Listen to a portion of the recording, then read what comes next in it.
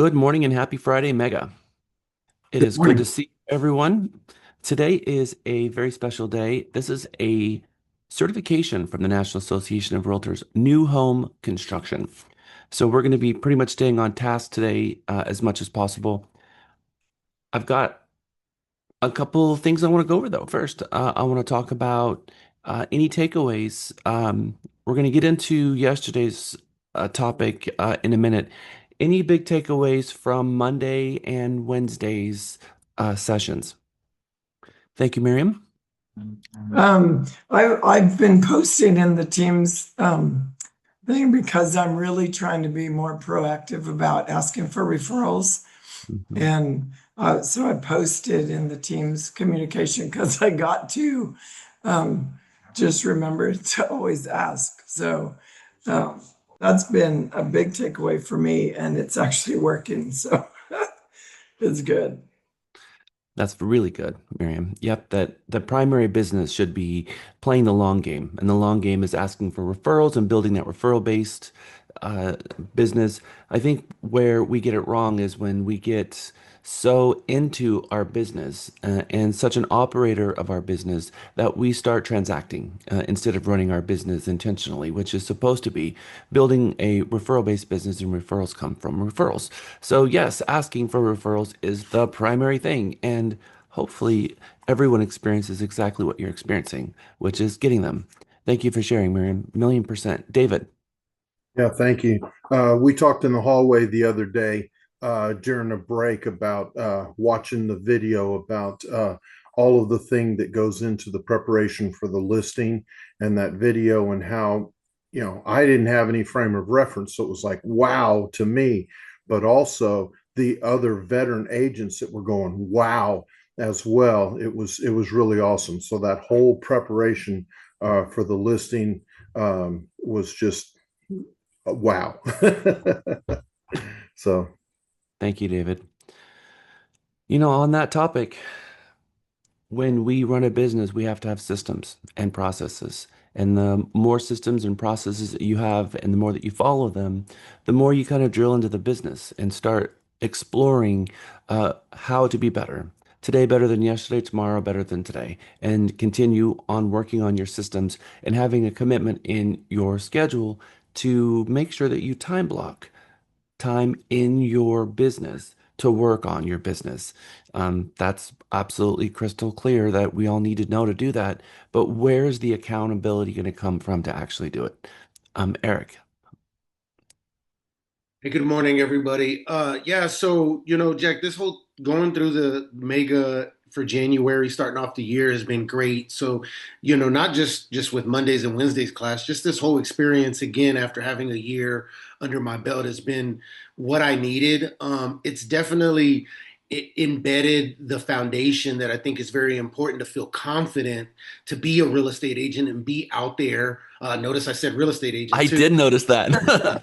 and be out there and host these open houses and have these conversations and just really what I was looking for. I needed mega and the 1 year to kind of just see how things were. And so I'm just happy that all of this knowledge is here offered to us.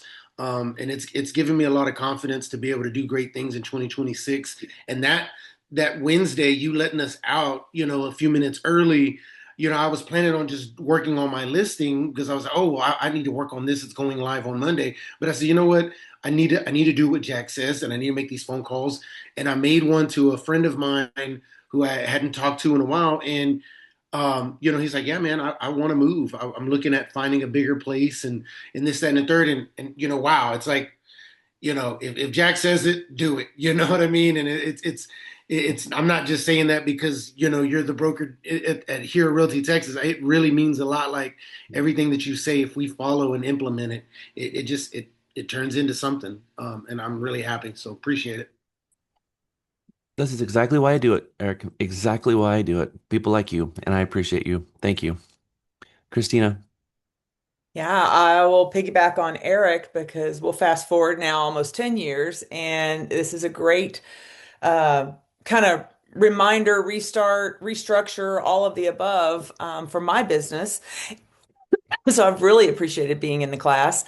A couple of key takeaways from this past week, though, for me, I popped into Mega last year briefly for the CMA class, but I didn't internalize it like I did this time, of course, because I'm fully committed this year. And one of the big ones was the 70/30, really understanding that those 70% are those ones we're really getting, and the structure of the plan of using the secondary MLS before the primary. I mean, I'm really going to work to implement that this year. I've got a new listing coming. I'm going to absolutely do it.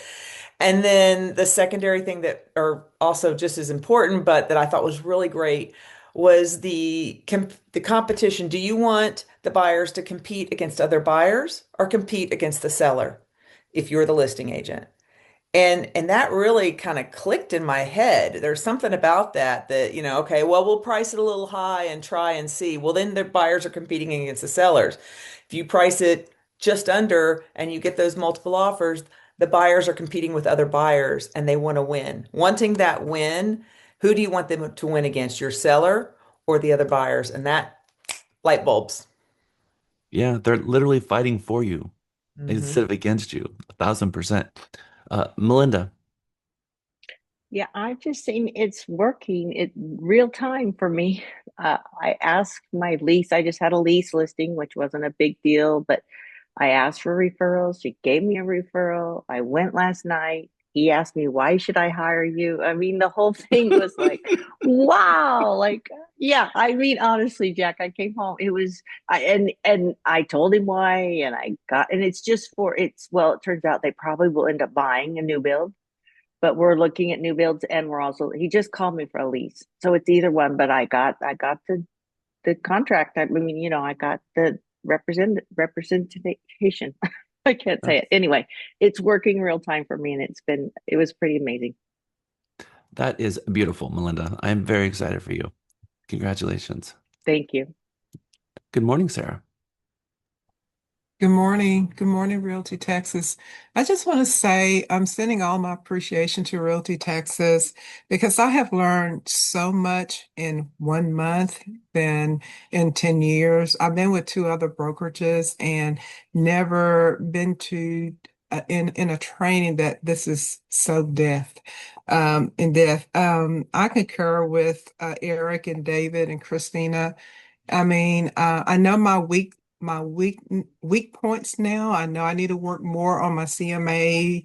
And I know that I really need to get out there and start calling my spheres and just just get on the ground and just grind into my business. Thank you for sharing, Sarah. 1,000%. It's going to be a good year for you. Thank you. Good morning, Isolette. Good morning. So, at some point along the way, earlier on than last week, you had asked us to write down what we've overcome, steps to guarantee success, and guarantee to stick to a plan. And I actually made a postcard about it so I could keep it right in front of me. And then they reiterated that in yesterday's class. And something that I really haven't done in a long, long time. I mean, I probably haven't done this in over 15 years, being 27 years in the business, is to have an accountability partner. And that's something that is on my list. And I already reached out to someone in our group and said, hey, do you want to partner up and be accountability partners? And I love that because you do get in the grind. You do become somewhat transactional when the business gets bigger than you are. And I'm going to be very intentional about this year, and that's the one thing that I'm going to focus on, and that's really stuck with me this time, for sure. Thank you for sharing, Isolette. That means a lot. Good morning, Jeanette. Good morning, Jack, and good morning, Realty Texas. I'm excited. I've been, in the business for a while, a decade now, and the I made my calls, like you had said, kind of a little like not uneasy, but I called like my cheerleader to start off my conversations. of my hoe, and he was like, absolutely, I will help you. The next day, he got the buyer on the call, and she was kind of hesitant, like, why did you put me in the spot? But I said, hey, I see that your number's from El Paso. I'm from El Paso. And she was like, oh, so that changed like the whole conversation. And she said, I'm, kind of nervous. So I invited her to the first time home buyer seminar that I'm doing in February. And she's like, yes, my husband and I will be there because we have a lot of questions. And I also have a new listing coming up that I was going to put on the market today. And because of our training on Wednesday, I'm going to wait till Monday. And so I'm excited. I'm like glowing about my new listing that, of course, all the other listings were important, but this one was like, okay, I'm going to do it. I'm going to do everything Jack says. So I'm excited. And that's a really good time to do that because Monday, if you go live in CTX MLS and go through next week with the weather that we're going to have, that's going to be good because there's a lot of people that are going to be stuck inside and they're going to be on Zillow more than ever before, stuck at home. And that's going to be a bigger start than even it would typically be. So perfect timing. Perfect timing. Okay, thank you, everyone. And I did notice that we've had some people going to their city council meeting last night. Who would like to share? Anyone want to share about their city council meeting experience or have been to a city council meeting and want to share? Damien.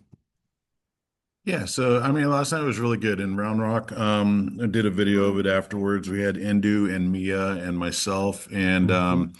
for the most part, it was pretty straightforward. The beginning of it, all the resolutions just unanimously passed, but the ordinances, there was one talking about a neighborhood and a company that was right next to the neighborhood and rezoning into light industrial, but yet the residents had issues because the company went in, cleared a lot of trees that they weren't supposed to do.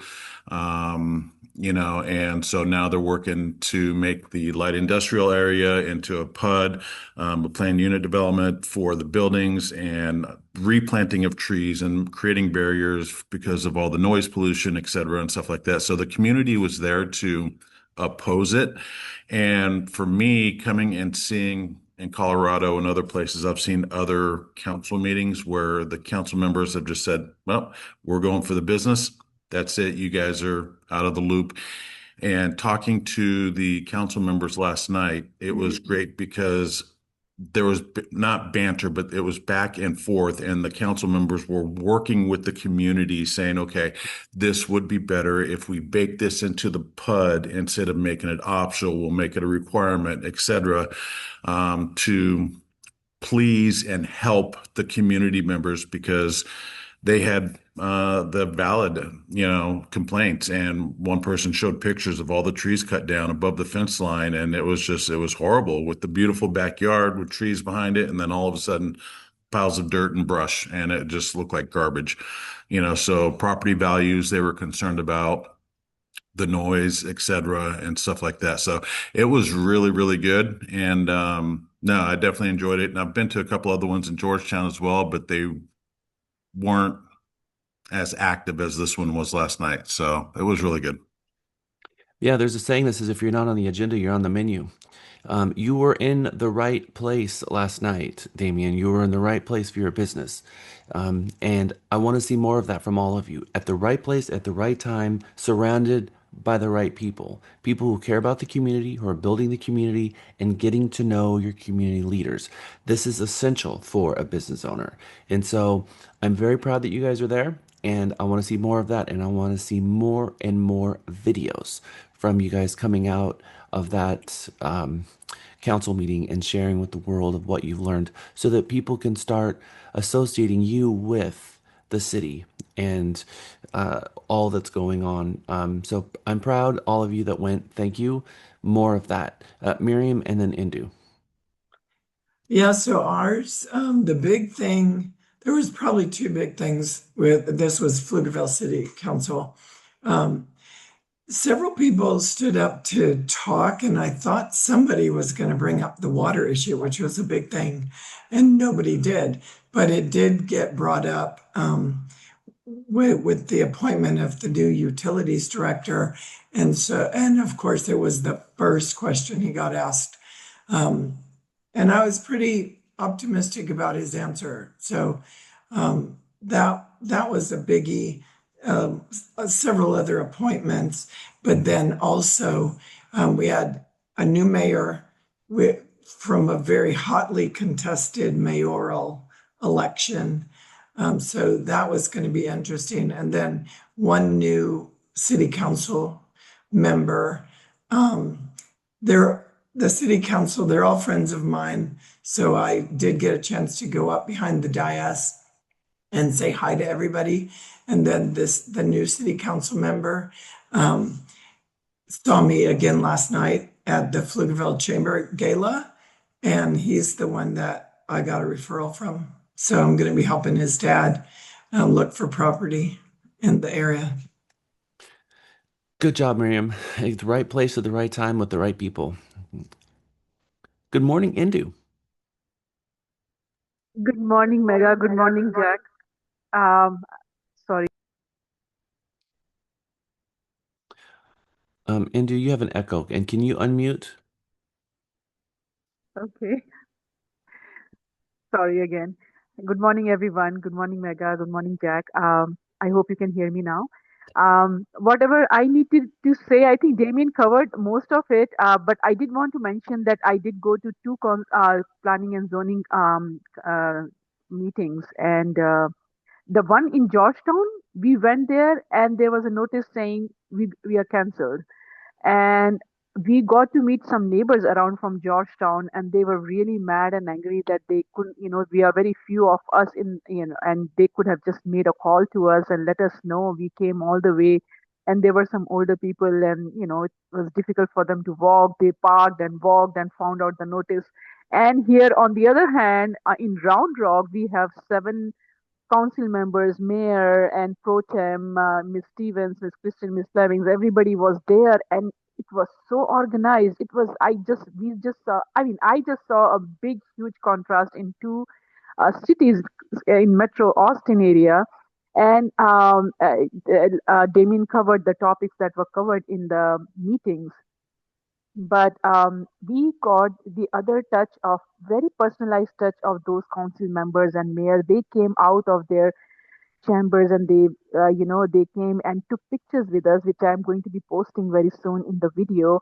And they Right. talked to us, and how Miss Flemings, one of the council members, she told us about how her son, when he passed away at the age of 7, she just wanted to get involved in the community and wanted to save a lot of other people by her knowledge and information and awareness that she came to know through this incident. And also Miss Stephen, who was, she is a realtor herself, and she said, "I'm so glad you guys came out here to, be more aware and knowledgeable about your community, and that makes me feel that I'm not the only one. There are other good citizens in our country who want to work for their community and know more about us." So it was just um a whole comprehensive compiled emotion that I got from there is such a humanized touch, and people go out of their way even after being so busy 24/7. They are out there doing something for the community. And there was one other council member called Michelle Lee, who is also just got an award for being on the board for roofing. And she said, we want women out there to be working on these issues where, where they think, oh, it's only men, it's just male dominant jobs. We have to be out there. And it was just very eye opening, very insightful, very a different experience. And I have to thank you, Jack, for making me do things that I've not ever done, which I will cover half of the other things that I've just, gotten into, which has opened my eyes. Thank you again, Mega. Thank you, Jack. Thank you, Indu. It does matter being civic minded, getting involved in your community. Having the right mindset also matters being positive matters. I don't know if all of you saw the video that I posted in Mega this morning. I am going to share my screen and we're going to watch it together because this very much mirrors just about everything we've been talking about for, since session one. And I just think it's really timely. Top performers show Hold on. multiple. Know who statistically the best salespeople in the world are? Multiple research studies out there analyze what separates top performers from average reps. And the answer, it's going to challenge everything that you think you know about sales. It's not the extroverts. It's not the aggressive closers. It's not even the people with the best product knowledge. This is what they discovered. And it's probably going to mess with your head a little bit. The best salespeople have one trait that predicts success more than anything else: optimism. Not fake positivity, real deep-rooted optimism that allows them to take rejection personally without taking it permanently. When they hear no, they don't internalize it as failure. They see it as information and move to the next conversation. And this is what really separates elite salespeople from everybody else. 85% of top performers show extreme conscientiousness. They take responsibility seriously. They follow up obsessively. They don't let leads fall through the cracks. Average salespeople rely on talent. Elite salespeople rely on systems and discipline. But this is the trait that nobody expects: humility. The best salespeople, they lack ego. They're not trying to dominate the conversation or prove how smart they are. They are focused entirely on the buyer's needs. 81% of top performers always prioritize what the customer actually wants versus 60% of average reps. They build trust fast because they're not performing, they are serving. What do you think about that?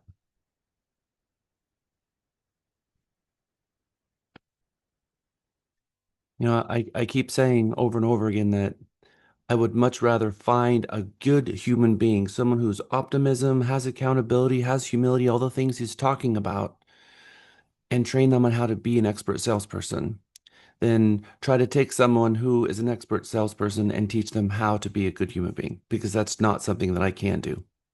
And so the quality of people that we bring on, Lisa and Ken being the gatekeepers here, bringing on quality human beings that we can teach how to be a good salesperson, because optimism is everything. And when you're surrounded by someone who is pessimistic, when you surround yourself with someone who is negative, it is a cancer that destroys everything around you. People need optimism.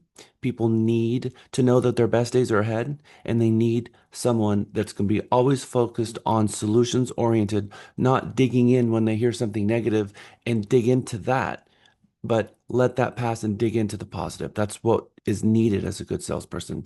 And the most successful real estate agents that I know have those traits. And one of them, which is one of my favorite real estate agents of all time, is going to be a guest speaker here today at 2 o'clock. We're going to lunch at 12. We'll be coming back at 1. And then after our first break at 2 o'clock, Oksana West is going to be coming and talking about new home construction. And she's going to be sharing with you some of her tips and tricks that she's learned over the years as one of our top new construction luxury sales agents. Today is all about new home construction, and we're going to dig in. We are at the very end of week 3. So next week is our final week of Mega. We have on Monday bulletproof contracts, Wednesday bulletproof transactions, and then Friday a brand new negotiation masterclass that we're teaching, and I'm very, very excited about it. This course in HC, the new home construction, you can take this either way. You can take it as a mega class and get Trek credit for it, or you can take it as a certification. That's a conversation that you need to have with either Miguel or Lisa.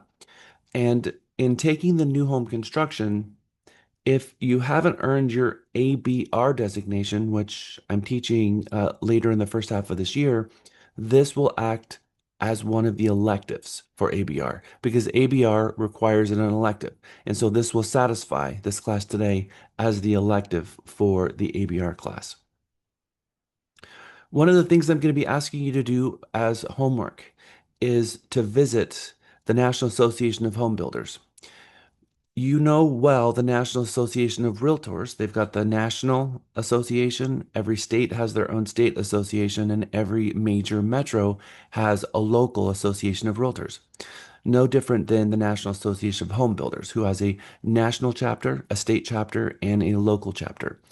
Their National Association of Home Builders website has a way for you to log in and create a profile there, which is going to be very helpful on the Builders Update site. How many of you have ever been to the single sign-on inside your MLS and noticed that there is a product there called Builders Update? Okay, good. That is where a lot of the builders go to put their inventory because they have access to it themselves because it's not actually an MLS, but it is a portal where they can put their inventory and keep their inventory up to date. It's very, very helpful. Builders Update has a client portal like the MLS does. And so if you go into Builder Update and you click on the top, you'll see a link called My Profile. And then you can upload your logo, your photo, and all of your information, and then it will be properly branded when you set up a portal. And I have 5 videos for you that I'm going to ask for you guys to do as part of your homework. Here are the 4 National Association of Home Builders local. We've got the San Antonio, Houston, Austin, and then the national. I recommend that you guys join the National Association of Home Builders local chapter in the market that you serve. And you'll find that they have meetings and they have events. And what's fun about going to them is that the presidents, the vice presidents, and the leadership of the local builders, and some of them are national builders, but the local builder offices are all involved in this. So that means that you start building relationships with the onsites and their sales managers, and you'll learn quickly when working in new construction that you're not negotiating with the onsite. You're negotiating with their sales manager because they're the one who's going to sign this offer that you're submitting, not them at all. And their manager has the right to tell them you're not to accept any offer under this amount. Don't even bring it to me. And so they are working under the construct of as an employee. Most builders require real estate agents who go to work for them to put their license on inactive status because they are an employee of the builder, and there needs to be a fiduciary duty between the employee and the employer because the consumer who walks in on the street is not being represented by the onsite. And that is so important for everyone to understand is that the onsite represents the builder, not the client. The client is walking in either represented or unrepresented. No different than if you were to buy a lot, build a house on it. Let's say just put your real estate license away for a moment. You bought a lot, build a house on it, and now you hired an employee to be there and host open houses for you and represent you in the sale of that property, and a buyer walked in. That buyer is an unrepresented buyer. There is no real estate agent anywhere in this transaction at all, and your employee owes all the fiduciary duties to you as their employer. So that construct is very, very important to kind of wrap your head around before we get into this, because I think a lot of new agents walk into the new home construction office and they think, oh, this is the listing agent that represents the builder. And that's not it. You're not dealing with the real estate agent. They're not the listing agent. They're an employee of the builder. So that is the builder. So we're going to talk about the different dynamics of how and what kind of relationship we should have, because when you walk in with your client, it's more of a referral. It's more of a let the client step forward and have a conversation with the onsite, and you step back and let them do their job, which is to talk about the community, talk about the things that they know better than us, which is going to be the tax rate and the HOA and the different floor plans that they have and whether or not they have a survey and what are the best lots and all the things. But sometimes real estate agents feel like that they have a lack of power and they feel like they're being undermined because what is their value now? Because this person standing in front of them, they seem to have all the power and they seem to have all the knowledge and they seem to have all the value. What value do I have standing here? And because they don't understand their value, they start feeling like, oh my gosh, I'm getting paid. And this client's going to be looking at me like saying, what are you doing? Why am I paying you? What are you here for? Now understanding the relationships between the builder, the buyer, and you're the only one there that is looking out for the buyer's best interest. The only one. And that is the conversation that you have with the buyer, way rewind into your buyer representation agreement or before you even go out to the builder. Just FYI, the onsite represents the builder. They're an employer of the builder, and their job is to get the very best deal. They're going to come at you and they're going to talk about incentives because these are highly trained salespeople, because builders send their people to salesperson training. These are highly trained salespeople, and they're going to tell you everything that they know that you want to hear. But that doesn't mean that they're giving you the best deal. And my job is just to make sure that you understand the process from beginning to end and that we take you to multiple different builders because they can only sell their product that is either associated with that builder or in that subdivision. And then the consumer starts getting an idea of what your role is there. But it's very important that we understand what our role is before anything else. Again, I think it's a really great idea that you join the National Association of Home Builders to build the relationships with the different builders. There has been over the last 21 years, many times that I needed to get in touch with an on-site supervisor because the on-site did something that was, in our opinion, completely over the line. Now, we don't throw people under the bus, and we certainly don't tell our client that, what's going on at that level. But we do sometimes get in touch with some of the higher ups to let them know what's happening on the ground. And there's been multiple situations where we've actually had on-sites fired, and that's not our goal. But most on-sites, they want to make us look good, just like we want to make them look good, which is why one of the things they're trained on is when you walk in the door, they really are hoping that you're wearing your name badge because they're going to look at your name badge and they're going to say, hey, Janice, it's good to see you. How are you? It's been a while. And then, and Janice is the first time Janice ever walked in there. But the on-site is trying to build that relationship and make the agent look good in front of the client. And that's part of their role. And they do a really good job at it. And we should then be kind of doing the same thing. It's really good to see you. Thank you so much. I'd like to introduce you and probably try to stay away from the possessives. My buyer, the client doesn't like that, and neither does the onsite. So I would even stay away from my client, my buyer. It's probably stay away from that language because this is kind of a referral. So it's kind of an ours right now. So I'd like to introduce you to Mr. and Mrs. Smith. They are interested in one of your floor plans and would like to learn a bit more about your community. And then I step back and let the onsite do their job. Um, Remember, Vanessa Van Edwards, your first couple of seconds in an interaction is really important to get off on the right foot. And we want to get on the right foot, especially right now. We're going to talk about when we go to the onsite, how we should prepare for that meeting, the dialogue we should be having with them, the documents that we should be asking for them, and everything from nuts and bolts, from even before we show up to the community, all the way through the transaction, all the way through the building phase, and inspections, final walkthroughs, final inspections, and then certification of occupancy, and then finally move in. And then we're going to keep playing that all the way out until the 1 year mark after close, which is going to be their final punch list of anything that comes up that's going to be settling cracks, nail pops, just cleaning up sheetrock, things like that. Because this is a new home construction certification class, it does come with the NHC National New Home Construction Manual. You can scan here and you can download it, although I did send it to you out in the email. Need you to go to kahoot.it. on your phone. Asking for the pin, Jack. It's going to ask you for a PIN. That's exactly right. And I'm going to share it here in a second. In a moment, you're going to see a code show up on my screen. So I need you to go to kahoot.it on your phone and type in this game pin. 826-7244. And it will begin seeing you all pop in the class. And, oh, you still at one. Jocelyn, Bryce, Donita. All right, here you all come. Excellent.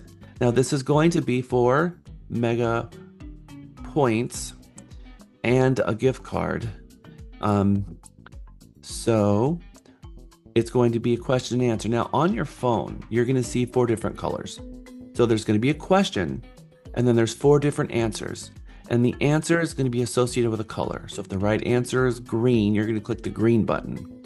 So that's how it works. So we get it right. All right, so I'm going to click start. We're going to do the first one.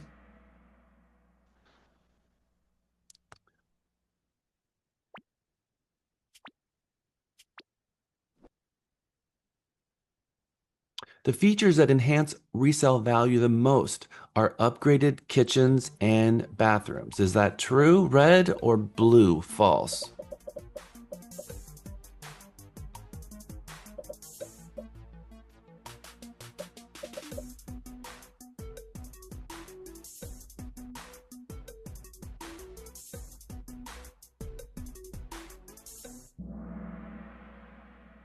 The answer is true. 19 of you got that correct. Good job.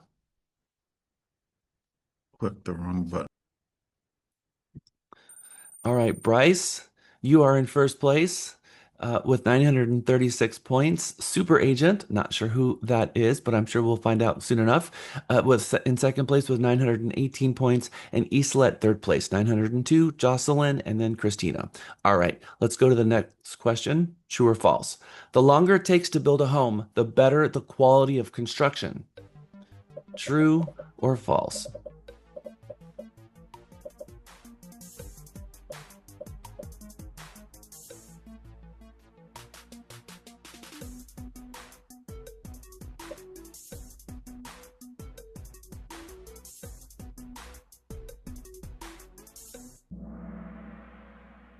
That is false. 22 of you got that right. Bryce, commanding his lead in first place, 1,908 points. Super 8 remained in second place. JK in third place. Rosny, welcome to the leaderboard. And Chuck, welcome to the leaderboard. All right, going on to the third question. The most expensive component of a new single family home is the kitchen.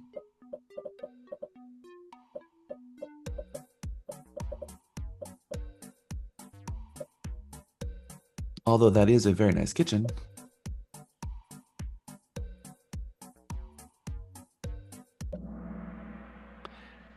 And the answer is false. The kitchen is not the most expensive component of a home. Eight of you got that correct. And Super Agent, 2,848 points, is commanding first place now. Eric Meza, 2825, and Rosny in third place. Question number 4. Production builders are usually reluctant to negotiate on price.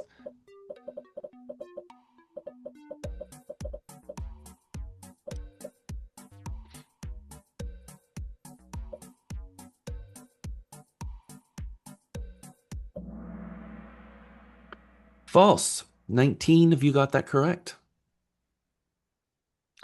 All right, moving on to... Actually, it stayed exactly the same. Jeanette, welcome to the leaderboard. Super Agent, Eric, and Rosny, 1, 2, and 3. And question number 5. Upgrades can raise the price of a home beyond its appraised value.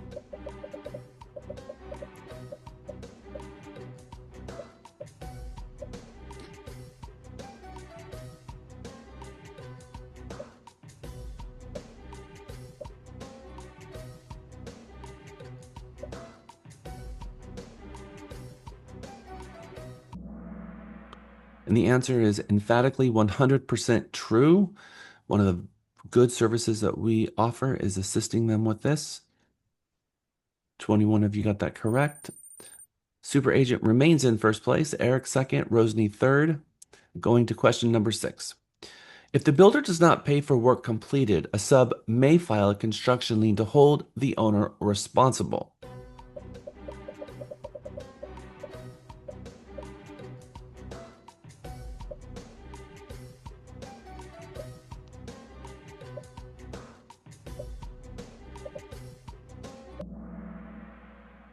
And the answer is true. 22 of you got that correct. And we're going to talk about ways to mitigate that. Super agent still in first place, Rosny second, and Jocelyn in third place. Question number 7. Builders always own the land that they build on.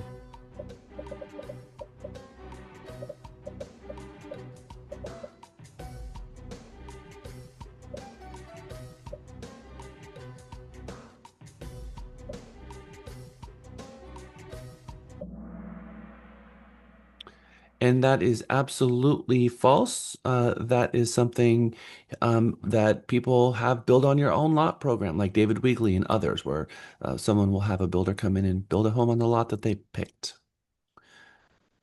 Let's see what happened to the leaderboard here. Super agent still in first place, 6,700. Jocelyn in second place, and Chuck. I think inquiring minds want to know, who is super agent? Miguel? Miriam. Okay, there you go. Thank you, Miriam. Insulation is rated by its low E factor.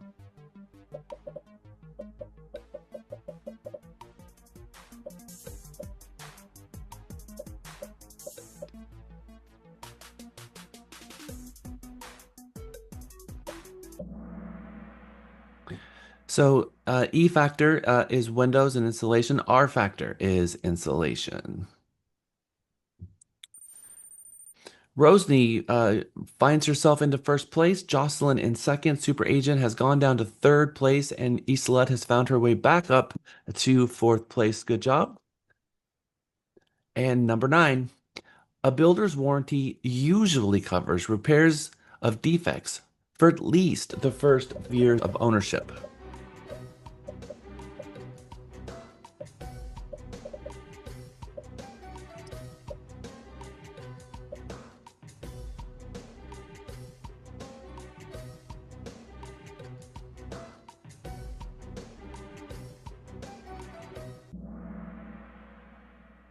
And the answer is true. 18 of you got that correct.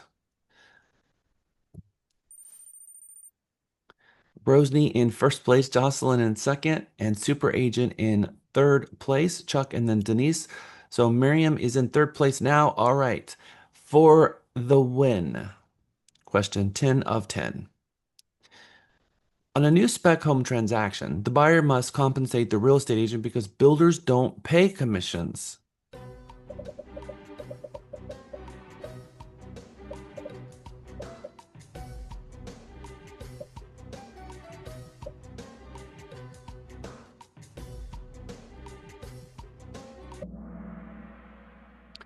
Okay, so thankfully, the answer is false for us and what we do. And number 3 is Super Agent. Number 2 is Jocelyn. And for the win, dun dun dun, dun Rosny! All right, so we're going to give Rosny a gift card for $25. And Jocelyn and Super Agent are going to both get 100 mega points. Good job, Jocelyn. And good job, Miriam. And Lisa, are you tracking that? Okay, good. Thank you.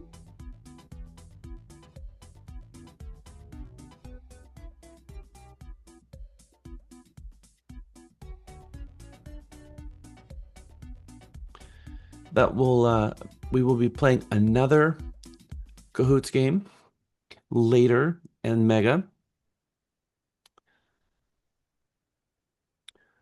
We're going to get through our pop quiz.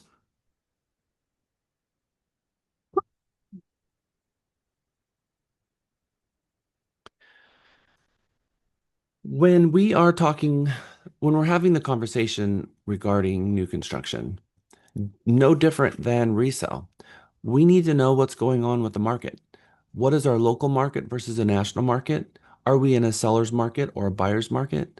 Does our market favor buyers? And can a buyer get seller concessions today?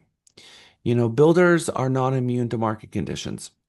Builders have larger margins to play with than a typical home seller would.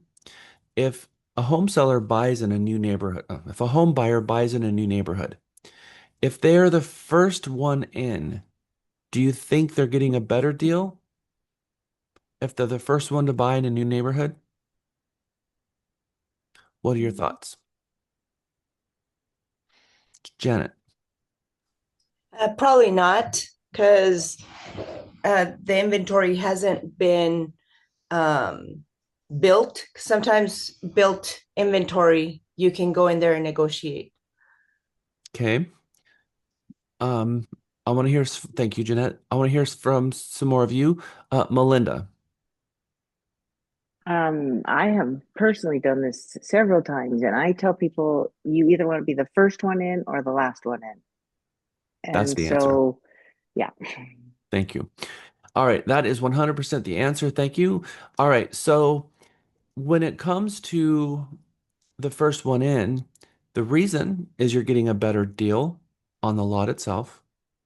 You get to pick of the entire subdivision. So you get the pick of the litter, and most builders have a 5-year plan in most communities. There's usually a 5-year plan. And just let me ask you this. Do you think 5 years later those homes are selling more than the first year? Yes. Absolutely. And so 5 years down the road, those people are wishing, gosh, you know, if I just bought in here 5 years ago, I would have got a better lot. I would have had the pick of whatever, plus I would have gotten a better price. Now, they pay the price for it in other ways, which is all the nails in the tires and the dust and the music at 7 in the morning and the nails and the saws and just all the drama and the place just not looking very nice and people parking in front of your driveway and walking around your house because they think it's for sale and all the things, right? They pay for that, but there's also something cool about being someone early in the neighborhood because you actually kind of get to know your neighbors in a different way than we do typically these days. And they point across the street, oh yeah, the Smiths live there, and the Thomasons live over there, and they just kind of got this like little community vibe thing going on, which is really cool. Christina. Yeah, and sometimes if it's a true to be built, sometimes just in the amount of time it takes to build, they gain enough 100%. equity Yeah. to really help their closing. It happened with me personally. I Mm. also had three folks get in early on in Bar W, and they all closed with at least 50 to $100,000 in equity. Now, of course, that had to do with the COVID market, but regardless, that trend usually can continue if it's early on. Yeah. Over the long haul, real estate market always goes in one direction, and that is up. And that is from Warren Buffett, who sadly just retired this year from his companies. The market is always good. I need you to breathe that in, and it needs to be part of your DNA. The market is always good. It just depends on who it's good for. If the market is going down, it's good for buyers. If the market's going up, it's good for sellers. And we work with buyers and sellers, so the market is always good. It just depends on who we're faced and working with in that moment, or more importantly, who the market favors. So I've always said there's no such thing as a bad market. The market is always going up long term, so I know that over time it's always going up. And it's true that there is never a bad time to buy, but maybe there is a better time to sell than others. And I have seen over the last 21 years that home sellers get it wrong almost 100% of the time. There's a very, very famous quote from Warren Buffett, which is down here in a couple slides, and I'm not gonna throw it away until I get to the slide. So the idea is to buy low and sell high, right? That's the idea. As markets go down, sellers often panic and buyers grow fearful. And this is the quote from Warren Buffett that to be successful, you should be fearful when others are greedy and greedy when others are fearful. That is one of his most famous all-time quotes. Panic-stricken investors sell their holdings always at the worst possible time.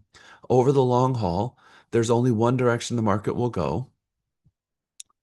Does the agent have what it takes to buy when everyone else is selling?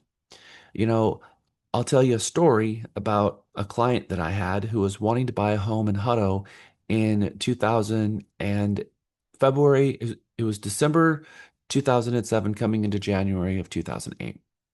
And this nice little cute Hutto home was built in 2006. It was 2 years old. It was a two-story. It was 2,600 square feet, and it was on the market for $86,000. And he didn't want it because he put in an offer for 75, and it was a foreclosure. And I told him,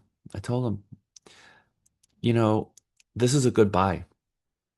This home was $145,000 um, 9 months ago. This is a good buy. And he didn't buy it. He said, no, it's not a good buy. And he ended up buying something else. And I came across it and I went back to my email, and it was about 2019. And I forwarded it to him. And I said, remember this conversation? I just drove by the property and it had a sign in the yard and it was being sold for $499. And you go back on that and you just, that $15,000 that, he was, kind of really focused on, you know, tells you the whole story. And there's a really great video I'm going to show you in Mega 12 about investors who say, I'm happy to overbuy on a really good property. I'm happy to overbuy because I know the best properties get the best tenants. It's going to age well on market. And guess what? Over the long term, um, property values always go in one direction. So over the long haul, what does the long haul look like? And what are those scary moments in between? We've seen some scary moments, haven't we? In 1990, we saw some scary moments. We saw some scary moments. Um, and this is the median sales price of homes as it goes over time. We saw the 2008 market and we've seen the scary market. But when you zoom back and you look at it as a whole, it's not so scary.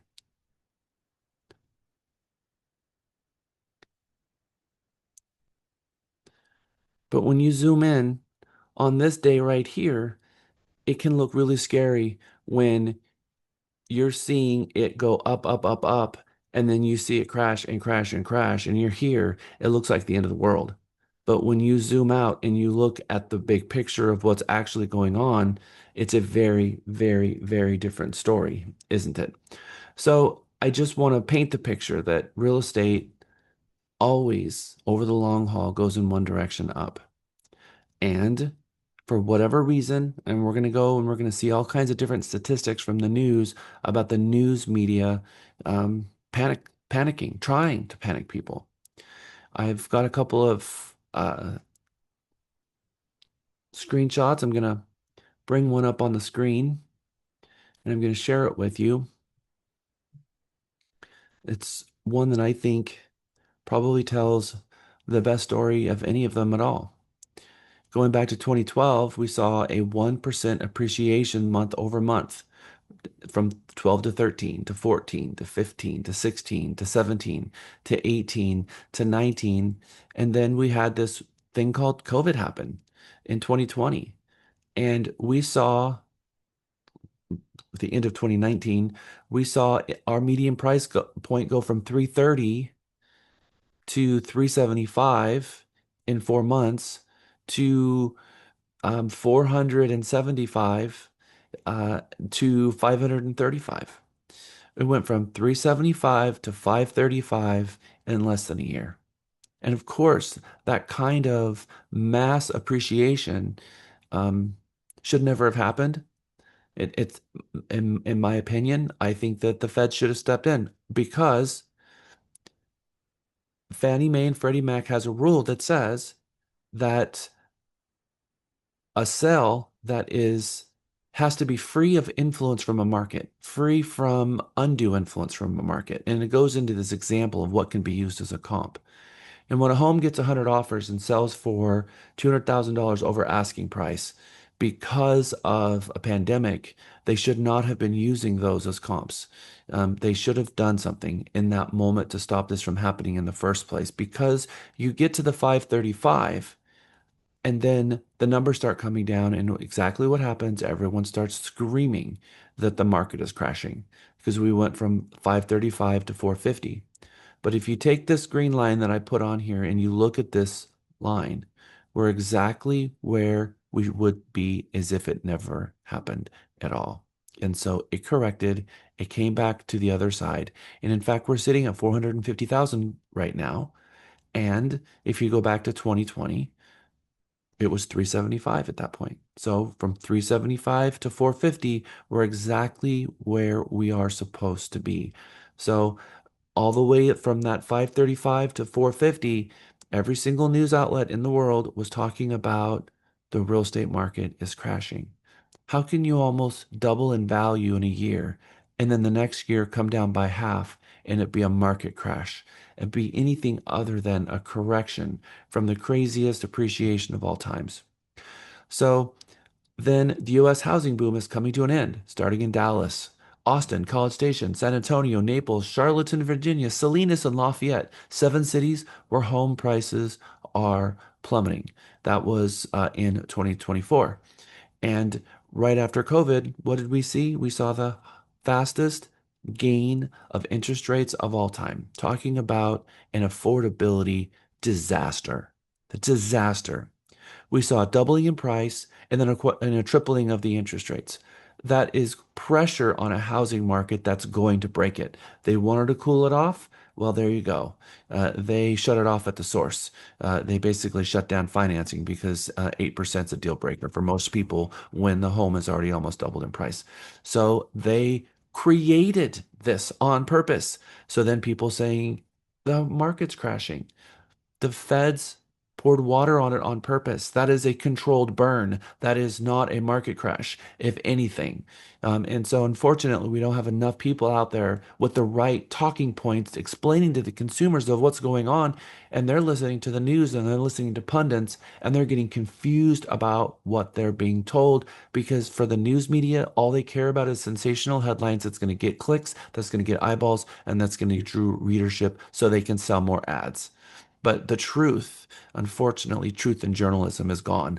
And so they rely on us, the people who are boots on the ground, who know what's going on in our market, who have geographic competency and know what's going on in our markets. And we should be sharing these things out in terms of reels and videos and posts and blogs and getting good content out there. And when you see people talking about the market crash, not be afraid to join that conversation and let them know. Because I know I did. The little graph that I just put up there, I shared that hundreds, if not thousands of times, letting people know that no, in fact, that's not happening.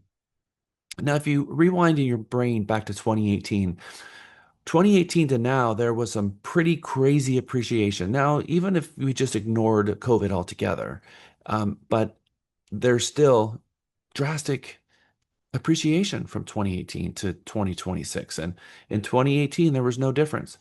The housing slowdown is here. And these 10 cities are getting hit the hardest: Nashville, Dallas, Honolulu, San Diego, Oxnard, San Jose.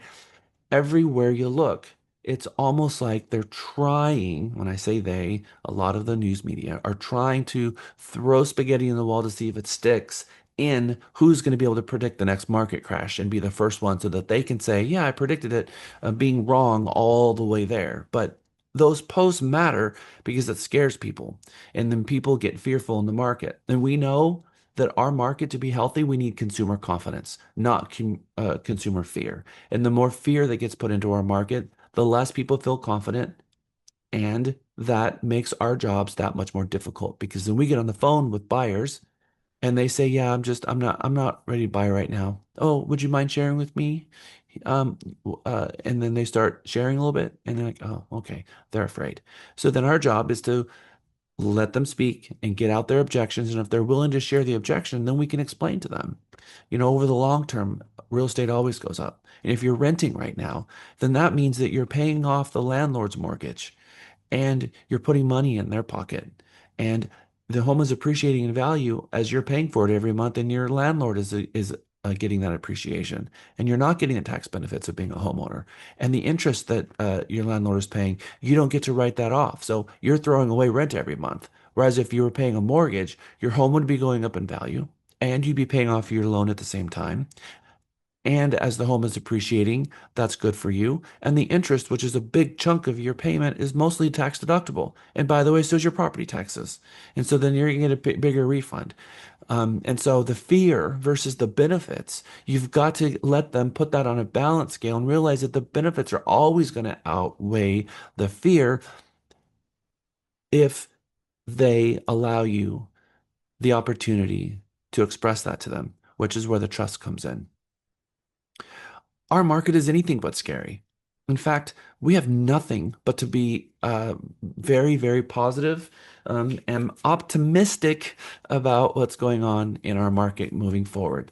Look at what this says. The MSA of Austin from 1980 predicted to 2050.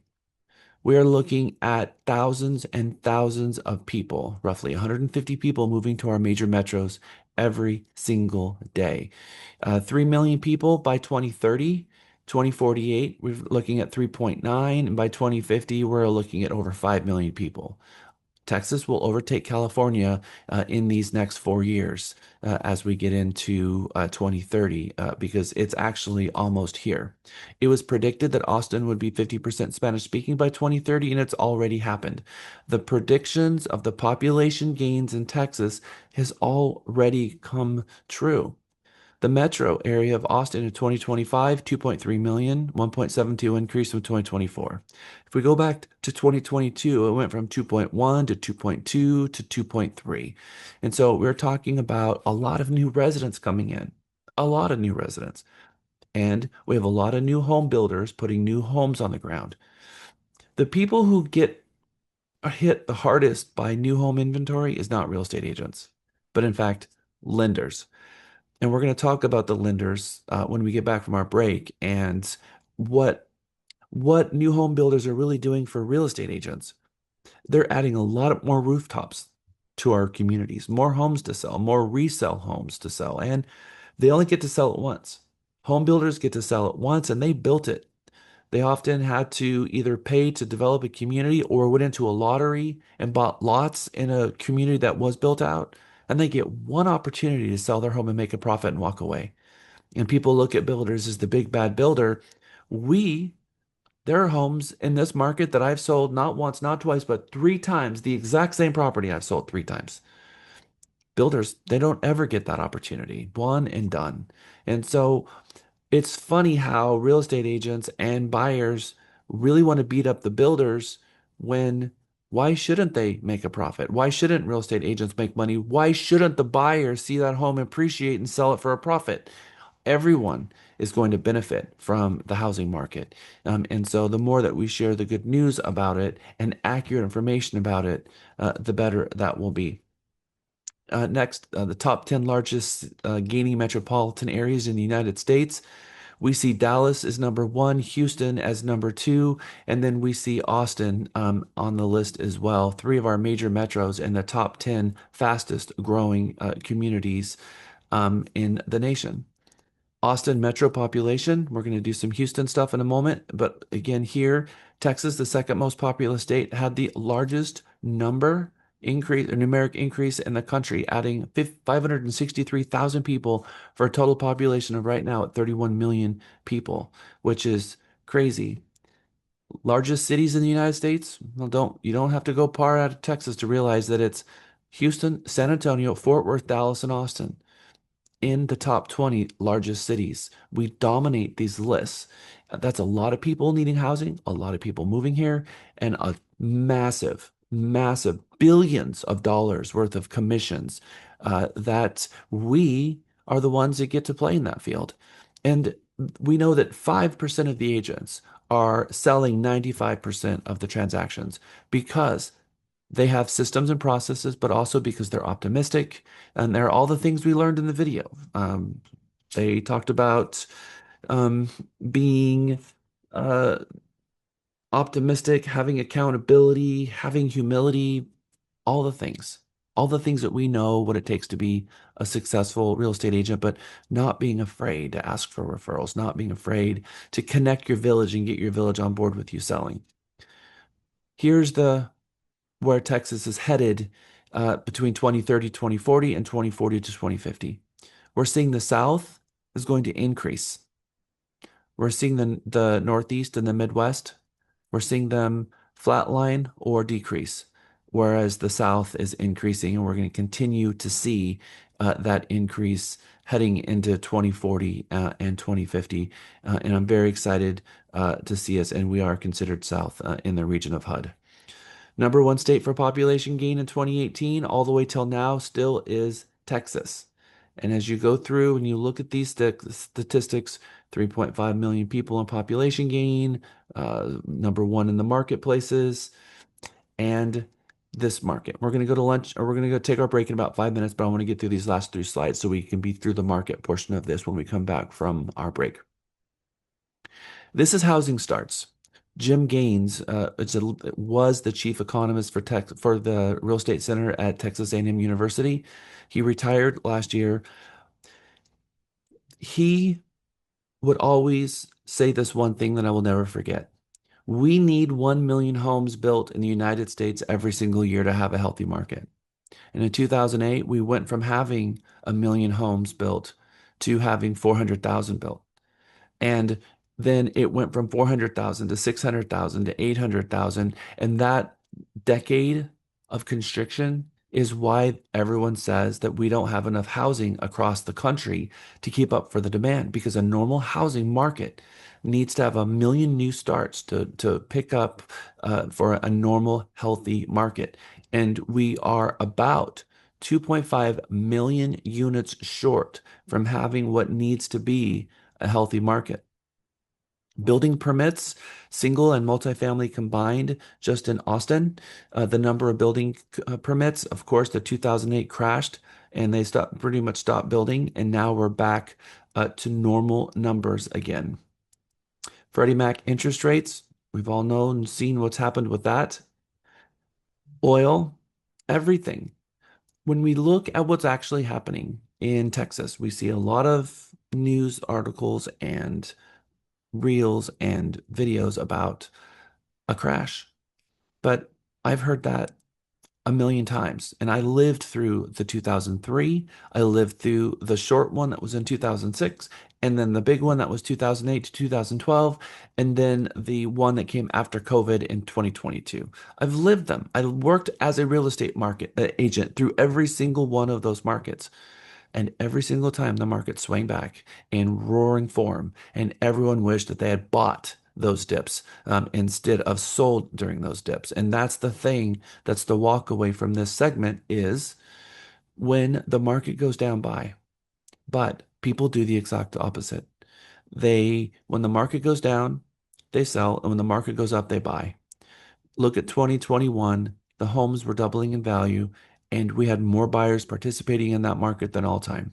And then the started going down, and people grow fearful.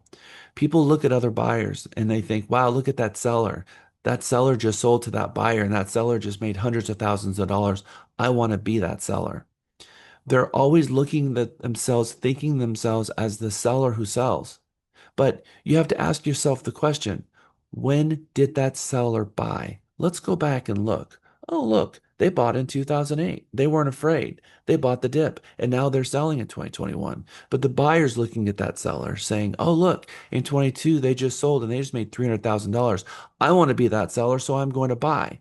Well, now look at that buyer. That buyer has just purchased at the height of the market.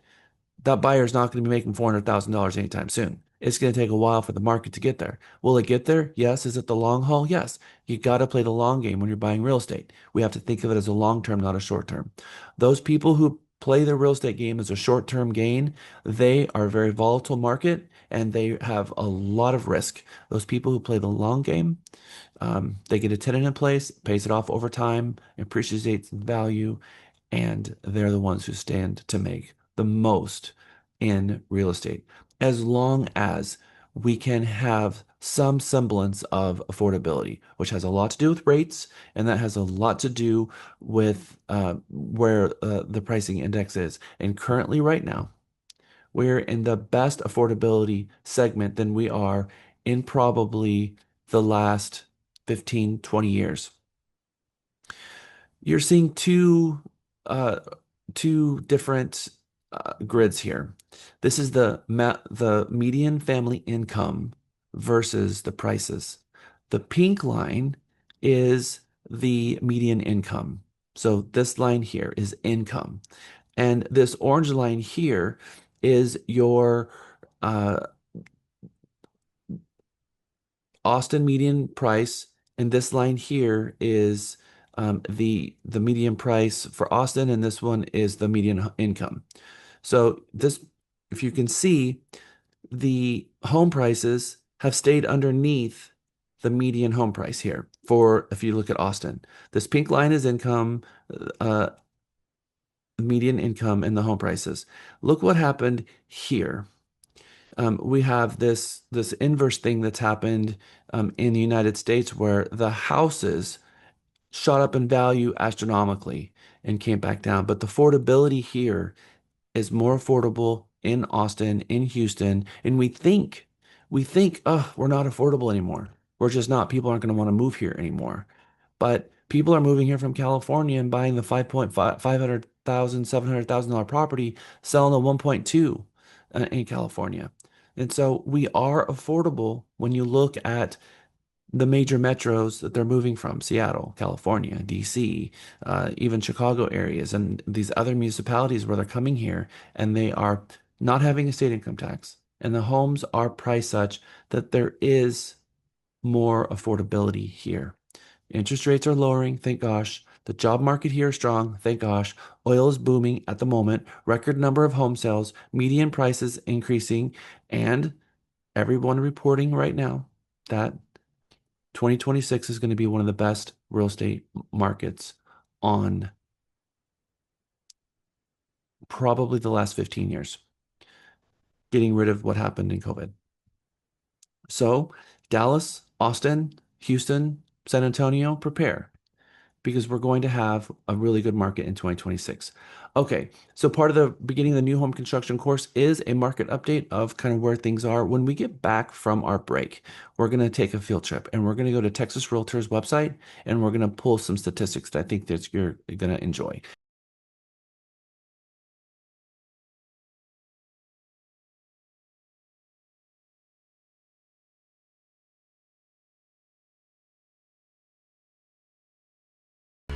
Welcome back. Who'd have thought they need Jack here where we need Jack here where we need. Welcome back. Welcome back. Welcome back. Welcome back. Okay, welcome back from our break. We are going to take a field trip to Texas Realtors website. I put in the chat the link. If you are not familiar with the page already, it is texasrealestate.com.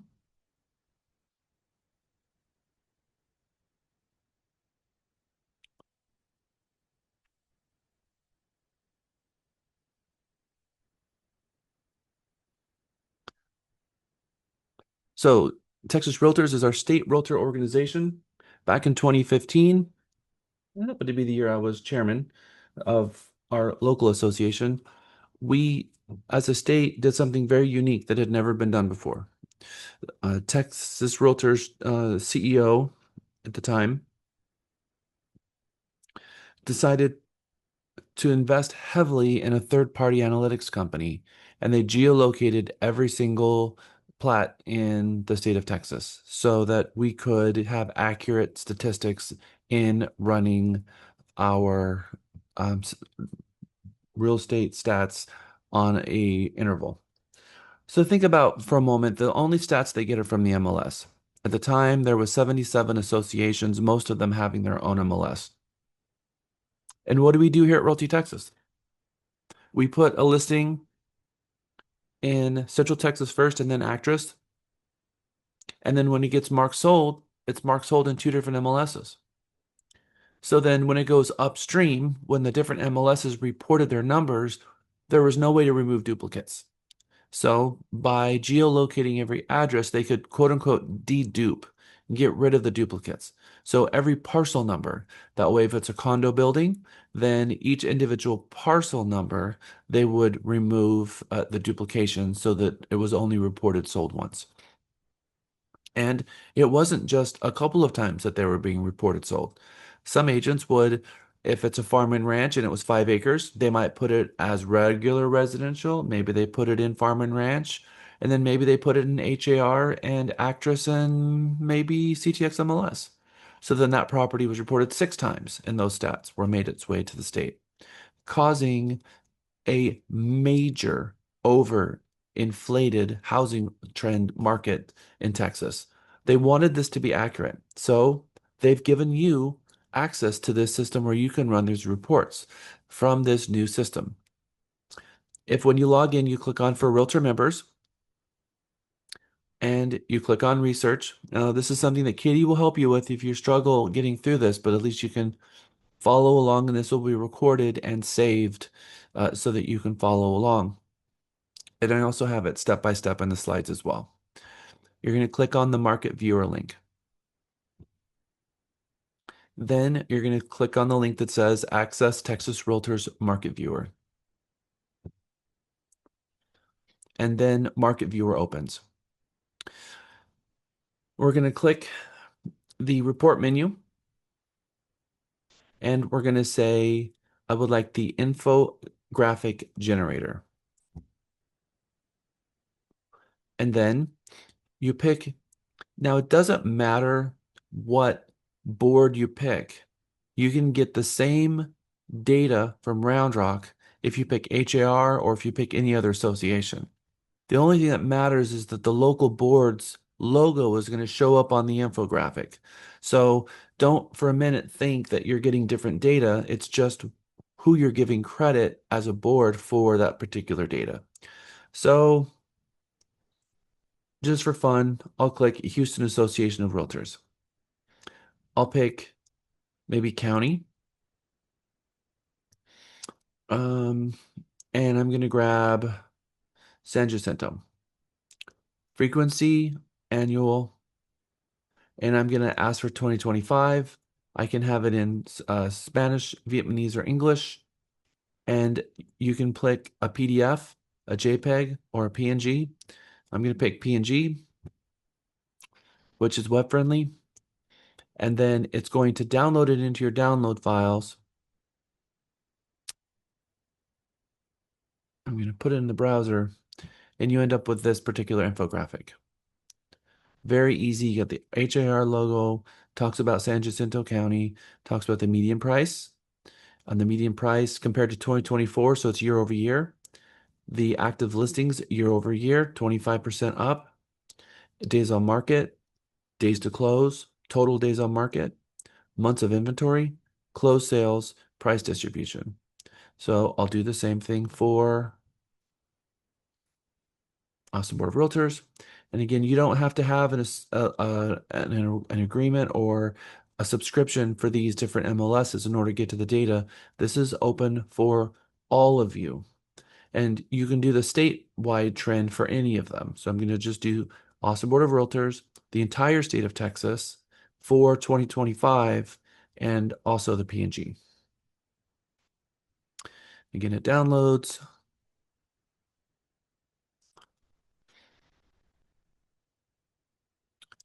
And Austin Board of Realtors, the market is Texas, and it shows you what's going on throughout the entire state. And I'll do one more. I'll do I mean, you can do it on county, you can do it on a specific zip code if you want. So 78665, I'm going to do it in the zip code that I'm sitting in right now for last year.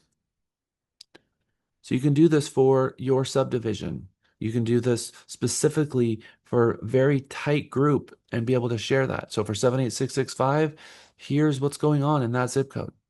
And if you are a neighborhood specialist, you can even drill down to neighborhoods in some cases if it's a large neighborhood, or use the zip code for that neighborhood either way. And you can share this on your neighborhood website. And nobody else is sharing this kind of stuff, and nothing is more accurate than this. Zillow, no one except for Texas Realtors. And what's really cool is that the board sends these to their elected officials, their reps at the House, because we're the only ones that has this data. It's very, very cool. Now, I say we're the only ones that have this data, but actually, there's another version of this for the home builders. The National Association of Home Builders has this exact same thing on their website specifically for builders. And I'm going to show you guys that as well. Isolette. I was following along, but I did have a question. Did you log in to Texas Association of Realtors, or is this public access? Only real estate agents have access to it. So when you go to Texas, you have to log in. Once you're logged in, it's going to ask you to log in through the National Association of Realtors single sign-on. And then it takes you right back to Texas Realtors website. We now have a unified sign-on through our local, national, and state boards. Okay, thank you. Yep. Then the Realtor member side, research, market viewer, the detailed menu, and then the infographic generator. And there's commercial stats as well. There's all kinds of fun stuff you can play with, as well as for our apartment locators, apartment stats, mortgage rates, and then these kind of like larger detailed market stats.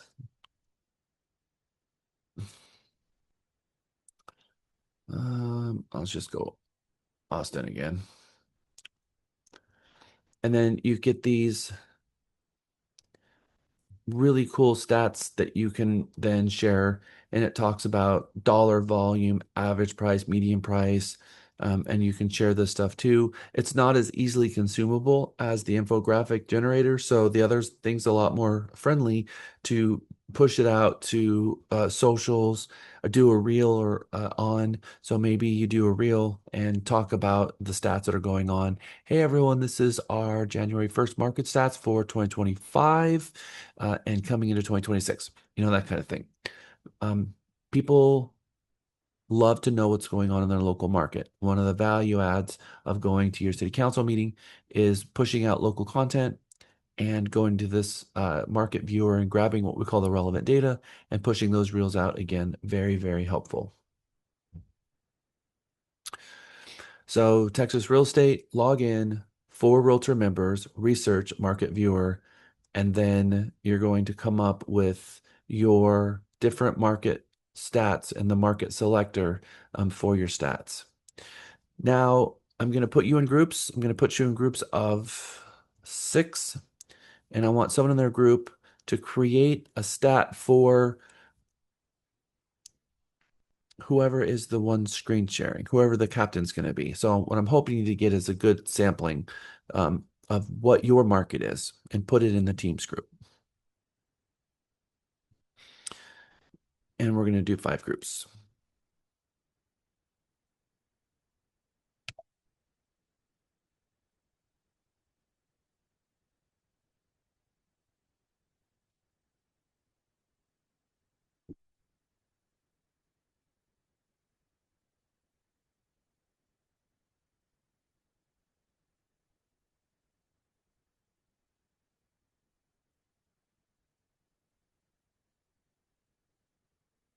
I know that potentially could have been messy, but we'll find out. Room 5, Charles, Dominique, Jeanette, Jocelyn, and Sarah. Who is our group captain out of five? And it looks like Damien, you guys slammed it, so good job. Excellent. Who is our captain out of five? Charles was the captain. That's me. Yep. Okay. So we looked at zip code 78209 in San Antonio. It's a suburb called Alamo Heights and surrounding area, just northeast of downtown. And should I share my screen or? Nope, just throw it into the chat. Oh, okay. Print it off and put it in the chat. Yeah, put it in the chat. Okay. So what was the median price point and for what period? 490,000 for 2025, which is flat. It didn't go up or down compared to 2024. Okay. Glad we're not in a declining market in San Antonio. All right, good. Thank you for sharing. Look forward to seeing it in the group chat. Okay. Group 4 is Bryce, Indu, Denise, Mohammed, Rosny, and Isolet. Hi. Okay, so I don't know why I'm having such a problem trying to put it in the chat, but we did it. We looked for San Marcos, 78666 zip code, which by the way was hard to find. It ended up being not in Abor, not in San Antonio, not in CTX. But It in ended Four up being, Rivers. yep, Four Rivers, but we Yep. did find it. Um, Not the best of statistics for probably posting to social media, which is something that Bryce had kind of mentioned, but maybe something like that wouldn't be so great to share. But it was a median price down 21.4% compared to a year ago. But definitely we like that it has credibility with all the logos at the bottom. And Denise mentioned that it'd be a great thing to add to a listing presentation for kind of a reality check with your clients. Mm-hmm. So, yeah, we liked it. Really awesome and shows really nice. I was wondering, I mean, I didn't see it, and I know there's probably not, but just kind of anal, but about whether you could change the colors and stuff, but it's just me being weird. Um, I, I don't think we can change the colors of it, actually. I remember that there are some settings in the bottom right hand corner. But I don't remember if those were colors or not, but I'll check it out. That's a good question. So, what's my opinion on sharing out declining market stats? I think that would be a good hook to get somebody into watching your video. Hey guys, Isola Daily here. Want to share with you what's going on in the market. Year over year, we are 20% down. And although that may look bad, and then show them the 5 year history. We went from 300 to 600, and now we're at 550. So where this might look bad, actually, things are pretty good here in San Marcos because we are 22% greater than we were in 2019 before all this happened, kind of thing. And tell them the story and extrapolate it all.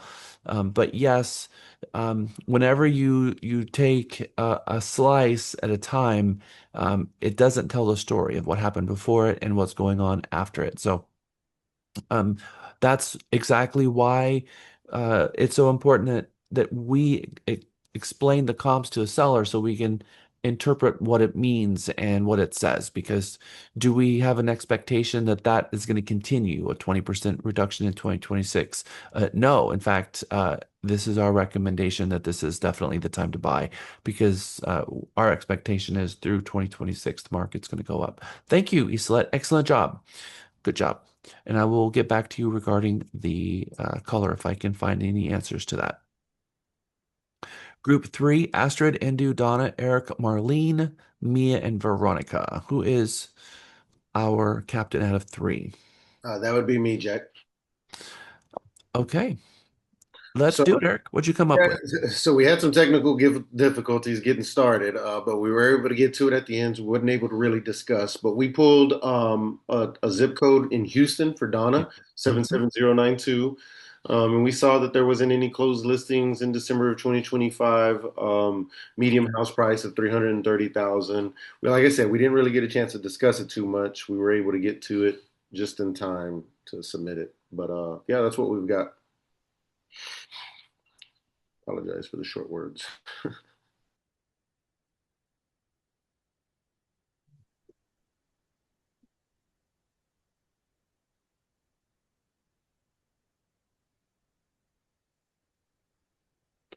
Okay.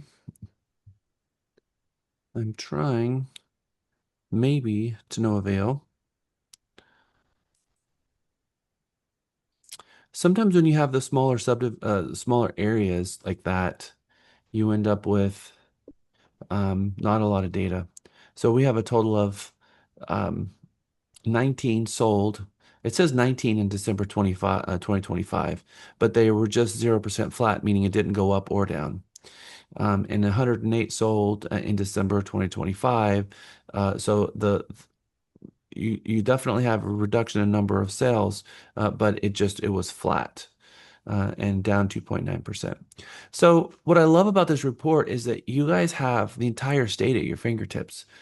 Cities, zip codes, counties, school districts, the entire state, and there's a lot that you can use with this to tell a story. And that story is important for people to hear so that they get accurate information, so that we tell the story of what's going on in our market instead of letting the pundits and the news people who have absolutely no idea, they're just reading information on a screen, having no idea how to interpret that data. So we need to tell our story and not have that story told for us. Thank you, Eric. Good job.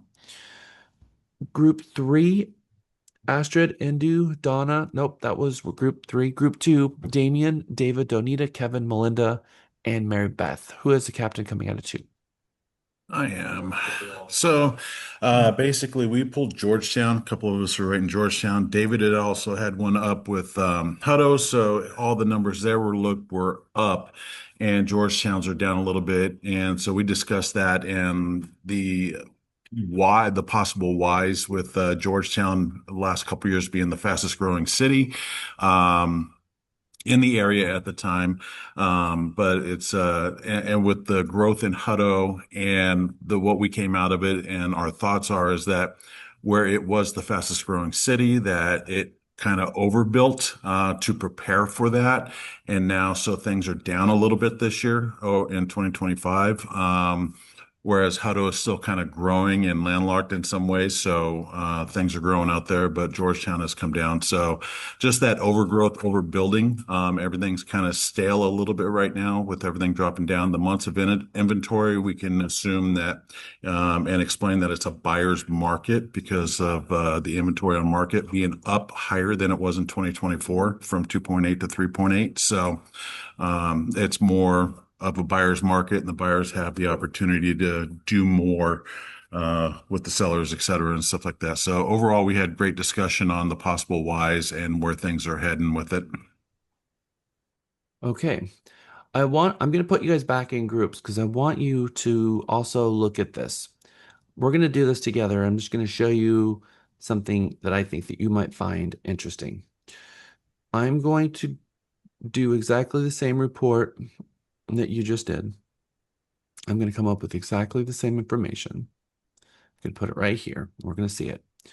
Then I'm going to change annual to quarterly, and I'm going to grab the third quarter or the fourth quarter. And then we're going to grab December.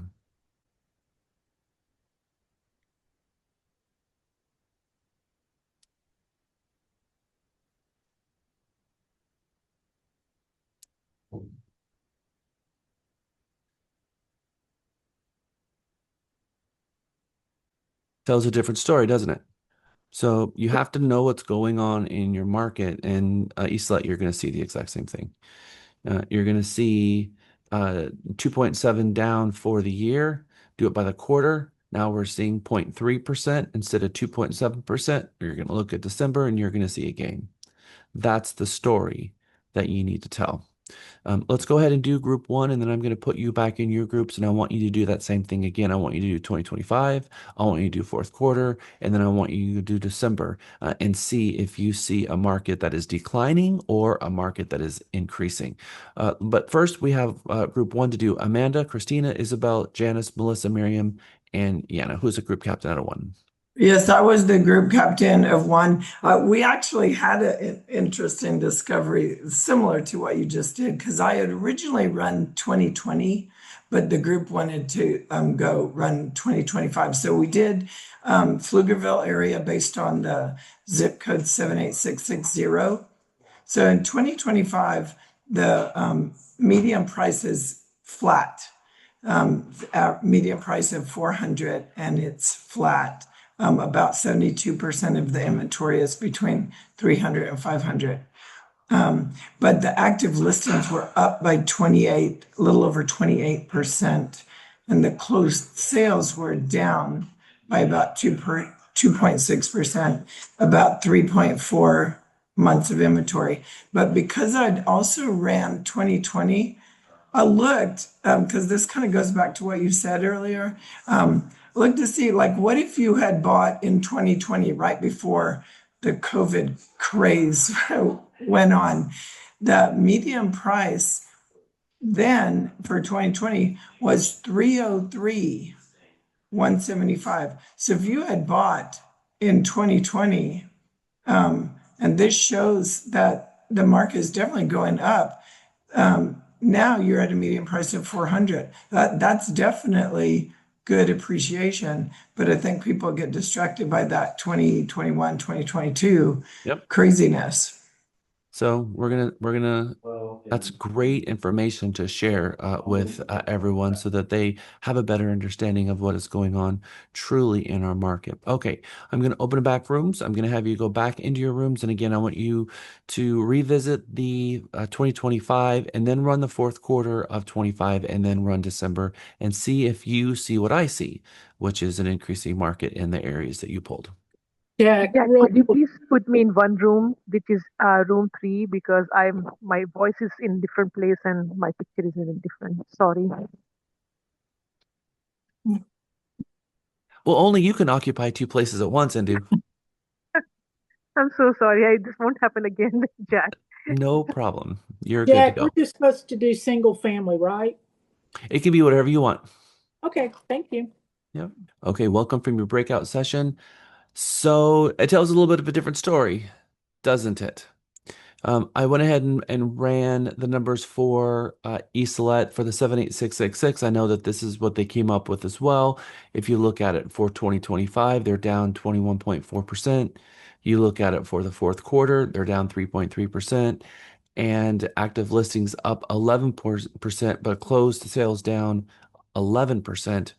But coming into December, closed sales up 3%, active listings up, median price down by 2.6%. So they are crawling their way back slowly, and we have an answer. We know why. It's 100% interest rate driven. There is no question. And so when you tell the story about what's going on, you tell the story along with the interest rates, and the interest rates in the market are always going to be in parity. The market swings up and down are going to be in parity of what's going on with the rates. Okay. Thank you. Um, I'm hopeful that I start seeing a lot of you posting these types of stats on socials and getting that content out there in the world for people to see. Isolette. Check out in the chat what Bryce did with Chat GPT. He threw it into Chat GPT, asked for a different background color, and you can Yeah, see he came up with a navy background white. Isn't that cool? that is cool. Very nice. Very, very nice, Bright. I'll tell you, put it in Gemini 3, and see what it does. Gemini 3 is just exploding. Good job. Thank you, Bryce. I love it. We are spending most of our day in AI at the moment. Very good idea, Bryce. All right. Now we're going to do something very, very similar but very related to new home construction. I am going to put this URL, National Association of Home Builders, which of course is never going to work out right. I'll do it that way. I'll just type it. Get rid of this because I know you can't copy. It turns it into an image. All right. So click that link and we're going to go do the same thing together. When you're at the National Association of Home Builders, you click on the News and Economics section and drop that down. And then Housing Economics, and then State and Local Data, which state and local data is somewhere here. We're going to accept.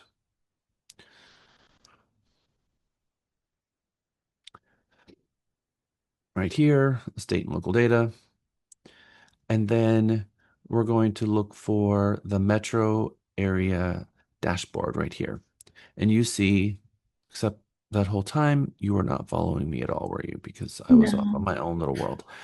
Okay, so let's go back over here. We're going to go news and economics, housing economics, scroll way, way down until you get to state and local data here. And then click on the metro area dashboard. And then voila, we're going to pick the state, Texas.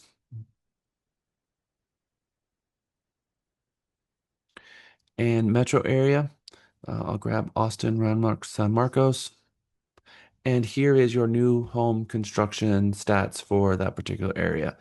And you can modify it and change it and share it and do all the things. But it gives you a demographic as well as the housing stats for new construction, which is also interesting. You might have noticed that the Texas Realtors version also has the way to separate out, at least they used to have a way. Actually, that looks like it's gone.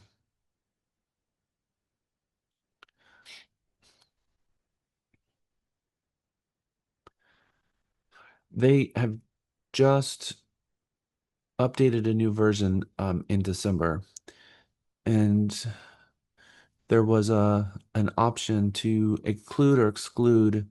Yeah, right here. No, there was a way to include or exclude new construction, but they removed that option temporarily. But that's only new construction as it relates to a builder putting it in the MLS. And I'll tell you that the builders manipulate the MLS. It's true. If they take a hit on a property, they withdraw it. They're not going to report that sold in the MLS. And so they only report the stuff that sold well, but they actually have accurate stats through the builder organization here where you get actual stats. And I always like to share that with my clients in the area that they are wanting to buy. So now you know where to get some stats. Very good, accurate stats from Association of Home Builders or the Association of Realtors, and be able to share that economic stats out there in the world and be doing it. Share it out there. Don't covet that information now that you know where to find it. All right. It's 11:11 and I owe you another break. So we're going to take a break and I will see you back at 11:21. Welcome back. Who'd have thought they need Jack? Yeah, where we need Jack. Yeah, where we need. Welcome back. Welcome back. Welcome back. Welcome back. Okay, welcome back, everyone. When we get back from our lunch at 1 o'clock, we're going to jump into really the meat of the new home construction class, past the stats and the market viewers that we see. So module 9 here, we've got there are benefits.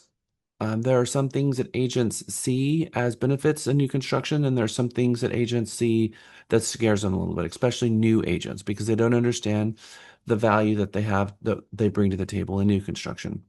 So that sometimes exists for buyers too. A lot of buyers have a misconception that if they buy new construction, it's going to be a lot more expensive. When actually we're finding that often a new home can be priced better than resale.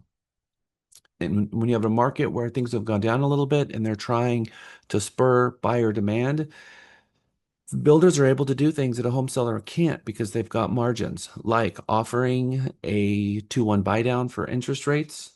So offering a 3.3% interest rate when the market interest rates are 6.5, and offer those for the first 2 years or for the first 3 years, and buy down the rate with a $20,000 influx of cash to try to induce a buyer into buying. And that's obviously something that most home sellers don't have an interest to do and probably don't have the margins to do.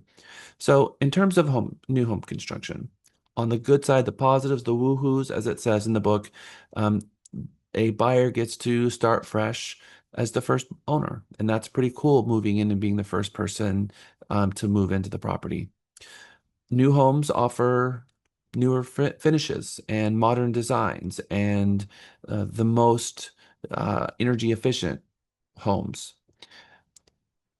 Sometimes, depending on the builder and when it's being built, whether it's spec or custom or fully custom, they can customize the home. They might be able to, pick the lot, pick the fit on the lot, decide if they're going to have the half story upstairs, decide if they're going to have the walk-in showers built into the slab, if they're going to have the outdoor kitchen, and be able to build the home with the builder's options exactly the way they want, and then take it to the design center and pick the color, pick the style of brick, pick the color of the finishes of the cabinetry, and make it their own.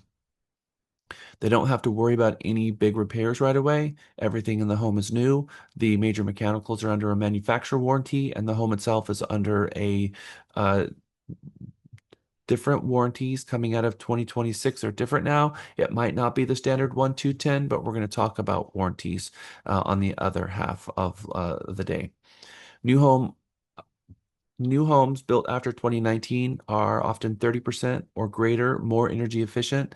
We're going to cover an entire section on energy efficiency with not just your Energy Star, but also IEEE and some other very well-known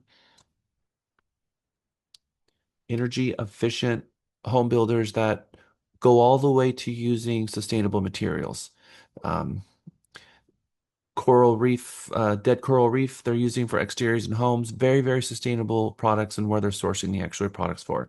The luxury buyers are looking very much at wanting to purchase homes with as low and as a carbon footprint as possible. Then on the other side of it, maybe they won't be able to move in right away because there's a build time. And that's a huge advantage for some home sellers in neighborhoods. Some home sellers might come on the market and they're priced a little bit higher and they're at break even because they're competing with the builder and they've only lived in the home for 2 years, but for whatever reason, they have to sell, and the builder's got 4 or 5 more years left and they've got nothing on the ground. And someone moves into town and they need a home right away. And so that home that's already completed as resale, that would be an advantage. One of the only advantages that they have in that situation. Um, there is not a lot of room for price negotiations when you have a spec home builder. They're usually pricing these things with pretty small margins. We'll talk about that as well, although there is room for negotiation. Negotiating the price is not the value of the real estate agent that brings to the table. That's not part of it. Very much so, like if you were in aviation and you were a luxury aircraft dealer, there's not a lot of room for price negotiations. It's a completely different thing that you get representation for. And yes, they get representation in that market as well. Upgrades can very quickly drive the price of the home way past the appraised value. Now, we need to be careful with this because we don't want to take a bias to the table. We don't want to take a scarcity mindset to the table where we're telling our clients, "Hey, you can't do this, or you shouldn't do this." Because if we bring that scarcity mindset to the table, we can actually offend them. And we don't want that. Some people are purchasing a home for quality of life, and the purchase price and whether or not it appraises doesn't matter to them. They want what they want. So we need to have an understanding of what our buyer is looking for, but at the same time, we need to just let them know, this is what the average neighborhood has in terms of upgrades and finishes, and at the design center, they're going to give you a budget of about 40,000. If you go over that, the home is likely not going to appraise, and you'll likely over improve the home in terms of the comparables. And if you were to turn around and resell the home, it might be underwater now. Just if you go over 40,000, just be aware of that. And that's it. I've seen agents go to the design center and they're really pushing back. No, don't get this. No, no, no, don't get that update. It's going to push the home past its appraised value. We had one buyer that actually called into the office and I spoke to them for about 20 minutes where our agent was telling them not to put certain upgrades in the home, and they embarrassed them at the model home or at the design center. And so I had to call the agent, and the agent said, "Well, I'm just trying to help them." And I said, "You're making decisions for them, and that's not what they've asked to have happen." So just know, read the room. And you may have to deal with construction noise and traffic and all the rest, and also post move-in costs.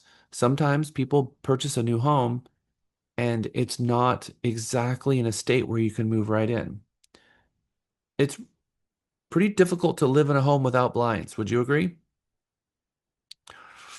And builders don't necessarily put blinds in homes.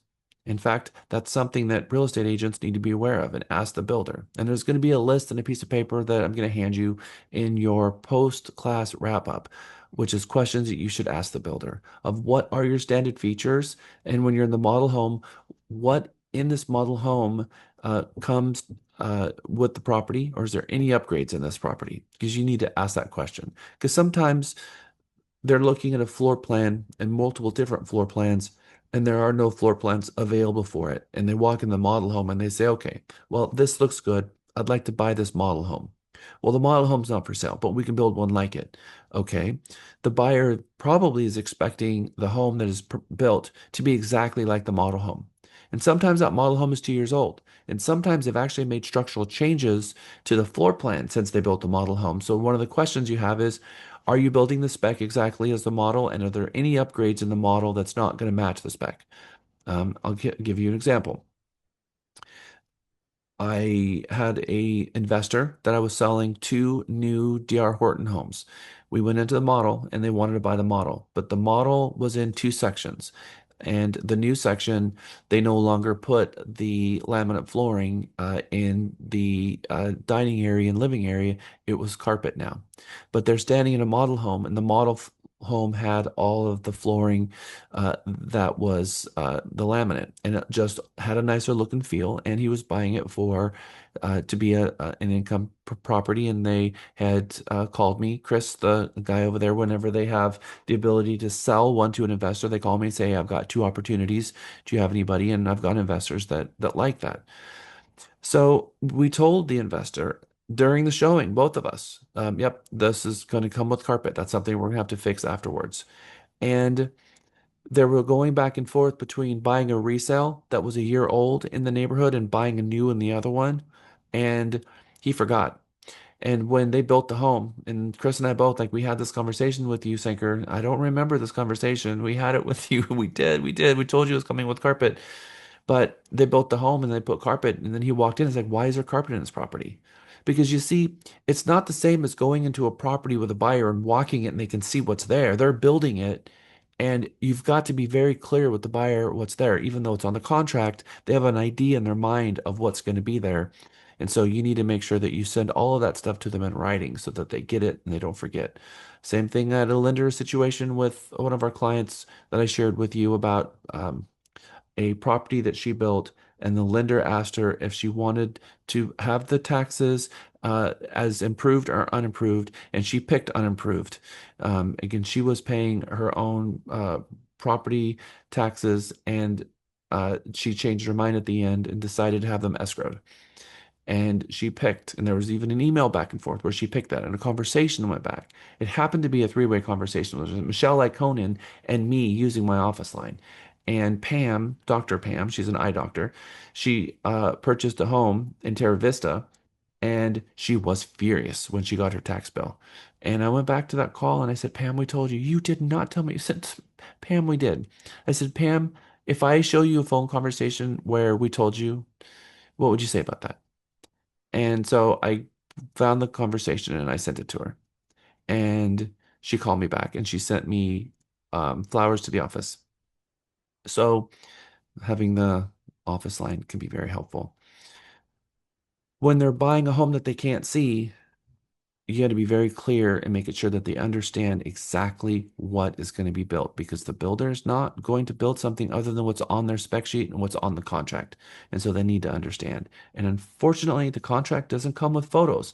It doesn't come with, AI goggles where they can walk through and see exactly what color the baseboards are going to be, and whether there's going to be fans, and whether there's going to be blinds, and whether washer, dryer, fridge is going to be there, whether it's going to have a garage door opener, whether it's going to be sod in the backyard, or whether or not there's going to be irrigation system in the front yard or the backyard, or insert upgrade here kind of thing. So, or a DR Horton situation.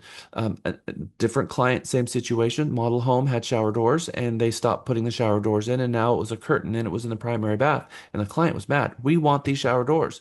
And they said, sorry, they don't come with that anymore. This is what you get when you buy this model now. And they said nothing about the shower doors not coming with the property. And that it is what it is. Another situation, we had a buyer calling in furious because the builder left the foundation without any thin set around it. So when you build a foundation, you build it. Typically, the builder will put a nice beautification coat of thin set cement around it so that the rebar doesn't rust and that you don't see the rock and you don't see the imperfections. It just makes the foundation look nicer. And in this neighborhood, the builder didn't do it. Buyer wanted it. Buyer was furious. You must put this in, because the inspector told him that it was a good idea that the builder should have put a thin set around it. And the builder said, we don't do it. That would be an upgrade. And even if it was an upgrade, we don't do it. So you see, it's so important for the buyers to understand what they're getting. And when they're buying new construction, there's a big window open here of them not really knowing what they're getting until the home is at cabinets and start getting put together. And maybe in their mind, they're still expecting hardwood floor, they're still expecting blinds, and then they get and find out that those items aren't there, and then they get really pushed back. So this is where communication and a lot of work up front will ensure that when you get to the walkthroughs as they're putting the home together, there's not a lot of friction and disappointment. So again, everything is new. Low maintenance, new home warranty, which is the 1-2-10, not residential service contract, but the warranty that the builder has. Much more energy efficient, new technologies built in like Alexa, automatic blinds, automatic water shutoff valves. And if the home senses that there is a water leak in the property, everything from water heaters that are tankless water heaters, and new energy efficient HVACs, radiant barrier in the attic, which is going to help keep the home cooler. And even new materials that they're putting in homes today that are helping with longevity, helping keeping wood destroying insects away from the home as well. No haggling for repairs, which is nice. When you sell a new home, when the inspector inspects the property, they will fix any defect, any craftsman issue, any defects in the paint. They'll pretty much fix, but they're not going to give you an upgrade. And there's a difference between a repair and an upgrade. And an example of that is the thin set around the exterior. That's not something that they're going to put in. Or the model home had crown molding, and that's an upgrade, and they didn't pick that upgrade, and the buyer thought that they were getting it, and find out later that it's something that was an upgrade that they didn't pay for, and now they're upset. So again, finishes is a very big deal. What in this model home is on the ground here that's going to be different from the property that you're building? I want a list of those things so I can give the buyer. Because you see, I've learned, and so have you, if you've been doing new construction, that this kind of heartburn stuff happens. And then we learn, and then we're like, okay, I'm never going to let that happen again, which is great having a mentor because that's exactly what the mentor's job is to make sure that they see our blind spots and so that we don't have to make the same mistakes that others made before us. Now, raise your hand if you kind of get frustrated when you get a buyer pre-approved and take them to a lender and the lender says, oh, no, no, you can't use your lender. So can I bend your mind a little bit on this? Because my mind was bent a little bit on this, and it took me a while from the light bulb to come on, probably a good 15 years actually. Because my mindset was this: if the builder is willing to give a discount to this lender over here, they should give the same discount to my buyer's client, which is my preferred lender. It is, and insert all the things. This is unfair business competition. This should be, a trade commission violation. It's antitrust. It's, all these things which you hear. Thing is the builder usually owns the lender. And the builder is saying, we're not going to take a profit on the lending side. We're going to take a loss on this side. And we're going to give you this credit because we're employing these people and we're still paying them. And it's they're not they're just not accepting income, whereas they're physically writing a check to the other lender, which is a very different scenario. So they are able to have better relationships between the buyer and the lender when they have control over the lending institution. Now, it's not always that the lender is going to give a better deal. They may have huge incentives. If you use our lender, we're going to pay for the title policy, the OTP and the MTP. That's owner title policy and mortgagee title policy, because there's two. If you're getting a loan, there's going to be a mortgagee title policy. So there's two different title policies, and title companies or the lender builder says, if you use our lender, we're going to pay for both of those. And we're going to pay for 6% in closing costs. And we're going to pay for buy down points and whatever if you use our lender. If not, then you can use another lender and you're not going to get those same updates. Sometimes they manipulate the interest rate and they give you a higher rate, and basically the buyer is borrowing the money from themselves in the rate. And some outside lenders can do the exact same thing. They can manipulate the rate by an eighth, a 16th, or a quarter and be able to issue that same credit. But sometimes it's not that way. Sometimes it's they are comparable on the rate and they're giving a huge credit. So when I work with the buyer, I always tell them, especially for the buyer orientation, we're probably not sure at this point if you're going to be buying new or resale. It's probably possible on either one. If you end up purchasing a new home construction, they're going to require you to get approved by their lender, even though you've been approved by another lender, and they're going to offer you a deal with using that lender that it's possible that no other lender will match. And our lender will respect that and they will understand that they can't match the builder, even though they're probably going to try. Now, some lenders like Michelle Lyconen have an inside relationship with D.R. Horton through their lenders. So if D.R. Horton can't do it, Michelle Lyconen can get the same deal. Same thing with Braun Homes. And so different lenders, sometimes their company has a relationship with the builder where they can act as a backup. So if the builder can't qualify the client and another lender can, then they will give them the incentives and they will give them the discounts. But that's far and few between. So our job is to not tell the builder how to run their business or, set up the wrong expectation for our clients. Our job is to set a very even, bring the temperature down in the transaction, not increase it, inflate it, but tell the buyer, if you end up buying new construction, my recommendation is that you get qualified, and you do a side-by-side comparison between the two lenders and go with the one that's going to give you the best deal. And we need to look at three things. How much are you bringing to the table versus how much is your payment? Those are the two things that really is going to tell you whether or not you're getting a good deal. We can look at the rate, we can look at all this other stuff, but the two things that really tell the story is how much is your payment and how much money you're bringing to the table. You're looking at that side by side, and that really tells them ultimately what they want to hear. Miriam.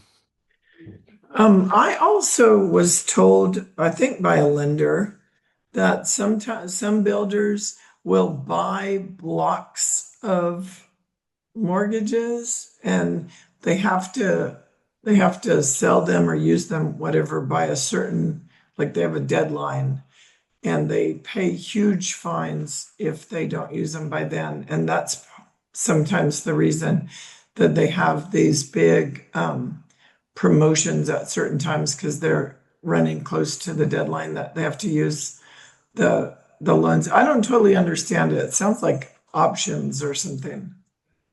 Is that true? State your question because I want to make sure that I answer it exactly right. So I was told that part of sometimes the reason that builders have these great loan deals, either interest rate or credits and such, is that they've bought a block, like they buy mortgages in bulk, No. but then they have a deadline to use them by. No, I know exactly what you're talking about, Marin, but people don't buy mortgages. But what they do is lenders, what they do is they purchase they're loaned pools of money, and they have to pay off that money before they can get the next pool. So some lenders are their own money, and some are actually getting lines of credit. So some builders, they can't start on the next property until one of them is sold. And so sometimes they'll be like, yeah, we're not starting our next section until the fall. It's probably because they have a pool of money and they have to refund that pool before they can start the next section. So that's kind of what you're talking about. But really, when it comes to the lenders, the builder is going to use part of their cash flow to put into the deal to either buy down the rate or not take any profit at all. And so that's kind of what they're doing there. Donna. Back when I first got into relocation, the relocation companies had their own lenders, and they required their transferees to use the lenders that they specified. And so we ran into a big problem because a lot of the time the builders would have a better thing. So we finally got it through the relocation company heads that, you know, if the builder's offering a better deal, they needed to take it. Yes. Because the lenders that the relocation company had were paying the relocation companies a fee, just like we paid a fee for getting that client. Yep. So it's changed a lot in the last 20 years. It has changed a lot. Thank you, Donna. So that's the thing. We need to look differently at the builder's lender. They are willing to take a loss for using their in-house lender. It's their deal, it's their money, and they're saying if you want to use your lender, you can, that's okay. But if you use our in-house lender, we're going to take a loss on this, and we're going to be crediting money if you use our lender. And that's well within their reason to do. It would be very much like them saying, hey, we're going to do an upgrade. If you use our people, this is the cost. If you use your people, that's going to be the cost. It would really be no different if you looked at it that way as well. Okay, so then, of course, there's pricing competition between builders, especially there was a small portion of our market coming out of 2022 where new construction became our primary market. The primary market is whatever is 51%. or 50.5%. And it became 51% new construction, 49% resale. And so there was a small window of time where new construction was our primary market. And there was a lot of pricing competition between builders in the same subdivision in the same areas. And they have the same situation that real estate agents have, especially when they're trying to, price fix. And builders are constantly evaluating what the others are doing, and they can't set prices. And builders are changing their prices every single month. Incentives change on January 1st, and the incentives come from the sales office, where it's usually the VP of the company who sets the pricing for the week and sets their incentives. And incentives do change. And real estate agents show up on the scene thinking, well, if they were going to give this incentive away last month, they have to do it this month.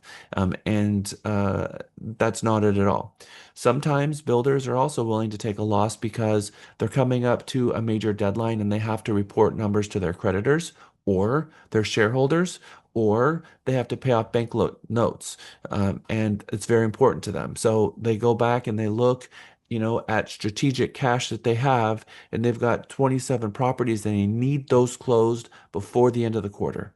And they're going to start forcing people to close, and maybe they're not even done building yet. And they issue them a punch list item and say these 25 items will happen after closing, but our contract says that closing will happen when we're substantially complete, and the builder gets to decide what substantially complete means, and they force the buyers to close. And if they don't close, it's $150 a day per diem because they want to close by the end of the quarter or the end of the year. And the real estate agent goes into the sales office with their hair on fire, yelling at the salesperson. I've seen it.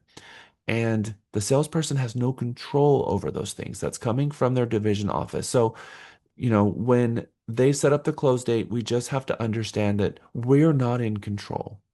And the onsite, for most part, is not in control. And not only are they not in control, but they're also building a house and they're building a whole bunch of them at the same time. And they're dealing with weather events and they're dealing with shortages in trades and they're dealing with shortages of materials, just like the rest of us. And so they're dealing with a lot of logistics where they have to get to a certain point and have new materials show up, but the materials can't show up too soon because they're going to get weathered or get destroyed outside. So the logistics of when everything gets delivered on site and the speed in which they build the homes is difficult. And over the last 5 years, we've had builders driving through neighborhoods and asking the trades on the spot, how much are you making? We will give you a 20% increase if you get in the truck right now and drive off with their entire teams. And now all of a sudden they have walk-offs. And now, they're trying to build this home in 11 months. And they've had skilled people who do the floor plan and they're, built five of them. And now they're starting to pick up the pace and they lose the entire crew. And now the crew is back to looking at plans again because it's the first time they've ever bought this home or built this home before. So again, there's a lot of complexity. So having a little bit of empathy of knowing what the builder is going through helps us in prepare our client because a real estate agent can act as fuel for the fire or they can act to calm the transaction down. And what the on-site needs and what they appreciate from a real estate agent more than anything is that we be an advocate for the builder, not through a lack of fiduciary, but calming the situation down and explaining to the client why these things are the way they are. For instance, they may have a trade and they may just have a disagreement between the builder and the person who's coming out to issue permits. And they might get a red tag because they're going to have 6 different checkpoints where the city or the municipality is going to go out and do a walkthrough and they red tag a water heater or red tag a home because of a gas line and there's a fitting that they don't like, or they came out too early and they red tagged it because the wasn't going to be finished for 3 more days, but he came out early. And now there's a 30-day circle where they're not going to be able to move anything on that property until they come fix that. And then they only come out once a month, sometimes once a quarter. And so if they get a red tag, then they have to come back and re-inspect and pay a re-inspect fee in order for that red tag to go away. And it cannot move forward past that point. So if you're walking the property and you see a little red tag on something that's got a metal twist tie on the end, you kind of know what happened. The builder is frozen in place until they fix that specific item, take photos, and have it re-inspected again. So there's a lot going on the back end of things that, we don't even know about. And one of those things at the end is what's called COO or CO, which is the condition of occupancy. You're not going to get certification of occupancy until the city comes out and says, okay, someone can move in now. Even if utilities have been set up and everything's ready to go and you want to close on the third and you're yelling at the builder, why can't you close? Why can't you close? Everything's done. We finished the walkthrough. What do you mean you can't close? The builder mostly is not going to tell you that we haven't received certification of occupancy yet. Sometimes the lender will let that slip, but the builder kind of will not tell this onsite, and the onsite really won't tell the buyer the reason why for these things most of the time. So we can sometimes learn about it, but in any event, our job is to lower the temperature and explain to the client what's going on. Because we can scream and yell and inflame the whole situation, but is that going to fix anything? It's not. It's going to make a bad situation much, much, much worse. And that builder, that on-site, they're not going to want to work with you again. And I have had situations where in on-site, our agent pushed so hard against the on-site that the on-site did not want to work with our agent anymore. And Mr. Potter spent a good part of the day trying to calm everyone down because the situation was inflamed past the point of which it should have been inflamed. So again, we're going to talk about decorum. We're going to talk about from the perspective of the on-site a lot after lunch today. So, and then of course, the joy of owning a new home, that is a real thing. Now, let's flip the script because we just talked about the advantages of buying a new home for a buyer. But what are the advantages of buying a new home for the real estate agent? If is there is there a difference in us in what and how we, navigate a transaction, resale versus new? And there are advantages. The on-site is a trained professional. They know the business inside and out. Even if they're new, they're going to be under an assistant under someone else until they really know the neighborhood. So most of your on-sites are very well trained. And I think we've all had agents on another side of a transaction that continue to drop the ball, but that's typically not what happens when working with an on-site. Um, they're never part-time employees. They're always full-time, and they know their community inside and out, and they're there every single day except for their 2 days off, which is usually not the weekends. Usually they're off during the week. So that's something that we also have to be cognizant of. If we just show up unannounced without an appointment, which is what most real estate agents do, that can be really problematic for an on-site and yourself if you don't call ahead, because then they're not there, and now you're dealing with the assistant, and the assistant is not a trained professional. There's a lot of things that they don't know. Now, they might be at the point where they're ready to launch and become, a on-site themselves because they've got, the experience, but the idea is most of the time they're not there yet. So the on-site is a trained professional that knows the product, the neighborhood, the HOA, their floor plans much better than we do. Their warranty reduces our risk and liability, especially through DTPA claims and claims against the property for condition for undisclosed conditions that can go against a agent's E&O insurance. So their warranty does reduce risk and liability. Builder's insurance covers defects. If there is a defect like in the foundation or something major comes back later. I have had two situations over 21 years where the builder did a buyback and they bought back the property, and one of them was in Terra Vista. Peace of mind, and it should be a little less stressful. It should be working with the builder because, it should be a little bit more fun working with a builder than resale, but not always the case. Isolet. Something new that I do now when I go to new home construction with clients is I ask if they're a full-time employee of the builder, or because I've actually been asked to host at Dre's Homes as a licensed real estate agent. They've asked me, like the lady that works there when she's going to be on vacation, she'll ask me if I'll go sit at Dre's. And so I don't know everything. Because it's not my job.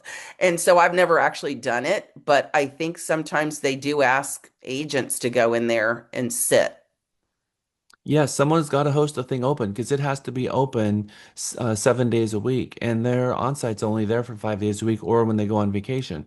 But what's cool is that what happens is they're usually the first ones to admit, I am not the on-site, they're on vacation and I'm filling in from this week. There are some things I'm not going to be able to answer. I'm going to have to call another on-site in another community to possibly get that answer, or I'm going to have to call them on vacation and get the answer. So usually they're pretty forward with that. Um, but I agree that it's difficult for a builder who has to host these models open 7 days a week. And real estate agents just show up unannounced. We should have called ahead. And when we call ahead, then we can know what we're walking into, and whether or not they're going to be there or whether or not they already have an appointment with someone else so that we can show up and they can be prepared to receive us. Um, I'll tell you, you haven't lived until you are a real estate agent and you're standing in a model home and you watch another real estate agent come in and how they treat the onsite. They treat the onsite like somehow the onsite is their employee. They talk down to them. Oh, I'm the real estate agent. I'm licensed. You're not. Let me tell you how this works, kind of thing. And it happens so often. And it's so narcissistic and it's so rude and it's so disrespectful. They're standing in their office when they are the expert and the real estate agent comes in and it's embarrassing in front of the client. So, one of the things that I want is the biggest takeaway of today's class is for us to never walk in with that perception. A completely different mindset when we walk into the builder's office. They're the pro, and they're going to pay us a referral fee for referring our client to the builder. And that relationship and that dynamic has to be different than when you would typically work with a listing agent who has a resale property on the market. So it is 12 o'clock. It is going to be lunchtime. We're going to go ahead and head to lunch and we'll come back at 1 o'clock. And when we come back from lunch, we're going to jump right back into NHC. So enjoy your lunch, everyone, and I'll see you back in an hour. Thank you. Welcome back. Yeah, where we need Jack. Yeah, where we need. Welcome back. Welcome back. Welcome back. Welcome back. Okay, welcome back from lunch, everyone. You got 3 extra minutes. Jumping right in. Here's a self-assessment quiz right out of the NHC class. So we're going to give yourself points if you are doing these things. So how do you rank? So grab a piece of paper and tally this and put your score in the chat. Best practice number 1.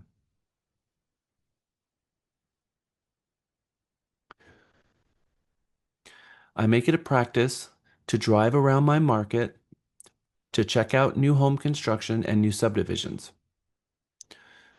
If you're not doing that, there is some associations have a bus tour. Williamson County has an east side and a west side. Austin Board of Realtors has one. Most of them do.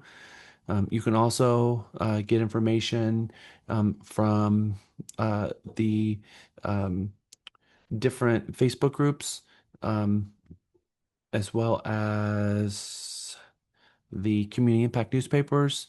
Not hard to find new home communities, but are you making it a point to drive around your market, find new communities, and walk into the new home construction office, introduce yourself, leave a card, and make friends? I think you should. Um, and they appreciate when you come in and you should know them. So if you're doing that, give yourself a point. I suggest looking at new homes when helping home buyers set search parameters. Sometimes new agents are really intimidated by new homes, and so they just don't talk about it because it doesn't fit the mold. And when you try to go out showing homes for a day and you've got a few new homes mixed in with resales, it's a very different stop than the other stops that you've made. The on-site is going to want to have more dialogue. They're going to want to come with you to the property. So if the community is closed out, and in that closeout, the home has a lockbox and it's listed by somebody else, and that's a different story. But most of the time, you're gonna have to stop at the builder office, walk in, ask them for a key. They're gonna ask you for some proof that you're an agent, like a driver license or a business card. Usually, a business card. Can have one of your business cards, and they're gonna take your business card in trade for the key. And then sometimes they'll want to go with you out and see the property, but sometimes they're already with a client. So we have to be careful with this because maybe we should have called ahead and let them know approximately what time we would be there. So when we showed up, it wasn't a surprise.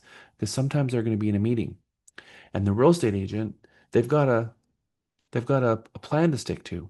They've got 14 minutes on this one and 3 minutes drive time after to get to the next one. And that's not how the builders operate. And so you might not be able to get a key right away. So then the agent is feeling frantic and they're feeling stressed because they need that key to get in. And they're thinking, why don't they just have a lockbox on the door? This doesn't make sense. They're wasting my time and they're going to make us late for everything.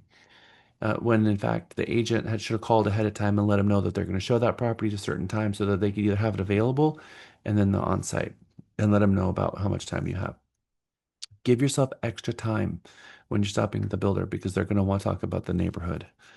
So MLS Builders Update, New Home Source Professional, and the Pred, which is going away. We don't see a lot of the Pred books. They used to publish a book that they would leave at the office called the Pred. But Builders Update and New Home Source Professional is in your MLS single sign-on. So if you are having a conversation with the buyer and intentionally talking to them about new construction, give yourself a point.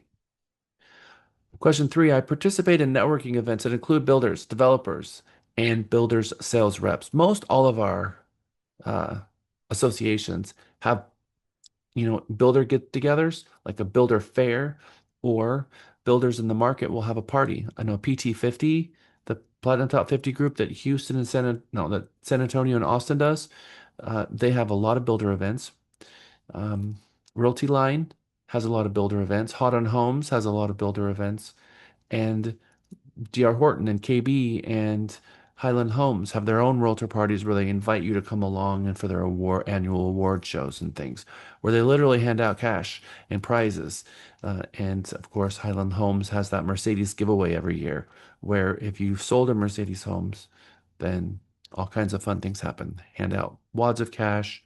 Highland Homes hand out wads of cash and a new Mercedes. So if you're going to these events, it's a good thing to do. Give yourself a point. Number 4, I accompany buyer clients on their first visit to a model home. This is really, really important. Model homes are going to want you to register your client, and you should be there with them on their initial visit. If it's impossible for you to go and your client's going to go, call ahead to the onsite and let them, how do I register my client? I'm sending them over there. I can't be there, but I'm not going to get in the way of them coming and visiting you. I'll need to get them registered and you can register them. Some of the builders now have on-site sales, online salespeople. And when you call the builder, you're going to get an online salesperson and they want to register that client with the online salesperson. And I always try to go around that and circumvent that as much as possible because what they're really trying to do is convert buyers, not convert the buyers of agents who are intending to take their client out to the onsite. So I usually try to get in touch with the onsite and figure out how to get the onsite cell phone number. And sometimes that's hard to do. Sometimes the phone number they have in the MLS goes to a general number and an on-site salesperson, not an on-site, an online salesperson answers. And you're trying to get around them. So I tell them, I am a real estate agent and I need to contact the on-site. Can I register your buyer's name? There is no buyer. I need to talk to the on-site, please. And then they give me the number after I argue with them just a little bit politely, but I'm telling them so that I can get to the on-site and then ask, would you rather me register these people with you or the online people? And they always say, with me. Okay. So they appreciate that. So that's a little trick. But you should, as much as possible, always try to be with your client on the first visit. Because strictly speaking, some of the builders have a rule that says if you do not accompany them on the first visit, they will not reimburse the buyer for the fee. Notice what I said.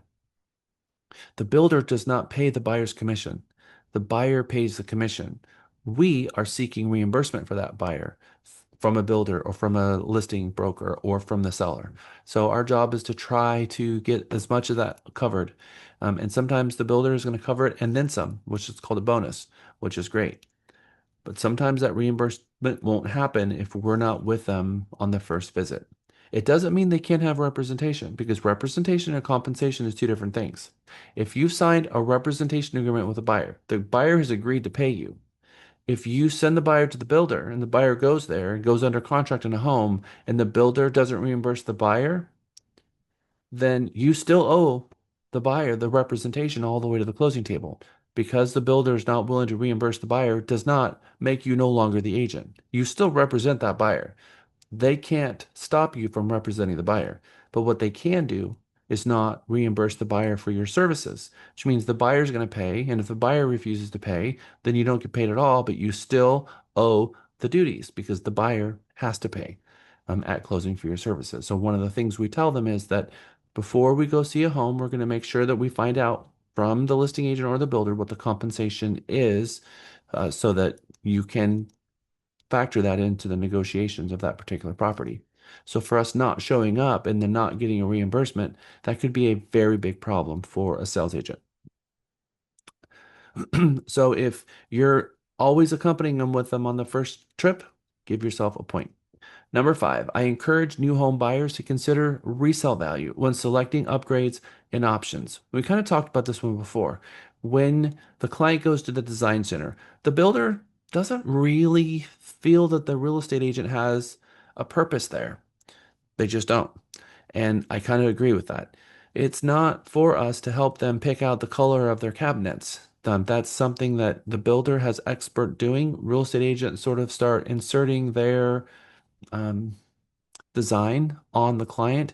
That's not a service that we offer. That's not something that we do. In fact, that doesn't fit into what we do at all. That would be a home stager or home designer, and we're not that. So be careful with this one because it can get you in trouble. But we do want to make sure that they understand what the budget is when they go there, that the builder is going to give them a $50,000 budget for upgrades. So then maybe if they want us to come along, then we can kind of let them know where they are budget wise. But before they go there, one of the things that you do want to talk to your client about is what physically they're going to have in the house, like a 3-car garage or a outdoor kitchen or a half a story above. Because some things they might want to trade. Maybe they want the hardwood floors, but they also want the third car garage. They're going to get carpet and the third car garage, and in year 3 or 4, they can rip out the carpets and put in hardwood floors later, but they can't put in easily a third car garage later. So when you're building the actual structure, that usually happens in the builder office, and you kind of put all of that together for them, and they have a survey in hand, and they know what structurally is going to be there. And then they go to the design center, and now they're looking at what level carpet versus wood versus tile countertops, what kind of um, cabinetry is going to be in the house, finish on the walls, all the things. And that's what they're kind of worried about in that section. And, depicting on how they build out the house really could improve the house greater than the appraised value, which means that if they're putting, 10% down, oftentimes the builder's going to say, look, you added all these extras. We want a deposit on those, a 50% deposit, because the deposit, they're thinking, we're happy to build this house however you want. How you pay for it is between you and God, but you're going to pay for it. And if you've got cash, great. If you're going to obtain a loan, great. But you're building out this house. It has nothing to do with the appraised value. You owe the builder the amount and you know what it is before they build it. So if the home doesn't appraise, it's not on the builder to reduce it. It's separately on the buyer to write a cash for more, write a check for more. So we have to be very careful because the builder should have some idea of what it should appraise for. Now, there have been situations where an appraisal came in low on a spec home. They'll work with you on that. But if it's on custom, they're usually wanting a 50% deposit or a 100% deposit, and that goes towards their down payment in the event that it doesn't appraise because those upgrades, somebody else likely wouldn't put those upgrades in the house. And now they have an over improved home they can't sell if this buyer doesn't end up buying the home. I saw a couple of hands on that one. Who had Christina? No, I was just going to say it's always helpful too if you have a good sense and you may this just takes time researching but I used to work for a builder part-time, so there are things that the builder can give that's less expensive but still has a lot of value to the client. It has a dollar for dollar value to the client but not necessarily cost to the builder. Like full backyard of sod, sprinklers, those blinds, things that they get a lot less expensive than the general consumer would. So those may be things to think about. And then, of course, structural. And then my last little pro tip, though, is also you should have a list of those items that a lot of people forget, that are really, really helpful if they add it in. For example, floor plugs, electrical outlets in the eaves. If you have a little handy dandy cheat sheet like that and you go in, your client's going to really thank you in the long run. Yes, and we actually have one of those for you. And Christine, if you have a cheat sheet and want to share it with the class, I'd love to see yours to see if we can see if there's any missing items on our list. Awesome, thank you. All right, so if you're encouraging your buyer clients to consider resale value when they're selecting upgrades, great. Again, we don't want to be a stopgap and tell them they can't. We just have to let them know that, it may appraise for less and that the down payment is going to be more. Number 6, I'm familiar with basic construction terminology, the different phases of construction, and the build times. And if you're not, that's okay. That's part of why we're in class, and we're going to go over all of those later. But if you're not familiar with those, well, let's do it the other way around. If you are familiar with those, give yourself a point. Question number 7. I visit new model homes on my own to meet the sales reps and find out how the builders like to work with real estate agents. So the relationships, most of the on-sites that I know, they've been doing it as long as I have. There is a small industry that is new home construction, and they are an industry because they sell homes. We are not an industry, we're a profession. But we know each other, and they go from builder to builder, and they go from community to community. They've got a lot of experience doing this. So I highly recommend that you get to know some of them, drive the neighborhoods, give them your card.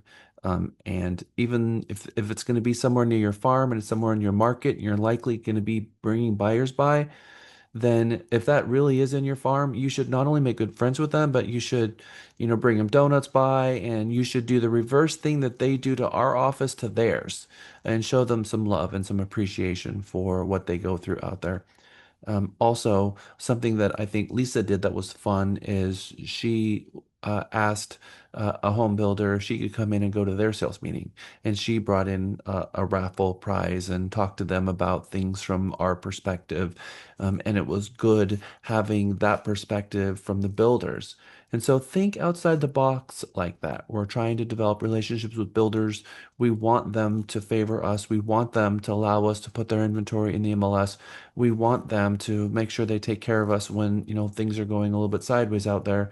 But also, we want to make things easy for them. So one of the reasons why I teach this class is because we've got deep, long, decades long relationships with some builders, and they have my cell phone. And when we don't get it right, I hear it personally often. So then I get our agent with Mr. Potter, and then Mr. Potter has a conversation with the agent. And sometimes my recommendation is for them to come take this very class so that we can learn a little bit of empathy from the onsite and not treat them like a hostile listing agent, but actually a referral agent. If someone calls you up and says, "Hey, I have a referral buyer. Would you like that buyer?" We treat referrals a little bit different, and we're referring that business to them in a way that's more like a referral than a cooperating broker. So if you're doing this, give yourself a point, going out and making it a point to visit them. Number 8, I keep up to date on new home building methods and innovations and consumer trends. Earlier before lunch, I recommended joining the National Association of Home Builders, and they will then mail you out their monthly magazine, which has all of the trends. And I put those out in the front, up front, but it talks about the new building codes, the new building styles, the new building in- materials that they're using, and what's going on in the market, best practices, market conditions, incentives that different builders are starting to offer because of market conditions or taking away all the things. It's knowing that it's almost 50% of our market and 50% of our sales. It is a very smart thing for a real estate agent to do, and it's less than $100 a year. Number 9, when visiting a model home with a buyer client, I step back and let the builder's rep present the sales pitch, which is so important. If you're doing that, give yourself a point. If you're not doing that, maybe we should start. walk in, introduce Mr. and Mrs. Smith to the onsite after they were like, oh my gosh, it's so good to see you. And you've never seen them before. We talked about that. They really try to make you look good in front of your client and step back and, we'd like to learn a little bit about the community. Now I'm intently listening as a martial art again, and I'm listening for them to talk about blinds and uh, crown molding and blinds, washer, dryer, fridge, garage remotes, garage door openers, all those things that I know that typically doesn't go. I want to make sure that my client leaves and they have a full understanding of everything. So if they didn't mention some things, then sometimes I'll ask them questions myself and let them answer me and my clients learning as we go, just to clarify, fill in the blanks. Most of the time, they will have told you most everything, like the tax rate and what their incentives are, and if they're paying closing costs and realtor incentives and all the things. They'll usually be very open about that when the initial conversation is happening. So if you are um, stepping back, give yourself a point for that. And then 10, I make sure buyers have a clear picture of the deal by suggesting questions they should be asking the new home sales rep. And that is a list that you want to give them in your buyer orientation, or give them a list when you're at the property, and so that they can fill out these things, because they're going to forget. Um, and it's better for you to be the one making sure that they're asking all the right questions, because that's probably one of the largest value adds that you have, which is kind of what Christina was alluding to as well. So, have you ever worked with a real estate agent that was so awful to work with, and you said, I never want to work with them again? Have you ever worked with agents who you said that they were so great to work with that you can't wait to work with them again? We have that experience. So we know that there's good agents to work with, and there's agents that we probably don't want to work with again. And the on-sites know that as well. And there are agents that have a reputation that they're a bully or just difficult to work with. And so why do so many, and this is a realtor class, so you're going to see that word all over this because it's an NAR class and they're talking about us. Why do so many realtors avoid new construction? And it's obviously it's fear.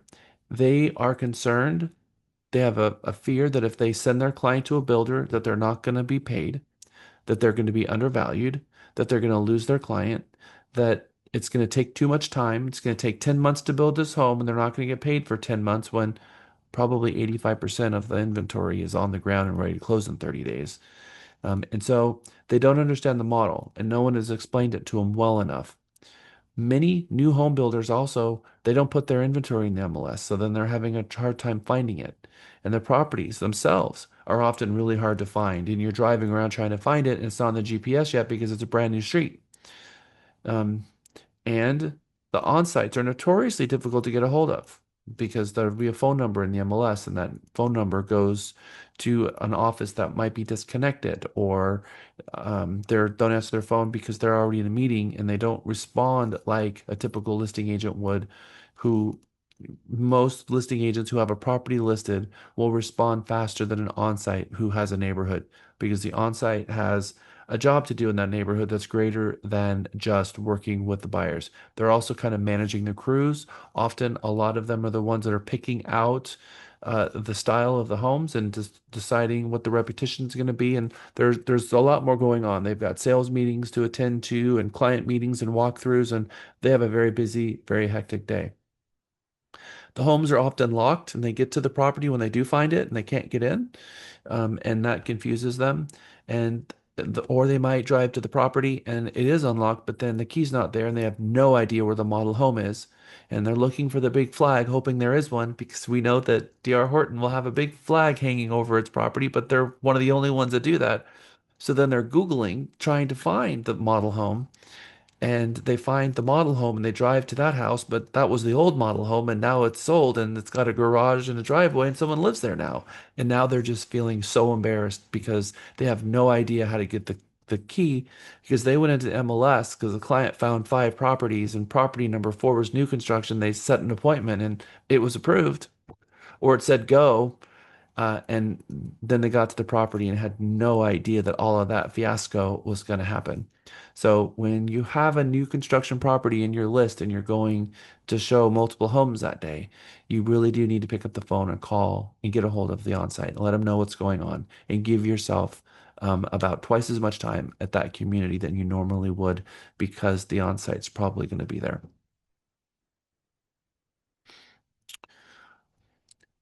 And this happens. And this actually happened to me early in my career, and I learned from it. And my client, I was more embarrassed for myself than my client was. But we're driving through, and there was a property that they were really excited about. The photos were awesome. It was a model, and it talked about the property and all the things. It even had incentives. And we pulled up, and this is what we saw. And I was like, oh, good grief. The pictures were from another model home, and this is what could be there if someone wanted to build that home on this lot. But that particular property didn't exist yet.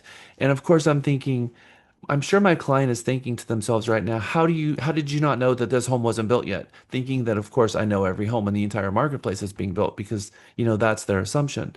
And so this taught me a very, very, very valuable skill.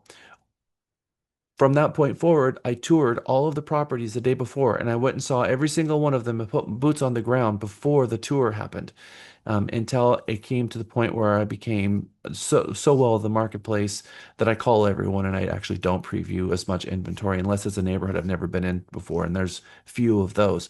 But you go back 5 years into it, from year two until about year 14, I previewed. If I was showing property on Thursday and Wednesday, I drove the entire route and walked and previewed every single one. And so that if a road was closed, I knew about it. If a property had, a foul smell, or if there was I would know everything and I was already prepared. And that made me a lot more confident when I was going out because getting lost, trying to find the property, GPS taking you to the wrong place, all of those things are really embarrassing. And I didn't want that to ever happen again because this happened. And then, the MLS lied. It told me that this property was here, and just don't let that happen to yourself. So there is a lot of opportunity for agents in new construction, but you have to learn the rules of the game in new construction, and then you have to learn how to play by those set of rules and do so better than anyone else. And it is different. And so if we try to fit new construction in the same construct as resale, we're going to get it wrong. We're going to apply what we know to this other thing, and there's going to be some things that get broken and things that happen that embarrass us. And there's also this whole idea of commission, especially now that we've decoupled commissions from the MLS. There's a lot of confusion over that. Most builders, and these are builders that have been around for a while, and this is their profession, and this is, they are a national builder. They look at real estate agents very kindly. They want us because we're bringing them leads. How much will you pay Zillow for a lead? $1,000. A lot of agents are. Builders pay us. They pay us handsomely because we help them sell their inventory and they need to get these things sold. So in the back of their mind, they're thinking, you have a buyer and you're going to take those buyers around to different properties. And if you consider them, then you might bring that buyer into this community, which will help them sell more homes. And if you do that, they'll pay the brokerage a commission. And that's a beautiful thing. So a lot of the builders don't even pay the commission out of the sale of the home. It's a completely different area of the company where they pay the real estate agents out of the marketing budget. And it's a marketing fee. They can write it off 100%. But more importantly, the price of the home doesn't change whether or not they do or do not have a real estate agent. So then on-sites can't say something like, well, if you cut your realtor out, we can offer you a better deal because it's coming from their marketing budget and it's not something they have any control over. So it's outside of the pricing of the property.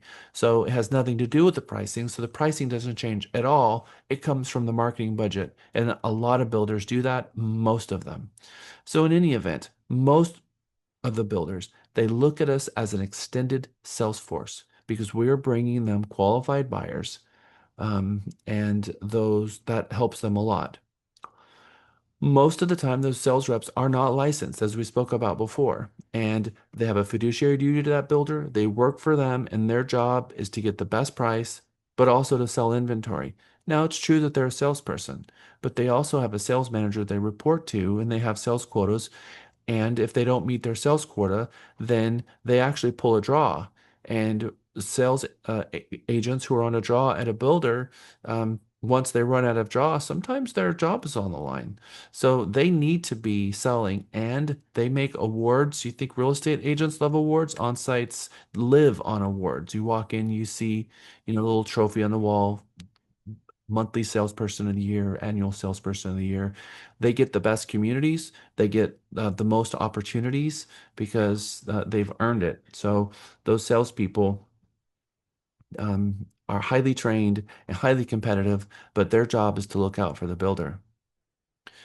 When you're working with a buyer, we need to have a conversation with the buyer and let them know if you're driving around and you see a sign that says, in 1/4 mile, homes in the 250s, and you pull off and you drive in there and you walk into a sales model home and you start talking with that sales rep, bad things can happen. They may register you, and that means that they will no longer reimburse you for the compensation, which means that I still represent you, but you're going to have to write a check because they're not going to reimburse you for my fee.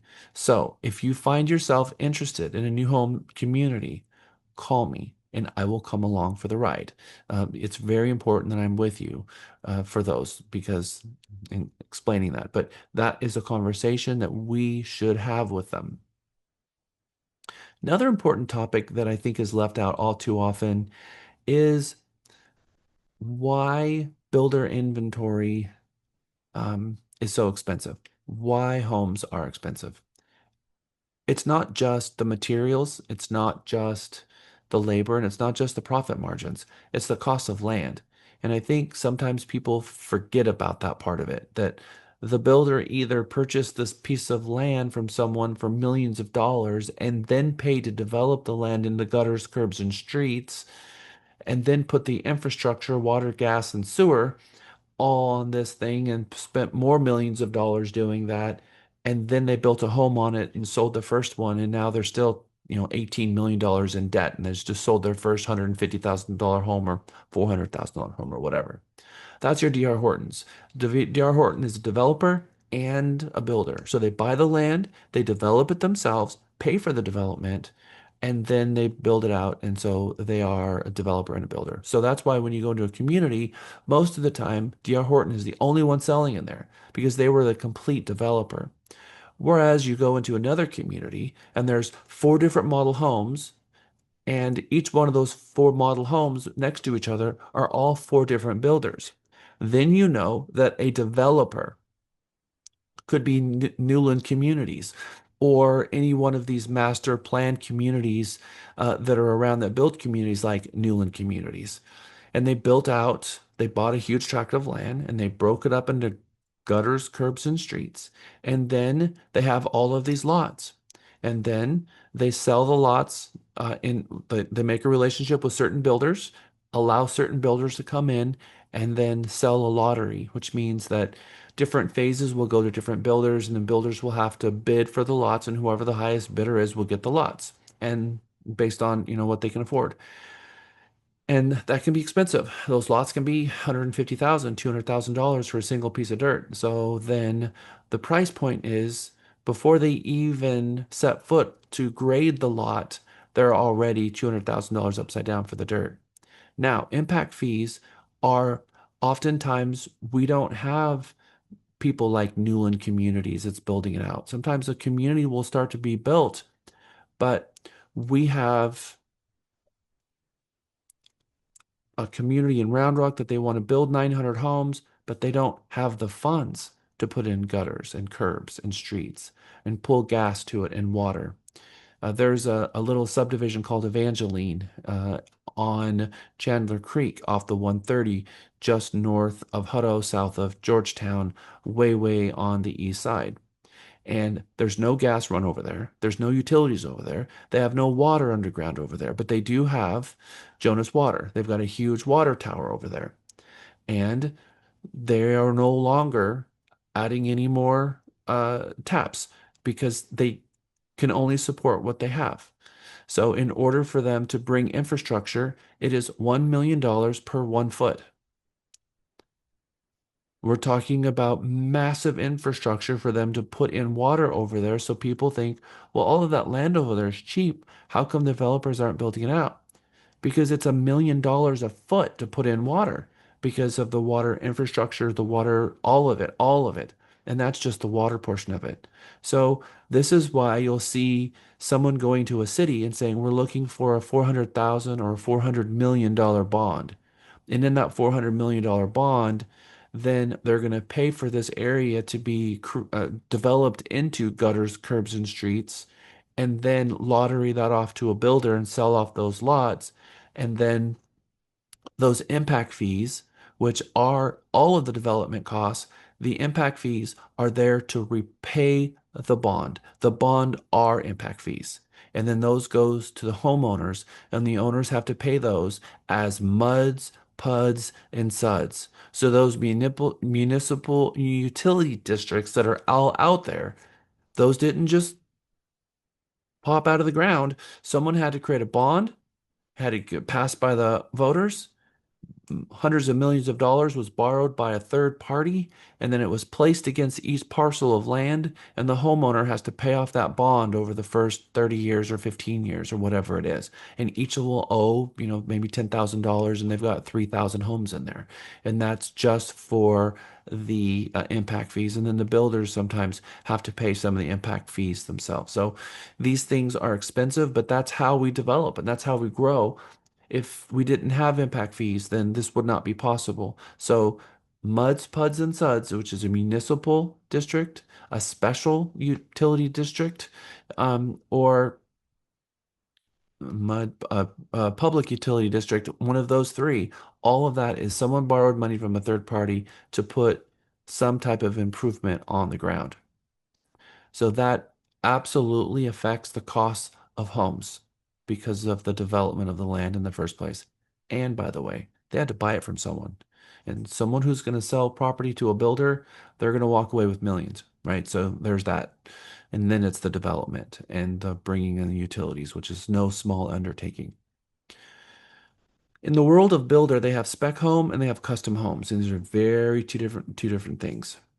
A spec home is built with the idea that they're going to build it and they're going to pick the selections for the most part. Sometimes they'll give you like a Mr. Potato Head house and you can see the flyer and it says you can have this upgrade, you can have this up, half story, this third car garage, this, 5 different floor plans, and you can kind of build a floor plan, which is cool. That is still kind of a semi-spec. But you have the Lennars, you have the DR Hortons, you have the there's tons, even some of the Highlands, but there's tons of them out there where the home is being built and the buyer, if they're buying 123 Main Street, they're going to get that color carpet, that color countertop, and that color cabinets. So if they don't want the light cabinets, they're looking at a different property address. Well, we have that. We have darker cabinets over at the other one on 2 streets over, if you want to look at the darker cabinets, because they're building it as a design, and usually it's the on-site is the one that's picking those selections. Sometimes they have a designer, but oftentimes that's one of the things that the on-site does. And they're building to sell, to get it on the ground, up to cabinets where someone can now start wrapping their head around the floor plan and sell it. Now, it's cool for someone to be able to have the ability to pick all of these floor plans or pick from different options. It's harder for the builder because when the builder is doing it as a spec home, they can order everything up front and already have everything coming, building 20 homes at once. And economies of scale means they get discount on materials. And the builders trades can all build these homes together. And then once they're done, they'll be ready to sell to someone. And most buyers, they prefer buying a home that is already at the point where they can get a feel for what it's going to look like. Because at a slab or at a floor plan, they can't envision what it is that they're buying. And oftentimes they choose not to buy any of those things and buy a resale because they can understand and see what they're buying. Most home builders only have one model home in every community. Sometimes there's a couple, but usually there's only one. And if it's a new home community and there's 6 different floor plans, the buyer has no idea what those other floor plans are going to look like. So sometimes the onsite will say, well, 45 miles north of here, there's another community where we build that model. You can drive up there and walk it if you'd like. And that is a thing, and that happens a lot. But those are difficult for buyers because now they're 12 to 18 months out, or they're either 6 to 10 or 10 to 12 months out, really. And so that is a harder thing for most people to plan for because usually people need housing now or in the next 30, 60, 90 days, or the builder just build them and sell them. It's much easier for them to do that way. But then you have the other builders, and there's a premium on this because it costs more to build a spec home and they're building fewer of them. So this is a fully custom home where the buyer makes all the choices, the architect, the builder, the floor plan, the details.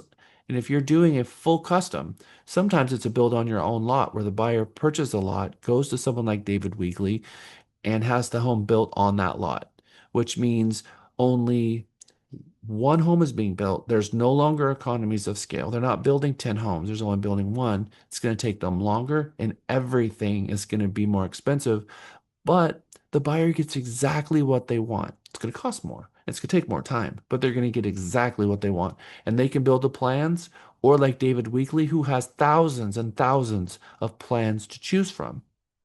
If you've never done a custom one before, you know that you're going to be sitting in architect meetings and planning sessions, and there's going to be a millions of changes and change orders. And after the home is built, there's going to be lots of issues where they're going to have to continue come back and fix things and make things right because there's obviously going to be issues along the way.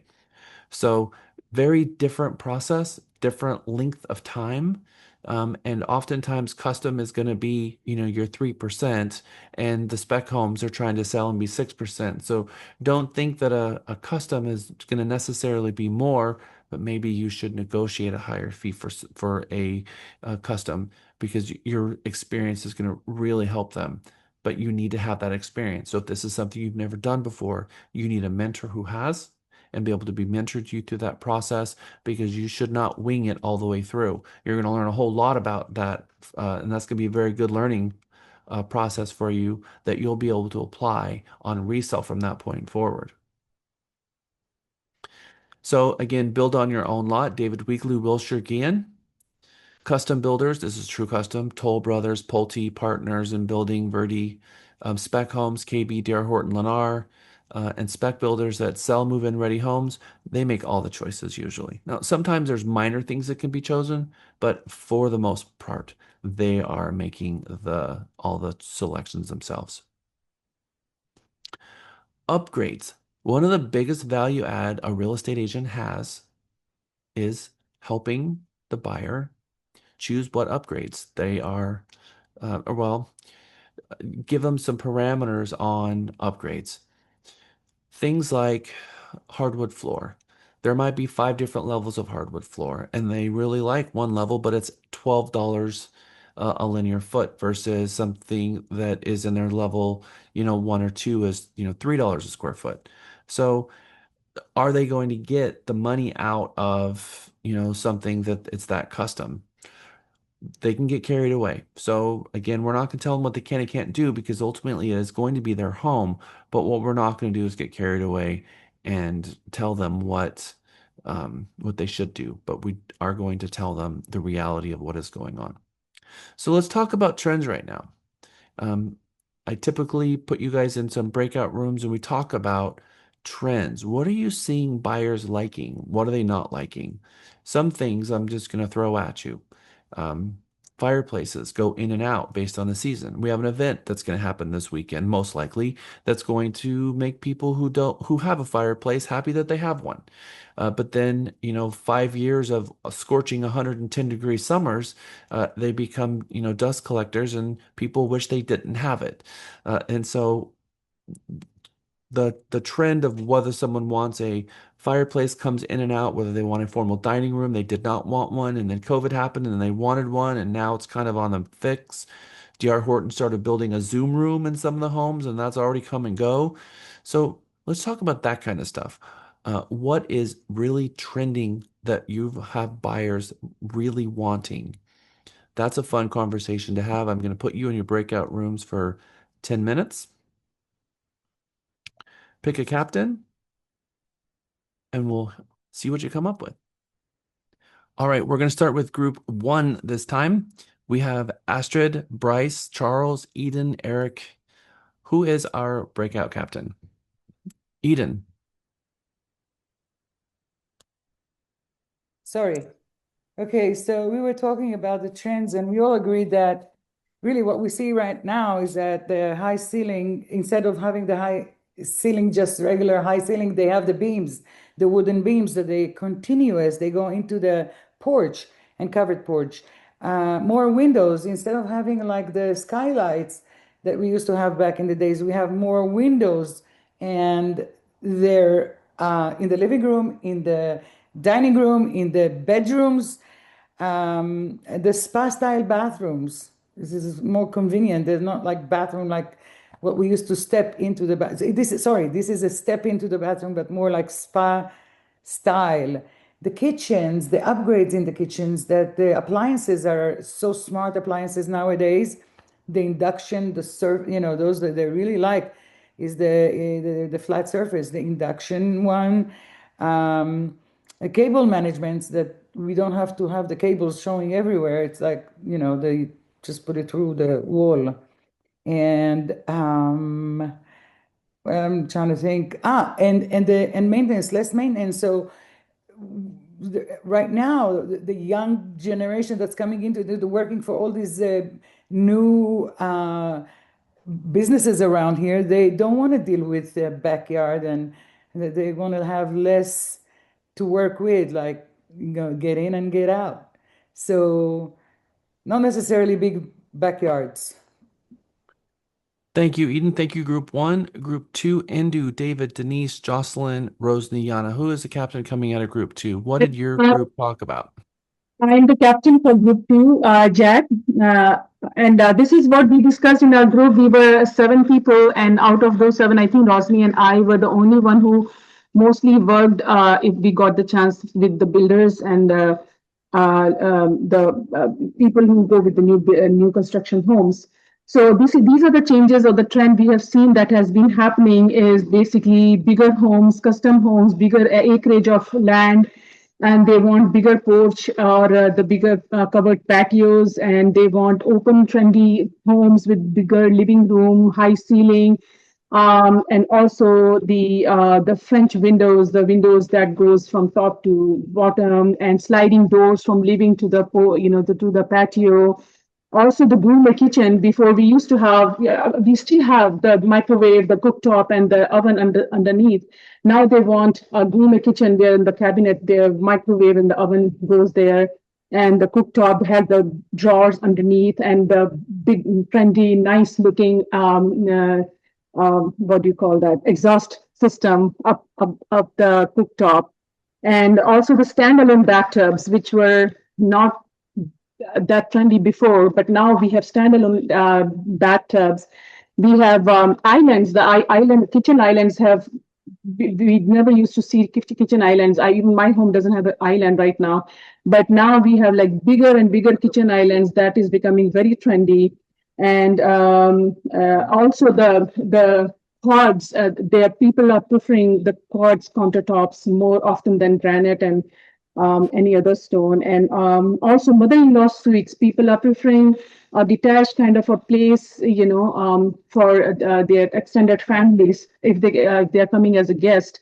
People are looking for 3-car garages, and they want more car. They want bigger 2.5 or 3. They want more space to store, and they want living rooms so that they can have kids, entertain themselves while they entertain their guests.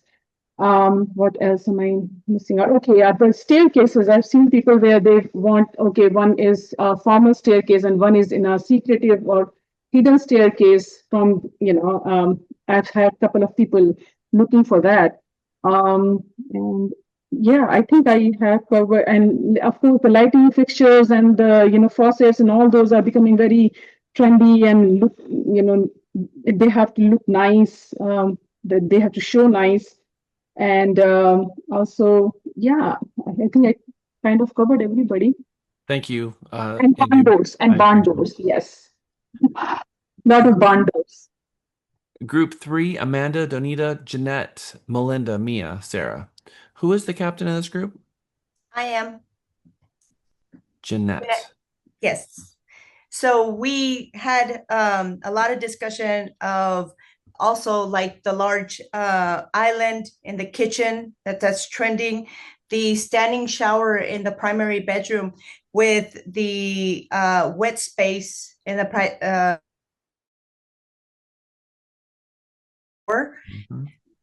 in the luxury homes, appliance package that they're trending, that a lot of the builders are offering a package with all the appliance, the washer, the dryer, the refrigerator.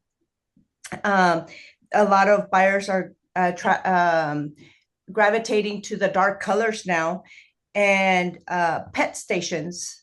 We've seen that trend a little bit more often, it being Austin, a pet friendly area, so pet stations, and the slider windows towards the back patio, that's a lot trending as well. The 3-car garages, we had a little bit of dialogue on that, and that the builders are offering more lending assistance with first-time home buyers, and they have more options for the builders when they for the buyers when they walk in, instead of just being FHA, conventional and stuff that they offer. Now they're thinking outside the box and offering more lending opportunities to the buyers. Jeanette, thank you. Good job. All right. Group 4, Damien, Donna, Janice, Miriam, Mohammed, and Isolet. That's me.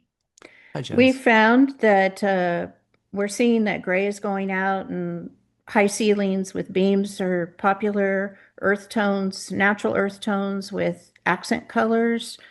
Some of us has noticed movement back to marble and granite, and including work from home spaces and home gyms.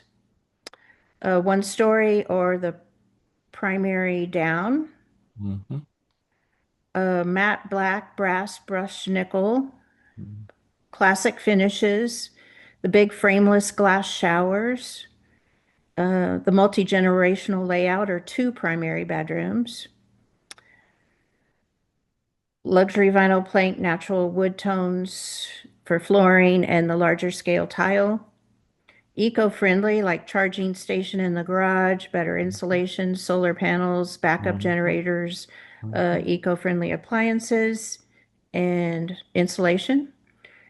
More windows, like clear story windows, the ones that are up high, and natural light and larger windows.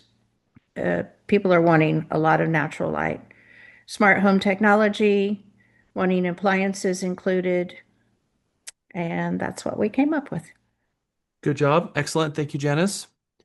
Very good job. Group 5, Christina, Dominic, Isabel, Kevin, and Melissa. All right, I was the captain on that one. Our group decided that shag carpet, sunken living rooms, and rain lamps are out now, so we were surprised by that. Gray's out. The things that we thought that were in were the consistent flooring throughout, usually hard surface, natural light, big windows, either accessing out to the back or just bringing light into the house. This weekend reminds us that we've seen some builders with the owner water shut off in the garage. Some of you may have. What's that? I didn't say anything. I thought I heard something. Sorry. Wood tone natural cabinets, large kitchens with large islands. We are seeing solid surface counters, even moving in more into quartzite and probably less of the white and gray quartz. Um, and larger dining rooms, kind of moving away a little bit from the cigar house or the shotgun house that's super narrow and everything stacked on top of each other. So a little bit more definition. Thank you. Excellent job, everyone. All right, so we're seeing, every year we see new trending colors. They're kind of going back to this khaki color that completely went out before, this off-white color that's really trending right now. Something that also is really trending is the indoor-out space conversion, where you kind of transition from inside and outside, and it's kind of difficult to even tell. So back patios that are extended, that kind of just feels like an extension of the house, has become very, very popular. And so every year there's a new year, a new color of the year, and you'll see the model homes start trending. We're seeing a lot more bold colors as well, especially as we're seeing, 2 years ago we saw bright green, a forest green, and red cabinets in the kitchens and some dark blues, and kind of went away from that already, but that lasted for a couple of years. So, trending things come in and out. Obviously, high ceilings, primary down, open concept. Not just upgrades, but premium upgrades. Interior brick walls have become very, very popular. Premium components in a home is becoming a premium. People don't want necessarily, the vinyl plank. They're looking for a higher quality material. Good schools, gray tones are coming in and out and in and out. We're still seeing builders put them in there. And so 2025, it was a color. 2026, it's not. So it's kind of circling. Modern, ultra modern. People love the bike trails and the walking paths and the living outdoor stuff, especially in the Austin. That has become in and in. And now people are gravitating towards, condo high rises with multiple restaurants and yoga studios and all of the amenities and dunk and the water dunk, cold water bath and all the things, right? So we're just seeing amenities are a huge hit right now with HOAs. Smart homes, no fireplace, but we'll see what happens after this weekend. No dining room. We're seeing a lot of those homes that are having the eat-in kitchen, and the kitchen's getting larger and larger, and they're kind of taking that concept and merging those two things into one. Energy efficiency is huge. Irrigation system all around, becoming a must. Again, not just a covered patio, but an extended covered patio. There was a good 20 years, 2000 to about 2020, where it was not uncommon to see a new home construction without a covered patio. That was something that you could add on as an additional, but it's coming to the point where it's difficult to find a builder that's not putting those in at this point. Outdoor lighting. People are shying away from carpet completely, even in the bedrooms, where that was perfectly okay for a while, except for the primary. Um, 3-car garage, 4-car garage, wide, not tandem, and privacy. People wanting privacy in lots. So that's kind of the gist of it. You guys covered all kinds of great stuff too. The way you get the answers by going and looking at the model homes and touring them and spending, some time hard coded into that business plan that we all worked on together, that we're going to talk about a little bit on Monday. But go out there and tour the model homes and start getting a feel for that design if you're not already doing that, because that is very helpful. All right, I owe you a break. We're going to take a break, and when we come back from the break, we are going to hear from one of our agents who is going to share with you what she has done as a new agent, and how she has really dominated new construction for her business. I'll see y'all back at 2:17. Welcome back. Welcome back. Who'd have thought they need Jack here where we need Jack here where we need. Welcome back. Welcome back. Welcome back. Welcome back. Okay, welcome back, everyone. If you wouldn't mind turning your videos on, we would appreciate it. We have a special guest with us today. A Realty Texas agent, Dulce Flores, is with us today. Dulce has had her real estate license now for 7 months, 7 whole months. And in that 7 months, um, in the year of 2025, she closed 8 sale transactions. Into 2026, we are on the 23rd, and she has already closed 2 transactions in January. She has closed 3 lease transactions since she started. And in each case, the rep agreement offered more compensation than she was being reimbursed from the listing agent. And we billed and successfully received the difference from the tenant paying at closing to the company. So Dulce is doing it right. She has jumped into this profession with the exact right mindset. It's the mindset that says, I'm going to make my calls, I'm going to connect with people, and I'm going to wake up every day and I'm going to find my next client. So welcome to class, Dulce. Thank you, Jack, for that introduction, and thank you for inviting me to the mega class. I'm really excited. I actually wanted to take mega. I couldn't, but I will be taking mega because I know y'all have learned a lot. And I was actually in the meeting for like even 20, I think it was like 20, 30 minutes with y'all, and I see I see the reason why everyone is in mega now. Mega is a pretty intense thing. So everybody in Mega for the last 3 weeks have been pushed outside their comfort zone, working super hard, and this is a fantastic class. So I look forward to having you in Mega 18 in July. Of course. So, Thank you so much, Jack. so Dulce, you've been doing quite a bit of new construction, working with new home builders. Yes, I have. What pulled you in that direction? Well, before I even became a real estate agent, this was probably 2 months before I even got my license. I was doing my I went through ACEable, so I was doing my online classes. I was so afraid of doing my test, but because I was like, this is a really tough market right now. It's so competitive, everything. And one day I was around my neighborhood and I drove by and there was this big sign and it said new construction homes starting in the 200s. And I was like, 200s? I have never seen that. Even if I wasn't still a real estate agent, but even then I was surprised. I went by and I talked to the salesperson. I was like, hey, like I'm interested in your homes, or wanted to see how it works with y'all. And she said, no, yeah, we're starting at 200. There's a bunch of models, and I even walked through a model. I was with my dad, and then my dad looked at me and he said, you need to get your license like now, because you can be selling houses here. And that's actually what motivated me. So I then, after that day, I studied real hard and I finally did my test. I got over my fears.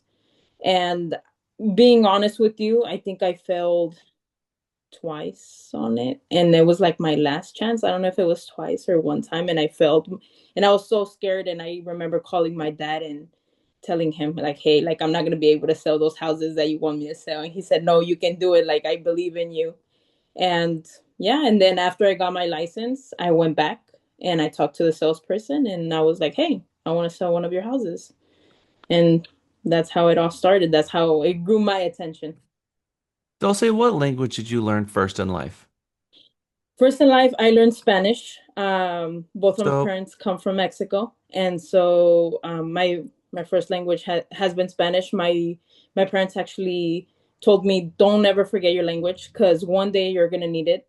And that was a reminder all the time. You're always gonna need it, and so now I think I speak more Spanish than English at this point. Well, I think that if most people were to go and try to take a real estate exam in Spanish, I think we would probably fail it twice too. So, kudos to you for taking a real estate exam in a different language than you initially learned. That's a really big deal, Dulce. So, congratulations there. Okay. You're doing a lot of good things. You're doing exactly what a real estate agent needs to succeed.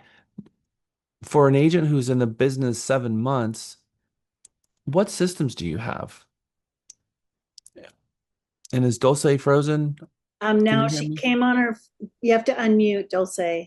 She's now on her phone. Okay. Yeah, it kicked me out, and so I logged in through my phone. I'm so sorry. What was your question, sir? Yep. So, in 7 months in the business, what systems or habits are you employing right now that's keeping you, you know, with finding your clients and converting them and getting your representation agreement signed? And what are you doing on a daily basis to find your clients? Daily basis, I do cold calling all the time. Ever since I started, I've done the cold calling, and I've also everywhere I go. So say I go to Sam's. Let's put it for example. I went to Sam's today, and I speak to people. I talk with them, and then I mention, oh, I'm a real estate agent. Do you live around the area? Are you renting? So I always try to connect. And that's one of the things that I do on the daily basis. I try to connect. I try to um talk to people, say, hey, are you wanting to buy a house? I also do a lot of TikTok videos. I do I do videos. I put it in my Instagram stories and Snapchat stories. Everywhere I can think, I say I'm a real estate agent and I sell houses. That's what I say. You're like a walking billboard for Mega. I'm just telling you. What is your personal protocol for the very first visit when you go into when you walk into a model home with your client and you're talking with the onsite? How do you interact with the onsite? So first of all, before I even go into a model, I I call the salesperson. Whoever is the salesperson there, I call them. And I say, hey, I am going to bring a client. Do you have time for me to meet, let's say 10 a.m. on a Saturday? And I ask, what are your incentives? What are you offering today? What are you offering this weekend? Because it changes every day. Every day incentives change. I ask, what are your incentives? Um, and can we go in? They tell me their incentives and over the phone. So I already know what I'm walking into. When I walk in through the door in the model house, I already know what I'm walking into. When I come in, I they obviously sign up. So they put their email, their number, their name, whatever in a card, and it is given to the sales rep there, and they connect them to me. So I'm already there. But even before then, I already have my rep agreement signed, even before I meet the client. So a day before, 2 days before the day that we meet, whatever the first contact, I say, okay, I'm going to send you my IABS and my rep agreement. This is what it means. So right when I walk in the door, I'm already secured. I'm already secured with my IBS and my rep agreement, and I'm already secured because the sales rep is signing them into me. So they know anybody that calls them, they know that my client is working with me. Those are the two things that I always make sure that it goes to me. How do you approach negotiations on a new home construction working with the onsite? So it depends. It depends on the builder. It depends on the community I'm working with. Um, but I see the CMAs. I always check the CMAs, what has been sold in the last 90 days. So that's how I know how much they can go down. And I always make sure I offer below whatever the lowest house has been sold. I always offer the lowest, but I make sure when I put in my offers, I make sure that they have the incentives that they offer, because the incentives are not always promised, okay? Incentives are not always promised. They can be taken away or given to you. So the electrodomésticos, where it's the appliances, those can be taken away or put in. Um, Closing costs can be taken away from you or put in, and interest rate can be taken away from you or put in. So when I put in my offers, I make sure everything they told me from the beginning, from the incentives, I put that in my offer. I say I want my client to have all the closing costs paid for. I want my client to have the appliances, blinds, garage door opener. I want my client to walk into his house and not have to put any money in his house. I don't want him to go to Lowe's and buy a washing machine when he can have it at the builder. So that's how I construct my offer. But I always make sure I compare my CMAs and say, okay, this is the lowest you can do on the square footage. Can we get a lower offer than that or even match that? So that's how I throw in my offers, but always make sure to have everything that they're actually saying. And sometimes it's taken away, sometimes it's not, but it's all about negotiation with the seller. Mm-hmm. What is the most challenging part of working with a builder for you so far? The most challenging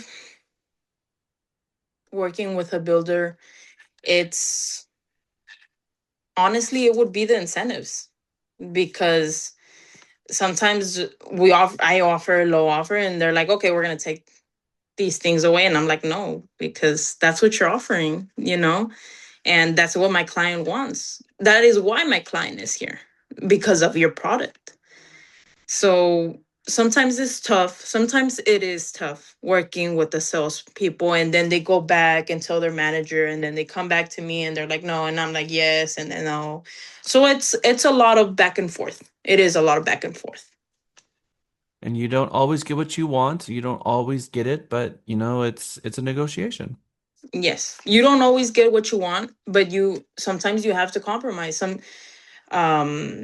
they're like, okay, well, you can get this low priced home, you can get what we can accept your offer, but I'm going to take appliances away from you. And then I have to go to my client and tell them, you know what, you're not getting appliances, or it's either you want the price or you want the appliances. And sometimes they're like, no, you know what, I want the appliances. Sometimes they're like, no, I rather buy my own appliances and get a better lower price.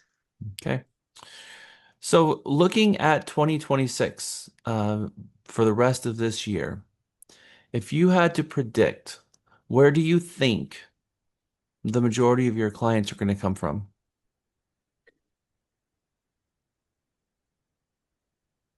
Probably I want to say TikTok. Okay. TikTok is so big now. I am 22 years old and I can sit in my phone for hours just looking at TikTok.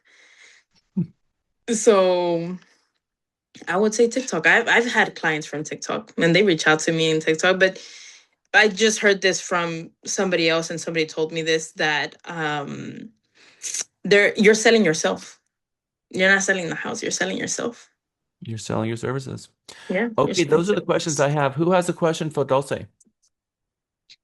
I'm going to allow 5 questions. So who would like to ask her the first question? Indu. Dulce, am I speaking your name right? Yes, Indu. How are you doing today? Doing good. Do you know we were sitting at the gala together at one table? Yes, we sat together. And you left an imprint on my heart. Very confident girl. Very, very nice meeting you. So my first question to you, Dulce, the people who are approaching you, or the people, like you said, TikTok, was your first client from TikTok, or was that from your community? Or I would like to know, is your community reaching out to you, or just a varied kind of people from every path of life? Both ways. My first client actually, so I know a lot of people. I've known a lot of people my whole life. I've come from a sales a background my whole life. I've basically sold anything. I can sell you a pen if you'd like. I can sell you anything. Um one of the people I sold a car 2 years ago, honestly, I was doing my cold calling and they said, you know what? I actually have a cousin that's wanting to buy a house. And I was like, send me the contact. I'll call them. I called them and I was like, hey, your cousin gave me your number. I heard that you are looking to buy a house. And he said, yes, I actually am. I been looking to buy a house. Nobody has a realtor hasn't been able to get what I want. I actually met with the realtor 6 months ago, and they were trying to upsell me a $500,000 home. And I know I can get pre-qualified for that, but that's not what I'm looking for. That's not what my family is looking for. And they said, I said, you know what? Let me take you in. Let me sell you a house. I can do it for you. And I mean, now they're in a brand new home. So that was it. But I cold call people all the time and I say, hey, do you know anybody that's wanting to buy or sell or whatever? And sometimes I get hits like that. Wow, I must say you're a very confident girl, and that's the confidence that speaks out of you, and that shows in your attitude while you deal with your people. And that's what the people trust. Your confidence, your aware, your go-getter kind of attitude. Thank you so much for answering my question, Lucy, Thank and you, good luck. Indu. Congratulations to you. Thank you, Indu. Next up is Christina. Hola, Dulce. Hi. Hola, Cristina. ¿Cómo estás? So nice to meet you and congratulations on such a great start. I have one question for you, or a two-part question. Number one, why TikTok over Instagram? And number two, what key features make TikTok better? Because I turn a little bit older than you tomorrow, and I'm trying to embrace all this and do more than just scrolling and actually putting out the social media content, and was going to focus on Instagram and YouTube. And now you're like, no, TikTok. I'm like, oh, really? What? So do tell. Okay, I'm going to tell you the difference between Instagram and TikTok, okay? Instagram, you can post pictures, you can post your life, you can have your bio, you can have everything. And I have Instagram as well. And Instagram works well for me as well. But TikTok, not only your friends are looking, but everyone is looking, okay? So I have people that call me from Dallas and they say I want to move to Austin. I have a client right now actually called me that she lives in Houston and wants to move to Austin. So you're just not looking at here Austin, here your friends, or here whatever here's in Austin. You're looking at a broader um type of people that all over Texas, because there's always people that want to move to Austin. I was born and raised in Austin, and it's so big. It's gotten so big. And so that's another thing that has helped me, that I know Austin. I know every part of Austin. I've driven to every part of Austin. So I know, but TikTok is a platform that has grown since I was in middle school. I used to do music leads, that's how I remember it. But now we're at TikTok, and now you can have 10K followers, and those 10K followers can tell their relatives, "Oh, look, I see this girl posting houses all the time. Why don't you give her a call if you want to buy a home? Oh, you live in Houston? Why, I have a friend on TikTok that can get you a house in Austin." So TikTok is broader, but you also have to have the confidence to do a video and actually, memorize everything you're going to say. Is there a certain hook that you think works better on TikTok than on Instagram, or would it be the same? Honestly, there's a variety of hooks. I mean, honestly, I do everything. I mean, I've done some like, hey, like today I'm in Round Rock. Today I'm in Round Rock, looking at this community. Come look at this house with me. I've done buscas una buena, bonita, barata casa. It's the most Mexican saying I've heard my whole life. Buena, bonita y barata, which is good, um, good, cheap, and buena, bonita, and beautiful. Good, cheap, and beautiful. So, It's about saying, think about what you would what your whole life, what people have said to sell something. That's how I think about it, and that's how I get my hooks. Like I think about my whole lifetime selling things, and I'm like, what has grabbed people? What makes me stand out for the person to actually sit there and look at my video? What am I how am I gonna grab them? Something familiar. That's what I would say, something familiar. Thank you, Dulce. All right, so we're gonna do two more, Jeanette and then Isabel. Thank you. Follow me, please. I'm trying to boost up my following right now. Well, that's a very smart thing to do. She's asking you to all like and follow her right here in the class. Um, For us, the older group that's not quite 22, would you be interested in like sitting with us and just giving us a little tutorial about going to like the website? To TikTok? Yeah. Okay. I'm gonna do this in my iPad. Hopefully you can. Well, not necessarily right now, because I know we're in training. Maybe no, let's have a conversation outside of Mega about Okay. a Mega Mini and maybe having her come and visit. Come and visit for the TikTok. Okay. Yeah. But basically, TikTok is just about recording. Just think about it like Snapchat, or even if you have Instagram, it's the same thing. Just recording yourself. And there's a bunch of tools you can look. What I do is I look at some YouTube videos sometimes, and I'm like, okay, how can I edit this? How can fix my lighting? Gadgets. I buy gadgets in Amazon all the time, so I can have like a still picture of me.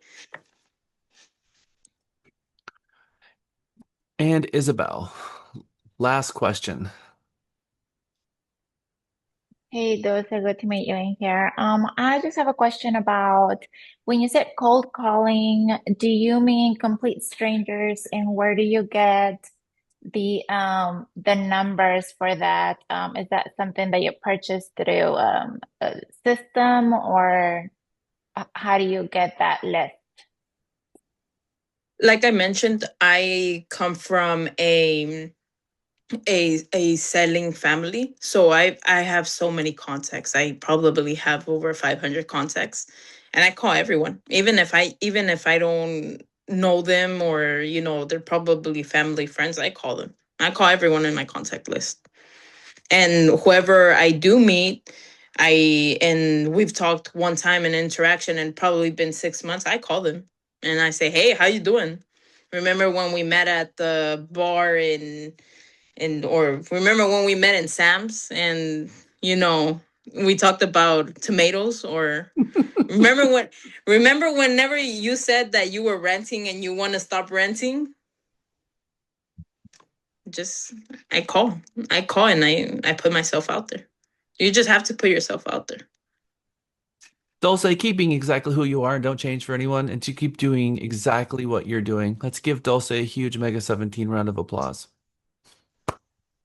Thank you guys. Thank you guys. Oh, and if you ever want more advice or something, or if you ever want to go shoot content with me, you're always welcomed. Call me, text me. I'm always on the phone, so you can call me, text me, whatever you need. I'm here for you. Thank you, Dulce. We really appreciate having you in class. And again, congratulations on a stellar first 7 months and being the Realty Texas Rookie of the Year in 2025. Very proud of you. Thank you guys. Bye-bye. Thank you so much. Bye-bye. Okay, everyone. So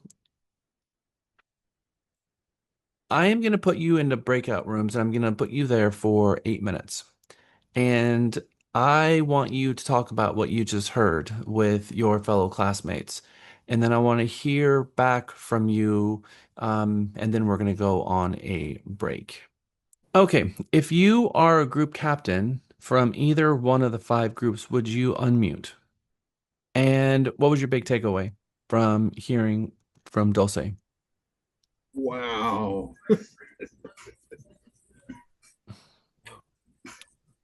Feel inspired?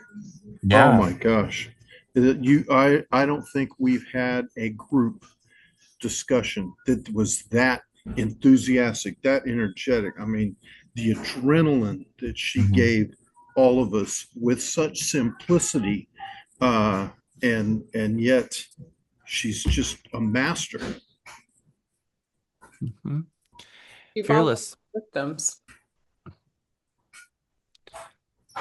You know, when you look at Dulce, there's one thing that you know from the very beginning. She knows she's a salesperson. She embraces it. She's a salesperson. She knows that she has to sell and she goes and sells. I'm going to tell you something about her that I didn't mention. During those 7 months, she had to leave Texas for a month and go to Mexico and come back. So in those 7 months, she was gone for a month of it in the middle of those selling of those 10 houses.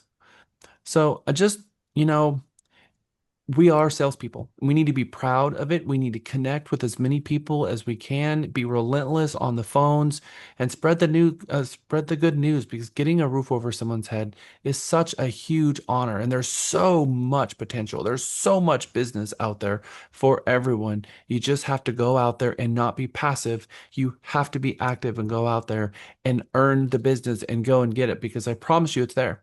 And sometimes, I push you into doing things like getting out of class early and making 20 calls. And you make a couple calls and poof, there was a referral there and more of that. So getting into February, I'm hoping that you've used the 30 days of habit, you're getting into your morning huddles, and that you're making your calls, and that you guys go squeeze every bit of success out of 2026, because it's all there for you. Okay, thank you, everyone. Very excited about the energy coming out of Dulce's little presentation that she did. I'm also very proud of her. Energy efficiency, hard topic to follow, Dulce. There are two major building energy codes out there. There is IBC, which is the International Building Code, and the IECC, the International Energy Conservation Code. These are two separate, very well-known energy conservation codes that is that is based on the design and building of green homes. So a home can be an IBC home or an IECC home, or it could be a Energy Star home. And we're talking about 30, 50, 60% more energy efficient than your standard home, because of uh, the the way they build the house. And, oftentimes it's when they're building these custom luxury homes, it's how it's facing, what, the type of foundation that they're building. But then it's just exactly how the room is designed and what they're putting in it. They've got floors that, have heaters and water that goes to the floor to heat the floor, and just so many different things that they build into these homes, that they can actually certify that the home will have electricity bill under a certain amount. So the energy bill will be under a certain threshold, and they'll guarantee it. And as long as you use the light bulbs and all of the ingredients that the home came with, that they will guarantee that energy bill. And KB and some other homes also have those same guarantees. 65% of people who bought a National Green Building Standard certified home said that that's why they built it. They went out looking for one of those. There is an entire market for energy efficient homes and green homes. And it's a niche, and it's a big one. And there's a lot of them. And in the city of Austin and in the major metropolitan areas of Texas, that's a big deal. The National Association of Realtors, they have their uh, a very good friend of Lisa and I's, the Stanberry team, was the chair of the National Association of Realtors committee that is housed around sustainability. And that sustainability comes with everything from solar shingles to um, solar rigs, to the components that they're the new type of HVACs and tankless water heaters. And so there's a market behind this stuff, and a really big one. And it comes with a rating system. And the rating system is when they'll seal up a home, and then they will determine with the vacuum that they put on a window and the back door how sealed the home is, and they will give it an index. And then with that index, they will guarantee, and that index is between 0 and 150.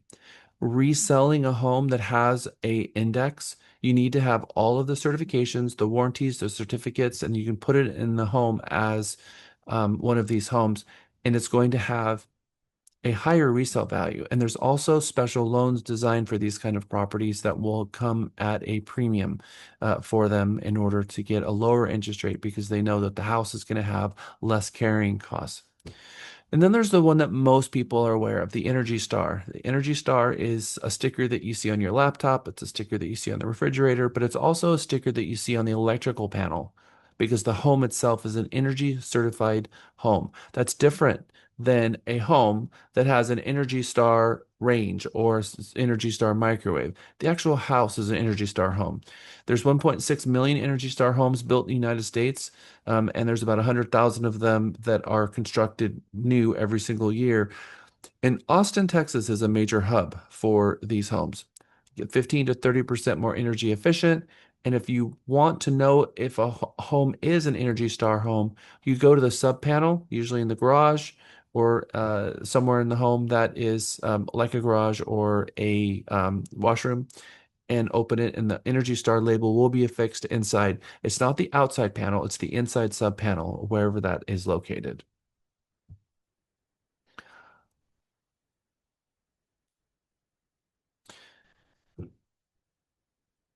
Energy Star appliances, well-sealed windows and doors with a high E value, solar panels or solar shingle, which is a new shingle itself. It's not something that is on the roof.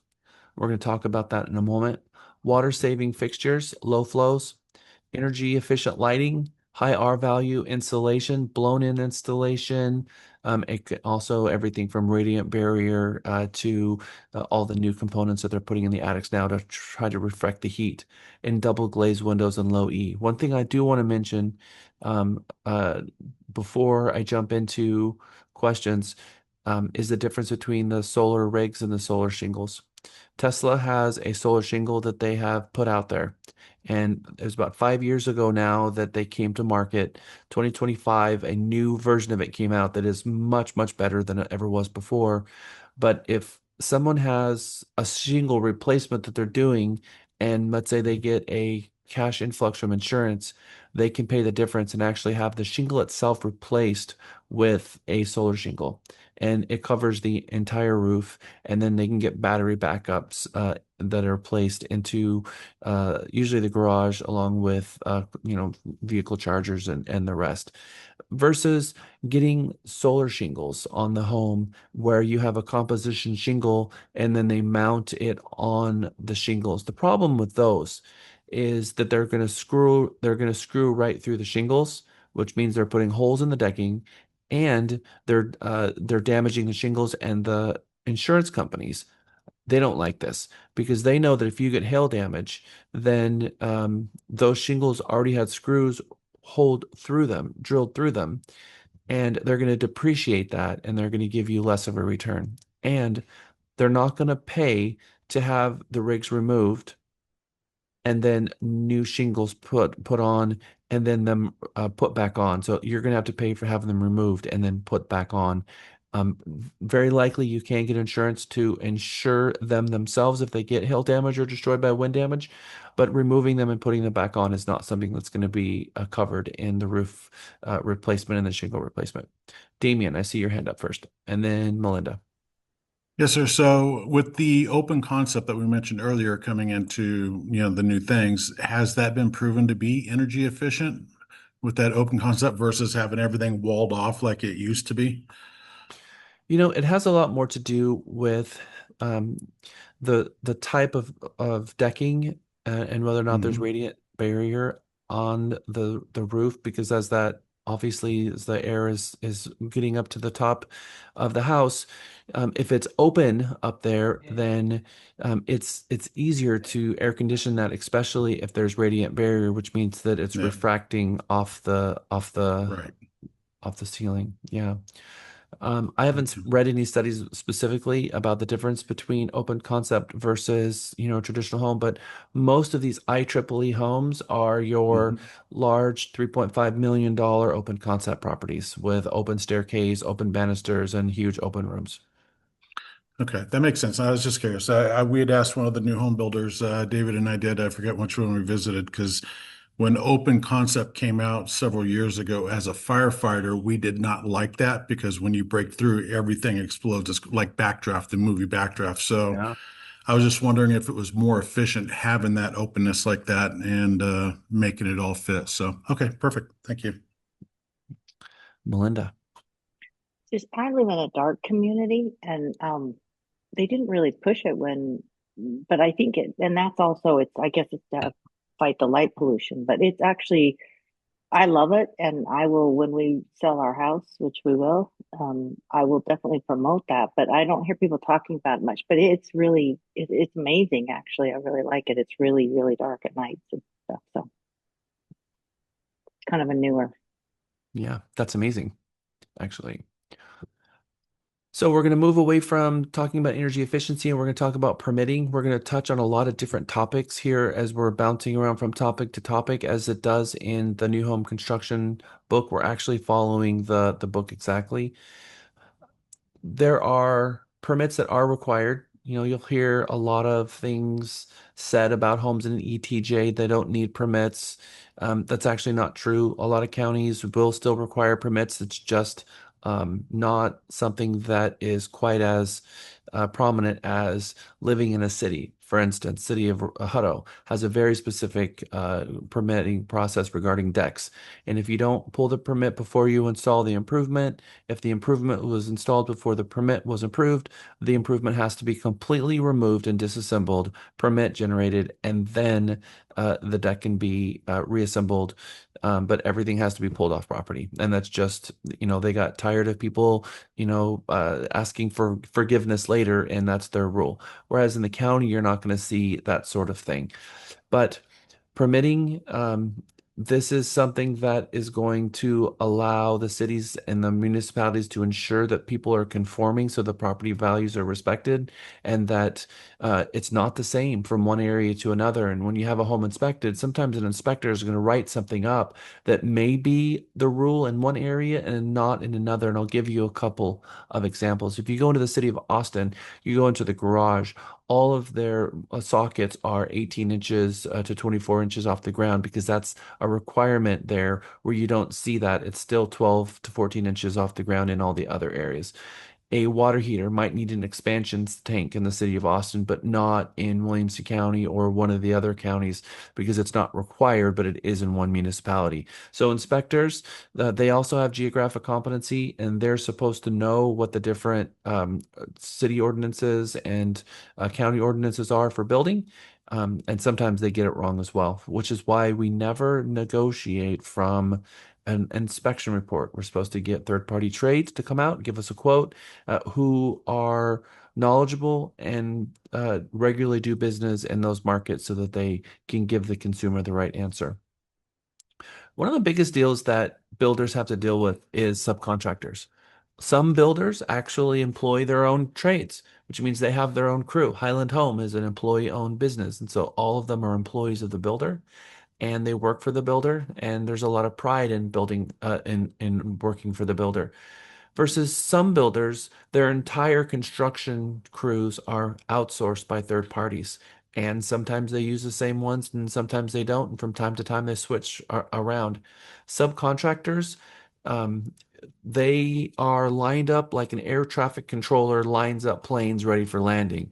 You've got your first people to come in and do the lot grade, and then the foundation, they're going to do the rough out, and then the foundation gets set, and then they're going to do the building framing, and then they're going to do, the exterior, the plumbing rough out, HVAC rough out, and they're doing all this stuff in specific phases. And every single trade has to be scheduled within enough time to get out there and do the work, and the materials get there without there being a large delay in between. And so there is going to be um, a superintendent that's going to be out in the field, and that superintendent, their job is to be in charge of all the trades. And who is not the superintendent is the on-site salesperson. They have direct communication with the superintendent that's out there managing all the trades, but there is good communication between the two. And so what typically happens is your on-site salesperson has a weekly construction meeting with the construction about what's going to happen that week so that the on-site salesperson can communicate back to the agents and the buyers of what's going on out there. As a real estate agent, we can go on property, but the buyer should not be going on property by themselves and touring the property. That is not something they're insured for, and they don't like it. And by the way, it's their home. It's the builder's house until such time as it actually closes. And so sometimes buyers go out there and they're asking people to do things that they're not allowed to do, like add a couple extra plugs in the living room or pre-wire something in the living room because it's at studs and this is going to be their house. And it would be so easy for them to do it at this time. And that we actually used to get away with stuff like that. In fact, we used to get away with it quite a bit. But nowadays, it's impossible, and they will remove an improvement if someone comes in after hours and does an improvement on the property. They have to sell it exactly as it is designed. But the subcontractors is not the on-site. So there's this gap of information between what you see in the condition of the property and you ask in the on-site. There's going to be a gap between wherever they are and communication in with the superintendent. So most of the time, the on-site is gonna, if you ask them pretty please and nicely, they'll send you photos on a weekly basis of what's going on because they'll drive the community and they'll forward those to you so that you can forward them on to the client. It's a nice service. And if they're not doing it, then every 15 days, you should be driving the neighborhood, walking the property, taking photos, and taking those photos to your client. And then you can put it together, especially if you try to take nice photos with some nice angles, you can put together a nice book for them as a closing present of the home being constructed, which is just a very cool thing. Maybe them standing in front of the lot as a family, as a vacant lot, and then a bunch of photos over time, and then them standing in the driveway when they purchase the home. And they don't know what's going on, but at closing, you're going to give them a nice little book, a diary of their home being built, which is very cool. So the superintendent, they are managing all the subs, which is site preparation, foundation and slab pour, framing, exterior siding, HVAC, plumbing, drywall and paint, cabinets, tile and flooring, and landscaping. And we have seen a lot of issues with lack of labor. We're just both materials and skilled workers being poached, which is causing massive delays out there for the builders, and it's something that they struggle with.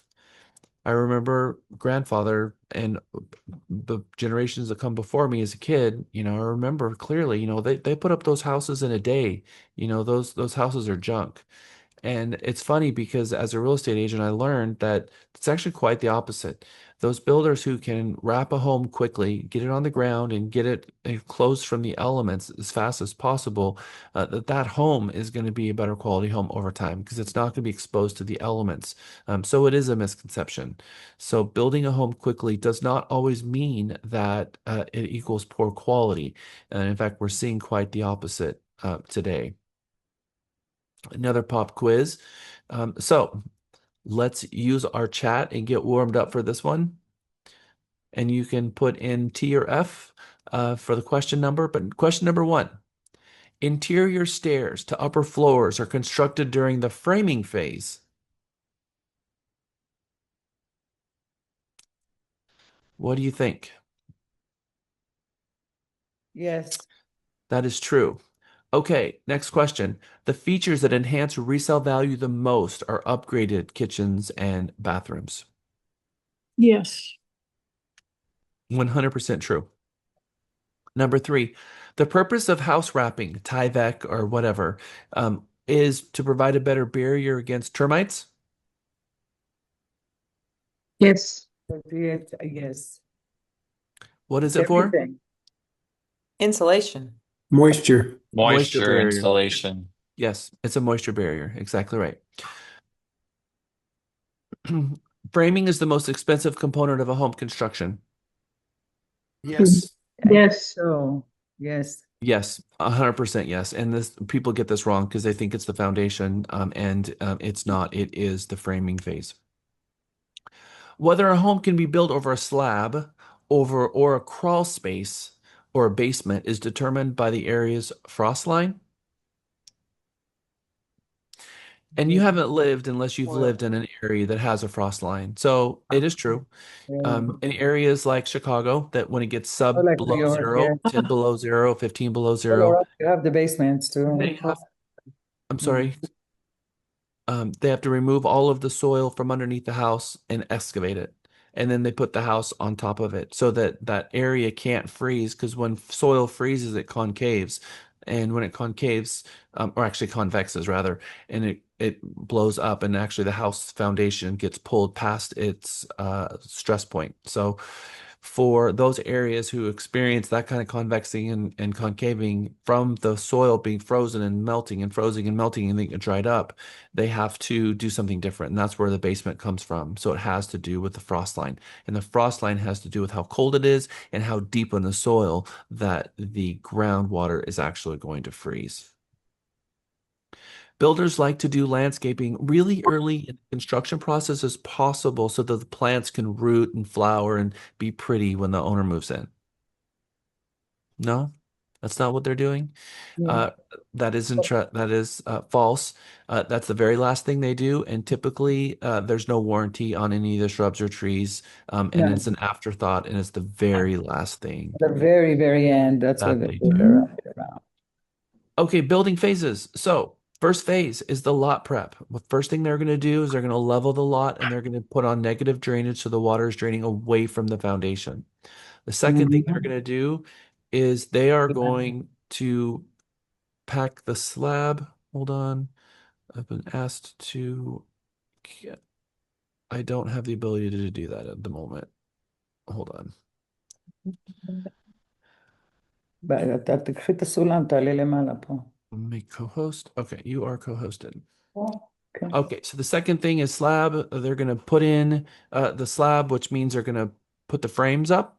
The frame goes up, and then they're going to do the rough out, which means they're going to put in the plumbing and all the exterior plumbing all the way out to the street if there's a public sewer, or to the leach lines and to the septic tank if there's on-site sewer. And then they're going to then put down the post tension or the rebar, and that's all going to be ready for the foundation company and the cement company, who's then going to pour the foundation and then set it and be babying it as that cures over about a 7 to 10 day period as they're laying in the foundation and slab. Very next thing that comes after the slab is the framing phase. They frame out the entire house, which means that they're gonna, take the cap boards and they're gonna. One of the things that put in the cement is screws in the cement so it cures, and drill holes in the cap plate, and then put a board over that and literally bolt down the caps around, and then they put the frame on top of that. And then they frame out the entire house. And part of the framing is the staircases, and all the window frames, the entire framing of the entire house, decking, eaves, even the trusses. So the home is fully framed. Once the home is fully framed, that is the time where they go ahead and they start putting in installation. They will have Tyveked and they will wrap the house. That's part of the framing phase. The moment they finish the framing, that's when they start doing the exterior, but they're actually putting in the insulation as the exterior it's being wrapped. Once that's done, then the home is still open. There's no doors, there's no windows. It's got exterior masonry or hardy plank or whatever it is, and then they start doing the plumbing rough out, hot water, cold water, water heater, all the lines, and it's including wastewater, connecting everything. You still don't have cabinets, you still don't have sinks, you still don't have bathtubs. Although the bathtub comes in right at the time where they're doing the framing, they don't have toilets or any of that. Now they start the drywall. And so once the electrical is done and the plumbing is done, then they start doing your drywall. Finish out the drywall. Once that's done, then you start seeing what they really call the finish out. Finish out is going to be cabinets, it's going to be toilet, it's going to be flooring, it's going to be all of that stuff. And then they do the landscaping. Once the landscaping is done, then they do final inspection and then certification of occupancy. So that's kind of the 10 phases that you see that they're building out the homes. And in construction costs of those 10 different phasings, the framing is about 14% to 17% of the actual cost of the home, which is quite a bit, whereas the foundation is about 10% or just a tad over. Isolette. Real quick on the previous slide, after where it said final inspection, what was to the side? Pop quiz. No, at the bottom on the right, under number 10, slide above. Your Certification certificate of of occupancy. occupancy. Yeah. Certification of occupancy. Thank you. Yeah. So final inspection and certification of occupancy. Okay, so framing is 14 to 17%. Foundation is right at 10% or just a bit over. The exterior walls, which is going to be either your masonry or your hardy plank, and of course, it's going to be more expensive if it's going to be natural stone or masonry, but that's less than about 5 to 8%, depending on if it's going to be brick or hardy plank. Then they're dealing with plumbing, which is about 6%, counters and cabinets, which is about 5%, flooring, which is about 4.6%, less than 5%, HVAC, 4%, interior trim and mirrors, 4.3%, windows, doors, stairs, 4.2%, drywall, 4%, shingles, 3.5%, paint, 3.1%, and the rest of it is 17%. And now we're talking about anything from fittings to the rest of it. And that's a big part of it, but it also has to do with lot grade and that sort of thing. But this is directly out of the National Association of Realtors NHC New Home Construction book, exactly as you have the PDF in your email. One valuable thing that we can do as real estate agents is offer walkthrough and be there for the walkthroughs.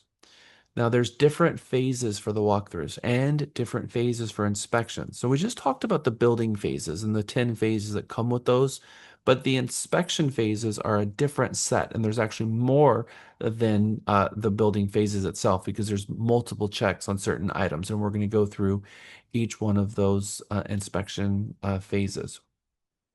So walk through at each one of the phases is something that often clients like.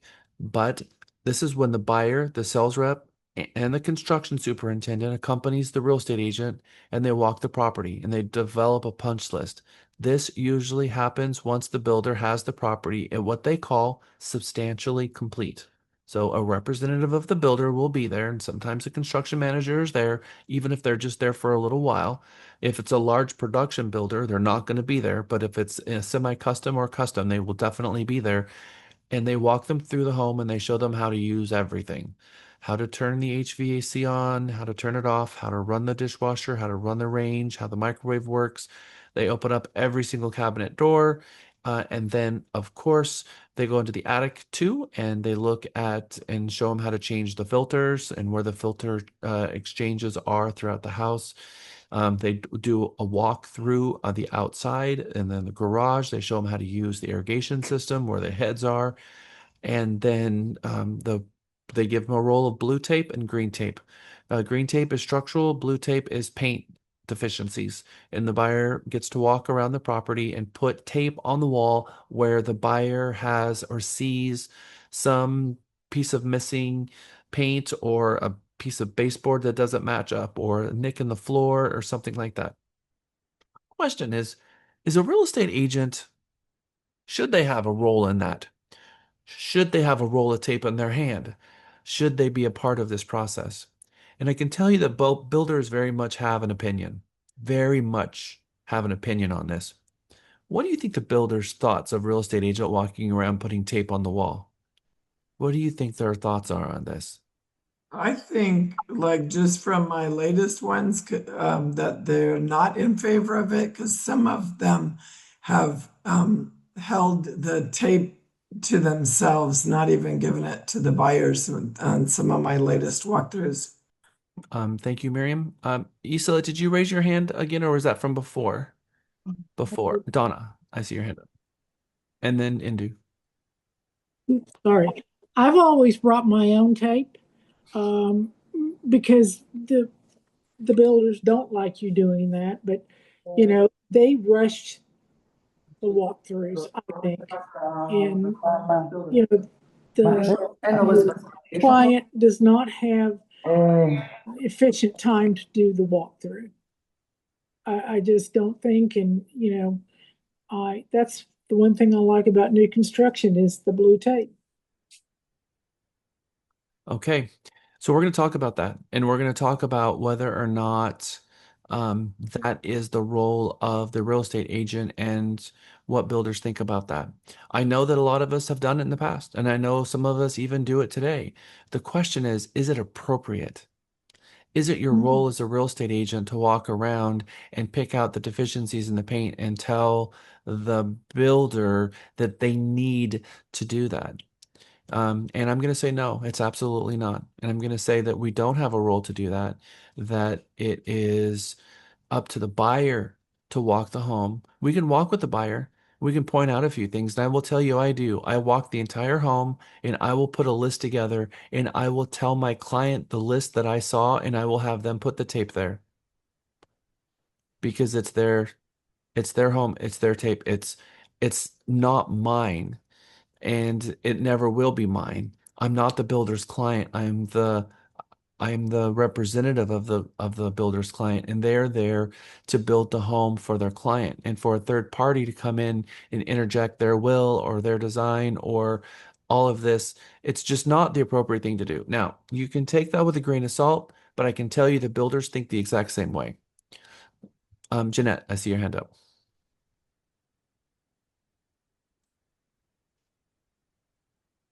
And then Indu. Jeanette, I can't hear you. Okay, I'm so sorry, I was on mute.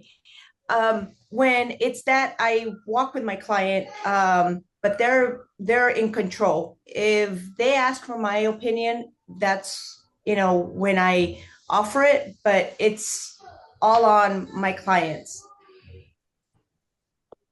Yeah. I think that so let me be clear.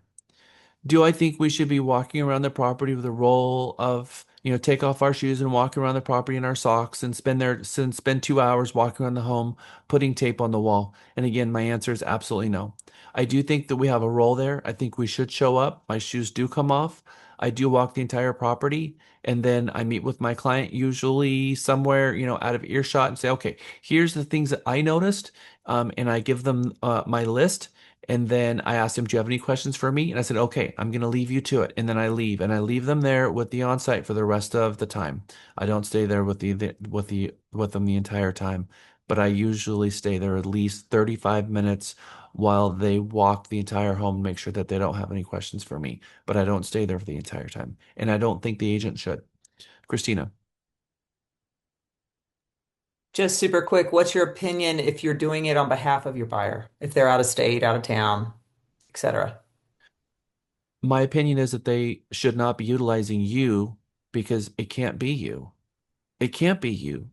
You're now the one that's taking the liability and the risk for finalizing what is going to be their home. And if they don't like that, that's your license, that's your reputation, that's your liability, and you're taking on um, something that you can't. My recommendation is, Mr. and Mrs. Client, I want you to fly out for the walkthrough. This is going to be your home, and this is important enough that you need to do it. You need to be here. Or they need to hire a representative to do it. Now, again, this is a big deal, and we take on that risk and liability, and it's not ours. Every single agent in this firm is going to have a different eye of detail. And if I ask every single one of you to do it, every one of you are going to do it at a completely different level. Some of you are going to make the house look like it has blue chicken pox. And other of you are just going to look at the major things. So how would a client be able to know whether your level of detail is anywhere near theirs? How? It's simply not possible. and the liability is huge. So my opinion is we have to have we have to have a conversation with that client about what they're asking you to do. You're asking me to step in as a homeowner and determine how the finish out's going to look. And that's not something that I can do, but I can let someone in that his, do you have family in the neighborhood? Do you have family anywhere here that I can let in that do this for you, or can you come out here and see it? It's a big deal. Anybody else have any comments on this? Indu. Most of the time, I just let my clients know, hey, I'm right here. If you have any confusion or any question, please do let me know. We can put forth that question or concern to the builder or whosoever is there, as their representation or for the orientation. They usually come to me, and then if I know about the fact, I will just confirm it with the orientation guy, and I'll tell him, yeah, my clients are concerned about this. Do you think this is to be taken care of right now? So basically, I ask, let my clients know I'm right here. If you are concerned or confused about something, just let me know. I'll try to get it clarified for you. Thank you, Indu. I appreciate it. Okay, good. Bryce, I see your hand up. Oh, yes. I mean, it's our job to educate our clients, right? I mean, there's going to be some builders that we know to check under the sink at a certain part, maybe, or in the garage for a certain thing. So it's really just educating your buyers and even sending them like a YouTube video tutorial of like things to look out for in your potential walkthrough. So that way they can physically see it and then kind of practice that on their own instead of you kind of guiding them through that walkthrough. Yeah, the reality of it though, Bryce, is that there are it is difficult.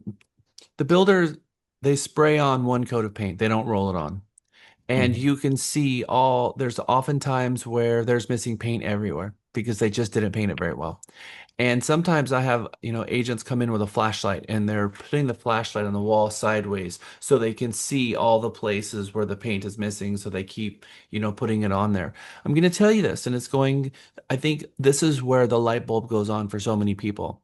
The builder is never going to paint the house like a custom painter or someone who's going to roll it on. You know what I did when I bought my model home before I moved in?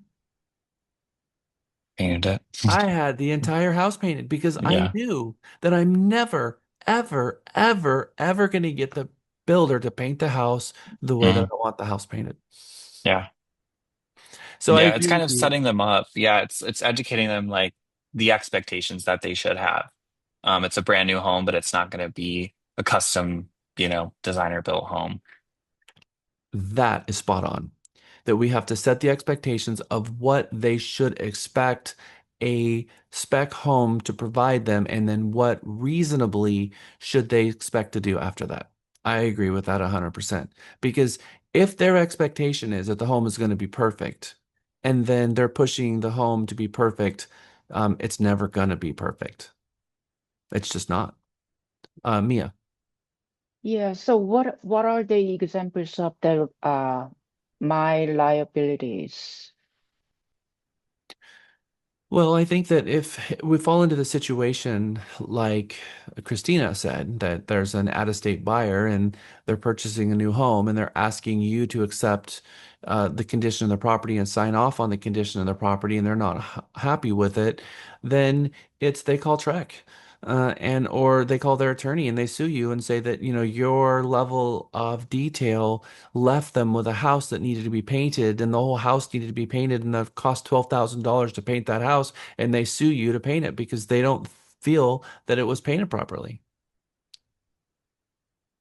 That's the level of liability that you really reasonably would have. And I don't want that kind of liability. Now, how do real estate I serve as an ombudsman for Texas Realtors. I serve as a mediator, and I've mediated hundreds and hundreds and hundreds of these types of situations. A customer that's furious and an agent that said that wasn't my job. And then we dig into it, and the expectations weren't set correctly. The agent agreed that they would do something, but then later said that it wasn't my job. which is about what I'm about to do here in about 30 minutes when we go on break. I'm going to be sending out an entire email to the company saying, you don't get to winterize your client's property for them this Saturday and Sunday. Because if you agree to go and winterize that property and your winterization doesn't work and those pipes freeze and break and then melt and flood the house and $100,000 worth of damage happens, you own all of that. And so many agents want to go out and put, the water, the little thing outside on the spigot and like, okay, well, I'm going to go do that because they don't want to say no. They want to go and do it, but they don't realize the amount. You touch it, it's yours. You touch it, you own it. They're taking responsibility for that property now and its condition. So what do they need? They need a handyman. They need someone to go out that is going to do it properly as someone would. Make sense? No difference here. Risk reduction and liability is actually the broker's main responsibility and job. All right, so we blew past the break when Dulce was here, and so we're 35 minutes past. I was going to push it to 4 o'clock, but I'm not going to do that. I'm going to give you a break now. It's 3:35. Let's come back at 3:45. And then we're going to go from 3:45 to 5 o'clock, and we have got just enough time to get us through the rest of the day. Welcome back. Who'd have thought they need Jack here where we need Jack here where we need welcome back. Welcome back, welcome back, welcome back. Okay, we are back, everyone. There's a few things we're going to talk about right now that are really important things that you do remind your client about, things that we need to be involved in that often get overlooked. There is, and not just in new construction, but on any transaction, as a matter of fact. Often we have a title company do something for us that's maybe not their responsibility, but in some major markets, they'll just do it for us as a courtesy. That courtesy turns into tradition, and then it turns into expectation. And then we feel like that's something that they're supposed to do, and they're in the wrong if it doesn't get done. As an example, ordering a home warranty is not something a title company likely should not be ordering the residential service contract or picking the residential service contract company. That should be something that the real estate agent advised the client of their choices and then pick the amount, pick the policy they like, and then ask for the dollar amount in the contract from the clients actually picking the policy and them choosing the number, not us just taking and picking a number and throwing $550 in 7H because someone once told you that that's what American Home Shield charges. That's not really what we're supposed to do. And sometimes the number gets filled in there and the agent doesn't do anything and they just let the back end process of title handle that for you. Some areas, that's not it at all. If you go into small areas like Taylor, Texas, and you work at Longhorn Title, work with one of those title companies, they're not going to order it. And if you fail to order it, it was completely on you. So, as an example, uh, residential service contract is a good example of that. And so is property surveys are good examples of that. Then we get into a transaction, and oftentimes a lot of our clients are getting financing. And because they're getting financing, there's other processes in place that also ensure that things are getting done, like the lender ordering a binder of insurance on behalf of the buyer. And we get used to that happening and think that that is a function of the lender, and that's something that the lender needs to do. And if the lender forgot, well, then that's on them. And then we get into a cash transaction, and we've never had that on our checklist before. It's something that the lender's always done. I didn't know that that was something that we needed to do. It's on the buyer to remember to order insurance. But just think about it for a moment. If there's no lender and the buyer pays cash, who in the transaction other than the real estate agent is supposed to tell the buyer that they need to order insurance for the home, at least get a binder and make sure that the home is protected, and what kind of insurance likely should they order? Now, we're not an insurance agency, but I will tell you that I always ask my client, speak to your insurance carrier about flood insurance, about getting flood insurance, because most homes that flood in a non-flood zone area, and the cost of flood is insurance is likely very inexpensive in a non-flood zone. And if it turns into a flood zone, ask them about you being grandfathered into that price versus all of a sudden one day you find out now you're in a flood zone and your home insurance, the flood insurance is $10,000 a year, which is cheap for flood insurance, by the way. So insurance is a big deal. We should have on our checklist that every single buyer be advised that they need to get a policy of insurance.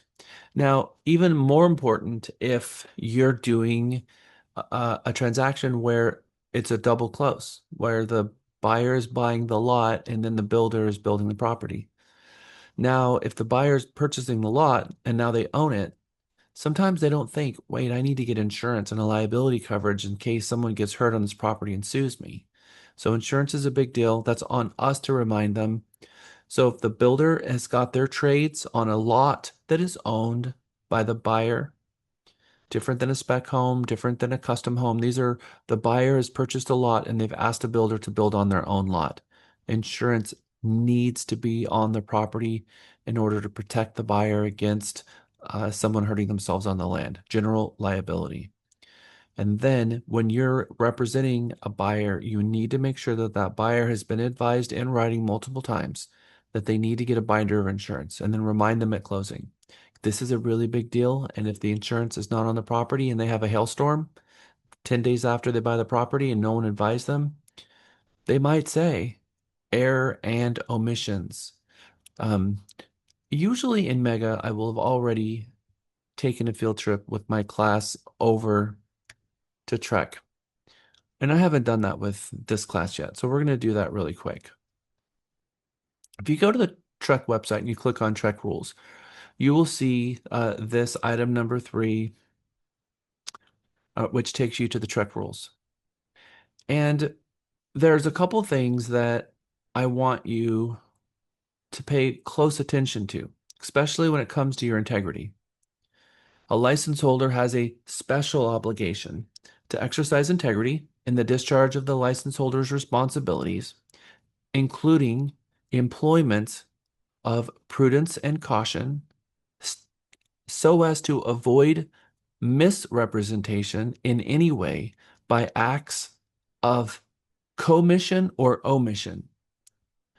Misrepresenting the client by forgetting to tell them something that you were supposed to, or telling them something incorrectly, is what this says. So your integrity, as part of the 3 definitions of the canons of professional ethics and conduct that's built into the TREC rules of ethics and conduct for a licensee, is that we have to make sure that everything we're telling the client is correct and be making sure that we are advising them on these types of things so that if they have a loss and we did not tell them that that was likely something that they needed, it will be our responsibility.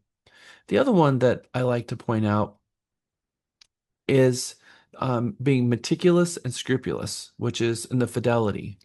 And when we really, there's another class I teach that we're going to kind of dig into this in our bulletproof contracts class, but that we need to be scrupulous and meticulous.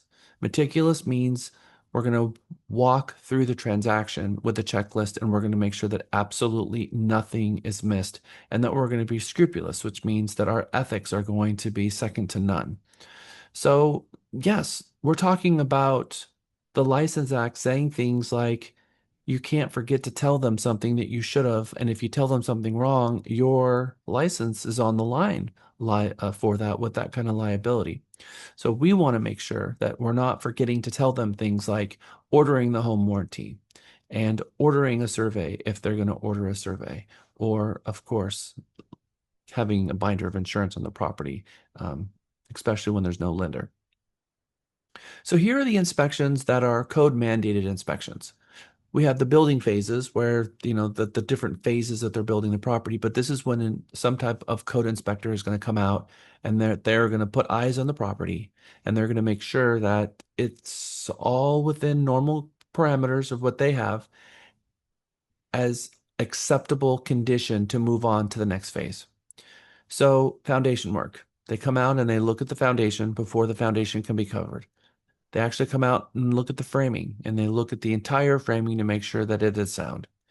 Mechanical, that's going to be all of your major mechanicals, everything from HVAC venting and the water heater and the HVAC and all the major mechanicals, especially as they pertain to gas lines, are all set up and configured safely, that they all have the right amount of space between all of the different devices and everything's to code.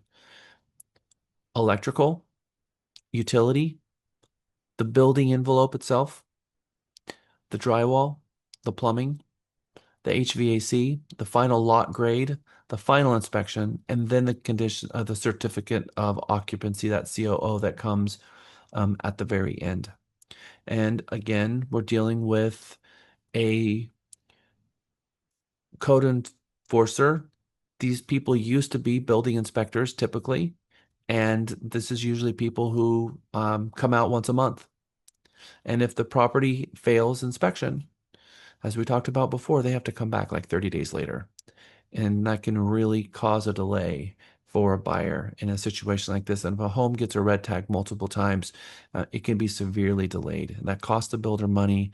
And also the buyer is probably frustrated with the amount of time. And sometimes they don't even know what's actually happening in the background and why they're delayed. There is a clause in the buyer's contract from the builder. And let's talk about the contract that the buyer has with the builder. Do builders use promulgated contracts by TREC? No. What gives you the right to advise a buyer on a TREC contract? Anybody know what that mechanism is? Of what gives you the right to advise a buyer on a TREC promulgated contract? My license? Mm-mm. No. Your license doesn't give you the right to advise on a contract. Having a certified contract trainer like me train you on the contracts is what gives you the right, which is why the continuing education has to be there. We are trained on those contracts. We're not attorneys. We didn't go to law school. And so that's a gap for us. We don't have that competency. It's not our lane either. But we have had specific training on how to properly fill out a rep agreement, a amendment, a contract, all of the promulgated forms. We've had specific training on them, which then gives us the right to help and advise a consumer fill it out. One of the things we train on as instructors is as long as the parties are behaving. Once the parties are no longer behaving, you lose the right to advise them on the contracts because now we're talking about how do you enforce the rights that are in the contract against one another? And you have to have an attorney assist with that. So, asking that question exactly the way I asked it, the builder contract, is it promulgated by TREC? What gives you the right to advise your client on a builder contract? There's only one right answer here. You don't. That's correct. You don't. You do not have the right to advise your client on a builder contract. And so you have to sit with the buyer in front of the onsite as they're going through it. Do you have any questions for the onsite? Because you can't advise them on it. It's not your contract, and we're not attorneys. And advising them on the contract, even answering a simple question, is the unlawful practice of law. And our license says that that is one of the 23 prohibitions, or put it another way, one of the 23 things that is censure for licensure revocation that I showed you guys earlier in Mega. So don't fall into the trap of thinking I'm a real estate agent and I help clients, I advise clients on contracts all the time, that this is just a builder contract, that something gives me the right to do this, so I'm going to do it. That something was specific training on a specific form. So without the specific training on the specific form, we don't have the right at all. So it must be promulgated by TREC or the Association of Realtors in order for us to be able to advise our clients on them. So whatever questions that the buyer may have, they need to ask the onsite. And oftentimes the onsite doesn't know their contracts very well. And so we have to make sure that the buyer doesn't have questions. And if they do have questions, then the onsite has to answer it. Now, there are clauses that are inside the contract that we may know very well. We may know it so well that it's possible that you know it better than the onsite. But according to the law, it is unlawful for you to advise the clients because it's outside the scope of your license. Just like we're not doing, any kidney replacements anytime soon. We don't have the ability to do it with the license that we have, right? It's that plain and simple. We're going to talk about a lot of clauses that are in the contract here coming up in the next hour and how we should advise our clients through these. One of them is the substantially finished clause, where the builder will allow and force the buyer to close based on what they will deem as the property being substantially finished. And it's always a fairly loose paragraph that is not necessarily very long, 4 or 5 sentences long, and it doesn't define what substantially finished means in a way that we would be able to argue. So when the builder comes to us and says the buyer has a close date and they need to close, and then we start arguing with the builder, they can't close, we're actually now arguing a contractual matter between the buyer and the builder. The builder and the buyer have a contractual agreement between the two of them that we're not a part of. And we can't argue with the builder about their own contract that they have with our client. So one of the things we have to tell our client is, look, I need you to be aware of what is in this contract, and I need you to read it. And unfortunately, sometimes builders are they're not forthcoming with a copy of the contract so that the buyer can read what they're signing ahead of time. In fact, if you ask them for a copy of it, they will tell you no, you can't have a copy of it. Bring us earnest money, and then we will send you a copy of the contract, and we need it signed within 24 hours, or we're not gonna keep the hold. Builders do not like holding earnest money and the buyer not immediately sign the contract. So they typically will force the buyer to immediately reach out to their lender, immediately get pre-qualified over the phone, and then immediately sign the contract. And they're pushing to get that done. And the contract is longer than the contracts that we have today. And usually it's e-sign, e-sign. D.R. Horton and NAR sends it to their cell phone and asks them to sign it on their cell phone on the spot, not having read the contract at all. So there are some clauses that are in the contract that we have to tell the client that's there.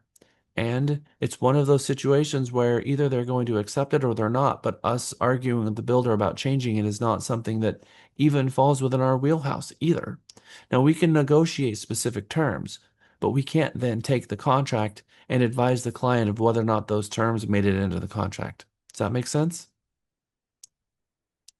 So this might be a game changer for some of you who have been doing business differently. You've been reading the client, going over the contract and reading it, and all of a sudden we step back and it's like, oh, well, this is directly out of the National Association of Realtors, and all 1.3 million real estate agents are getting the same exact information across the entire country. So this is not just the state of Texas. This is California. This is all 50 states.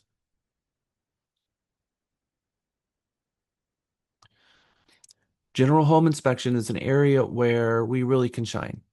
The builder will tell the buyer, usually when they're not represented, that they don't, some builders will tell the buyer that they don't need to get an inspection because the builder is going to pay for an inspection for the buyer and that they don't need to worry about it because their third party inspector is going to be inspecting it and then they'll fix anything that comes up. Do you think that our recommendation should be that they get their own independent inspection separate from the builder or to lean in on the builder's inspection? To get their own. Yeah, right. Because then the on-site inspector is going to, or the third-party inspector is going to come out and inspect the property. Now, we have a tendency to order the inspection. And we call the inspector and say, hey, I'd love to have you out over this property. Here's the address, and give them the square footage and all the pieces of information. And there's nothing wrong with that. However, most of the builders these days are going to want to see a general liability insurance coverage from the inspector. So you need to get the inspector and the builder connected. The builder is not going to make an automatic assumption that an inspection is going to happen. And oftentimes what will happen is the real estate agent will ask the inspector to come maybe the day before they're going to do their first punch walk, where they're going to do their tape walk. They'll ask the inspector to come the day before. But sometimes they don't tell the builder, and that's not something that likely should ever happen. The inspector should never be at the property without the onsite being aware of it and approving it. So in the old days, we would just call the inspector out, and the inspector would just go out and inspect the home. I mean, the neighborhood was open and, no issues. But that's not how it can happen anymore. So we need to call the onsite or email them and say, buyer's elected to do a third-party inspection, and inspector would like to be out there Thursday at 3 o'clock. And then they'll reach out to the inspector, they'll ask for the insurance, and then they'll set that up. And then now the inspector still works for the buyer. There's that relationship. The buyer has to pay for the inspection, and then the inspector will provide the inspection report to the builder. If you are working a transaction and you are a new agent, let me give you a piece of pro tip advice. Never send the inspection report to the listing agent. That is not something you're not going to make friends in the sandbox by doing that. In fact, they're going to find that as very distasteful. So just don't do that. Now, there's certain situations where you're really just, digging in on a negotiation situation, and you ask them, would you like me to send you that portion of the inspection report? And they say yes. We don't have the authorization to send them that section without getting something in writing from the buyer saying, do you authorize that I, take a snippet of this page and send it to the listing agent? And they say yes, and you have that in writing. Then you do, because that is a private report between two parties, between the inspector and the buyer. Strictly speaking, we're not even supposed to get a copy of it without the buyer telling the inspector that they send it to us. But now here we have it. And now we're supposed to, but working with a builder is a completely different scenario, and typically they want the whole report. And so working with an on-site builder is different than working with a resale home. And so I would still ask, hey, I've got the inspection report, and they'll say, yeah, just send it over, is typically what you'll hear from an on-site builder. You're never going to hear from a listing agent on a resale home, yeah, just send it over. So it's a very different practice in those two situations. Christina. Super quick question. As far as in writing, does their initials on that repair summary that No. we get like from Spectora, does that suffice? It does not. Okay. I mean, I just made an assumption that you were talking about something, and then I heard you said something different. No, in conjunction with the amendment. When I send an amendment to the client with the repair summary and they initial it, is that enough in writing that they know I'm going to share that with the listing agent? No, we have to get in writing if we're going to share the report with anyone. They have to authorize every time you're going to share it with anyone for that specific case. Even those snippets. Yeah, even those snippets, right? So that report is confidential, and there's been situations where a real estate agent shared a copy of the inspection report, and the buyer didn't want that. They overplayed their hand, and the buyer sued the brokerage, and they received damages because they overplayed their hand and they had no authorization to send a report that was in the name of the buyer that the buyer paid for, that the agent had no ownership of, to send to a third party. So in each case, we have an obligation to make sure that we get in writing every person that we send it to ahead of time. Janice. On a new build, do you recommend inspections during certain stages or just the final inspection? That's a really good question. I'm going to get there in just a minute, which is we're going to talk about phase inspections. That's a good question. It's coming. So when it comes to the builder and the real estate agent's role here is to contact the onsite, make sure that the onsite knows that the inspector is coming, get those two connected so that they can deal with the insurance thing ahead of time. And then most of the time the inspector is going to send the inspection report to the buyer and then ask for a copy of it. Once you get a copy of it, then you can review the inspection report, and then from the client's perspective, how you're going to put together an amendment and ask for the repairs. And the client signs the amendment, which gives you authorization to present the amendment because they have the client's signature on it. But they need to also have something in writing showing that you're going to include an addendum, or that you're going to put an attachment, and that inspection report is going to come along for the ride. No different if it's resale or new construction. So then you have all the right parties were authorized and notified. The inspection was done. You've got a copy of the inspection report, and now have a conversation with the buyer. Mr. and Mrs. Buyer, the builder most likely will fix anything that shows up on the inspection report. Do you authorize me to send it to the builder and begin the negotiation of that? Yes. Great. I'm going to send you an email with that just to make sure I've got that in writing, and then you send it to the builder and CC the client, the buyer. Never CC the builder or the lender without CCing the client. They get a front row seat to everything we do. And then I usually call the onsite. Hey, got the inspection report, couple items. Come on, what do you want me to do with this? Well, what are the items? And I walk them through it, and they say, okay, do you want the report? Yes, great. I send them the report after getting it in writing from my client, and now they have it. Now we have the punch list. That inspection report usually is going to come out. Hopefully, the builder wants this to happen in this order. The inspection report is done before the buyer shows up for their punch walk so that they can have those items completed. It's not always the case. Sometimes the inspector is there while the client is doing the punch list. Sometimes those two things are lined up, and the builder doesn't necessarily like that as much because they kind of want to have all of that stuff from the inspector done ahead of time, but not always. So it's just all the timing is going to come together as it comes together. And sometimes the inspector comes out the day after the punch walk. But in any event, that's the time that the general home inspection is the final one is supposed to be done. And now you've done the punch walk along with separately you have the home inspection, and it can come in any order. It can happen at the same time, but typically they want the inspection done before the punch walk. But in any event, it can happen in any order. So the next visit with the builder, with the buyer, is going to be approve the condition of the property and mark it done. Now, if the builder has items left on a list where they're not yet completed, the builder may have a punch list, and it's called the builder punch list. And then the buyer will sign a document saying that the buyer will agree to close, and that the builder will finish the items that's on this punch list after closing. It goes to the lender, it goes to the title company, everyone signs it. It's a document that everyone is well aware of. The title company is going to say, are there any agreements that you've signed with any third parties that's not in this paperwork? And the buyer's going to say, no. Wait, is the punch list in here? Yeah, the punch list is in here. Yeah, no. Okay, all the agreements are here. And then they sign all the documents and they close. I'm going to tell you some real world advice. One thing we can tell the buyer is, Mr. and Mrs. Buyer, if the builder is telling you to close, and they're telling you that if you don't close, that they're going to instigate a per diem charge for every day that you didn't close, and you're refusing to close because you want them to finish this punch list beforehand, from my experience, where you are right now is when this punch list gets pushed out to after closing, they're not going to do it in the same speed and effort as they did before. That is true.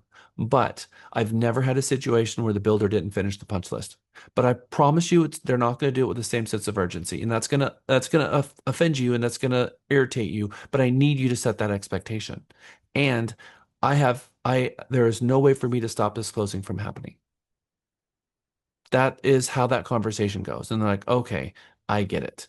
Now, if you want to, try to light everyone's hair on fire and call the onsite and tell the onsite we're not closing, we're interfering in the agreement that they have, and we don't have that right. But we can talk to them about it. Hey, talk to the buyer, and they're just really kind of pushing back here about closing. Is there something we can do about this?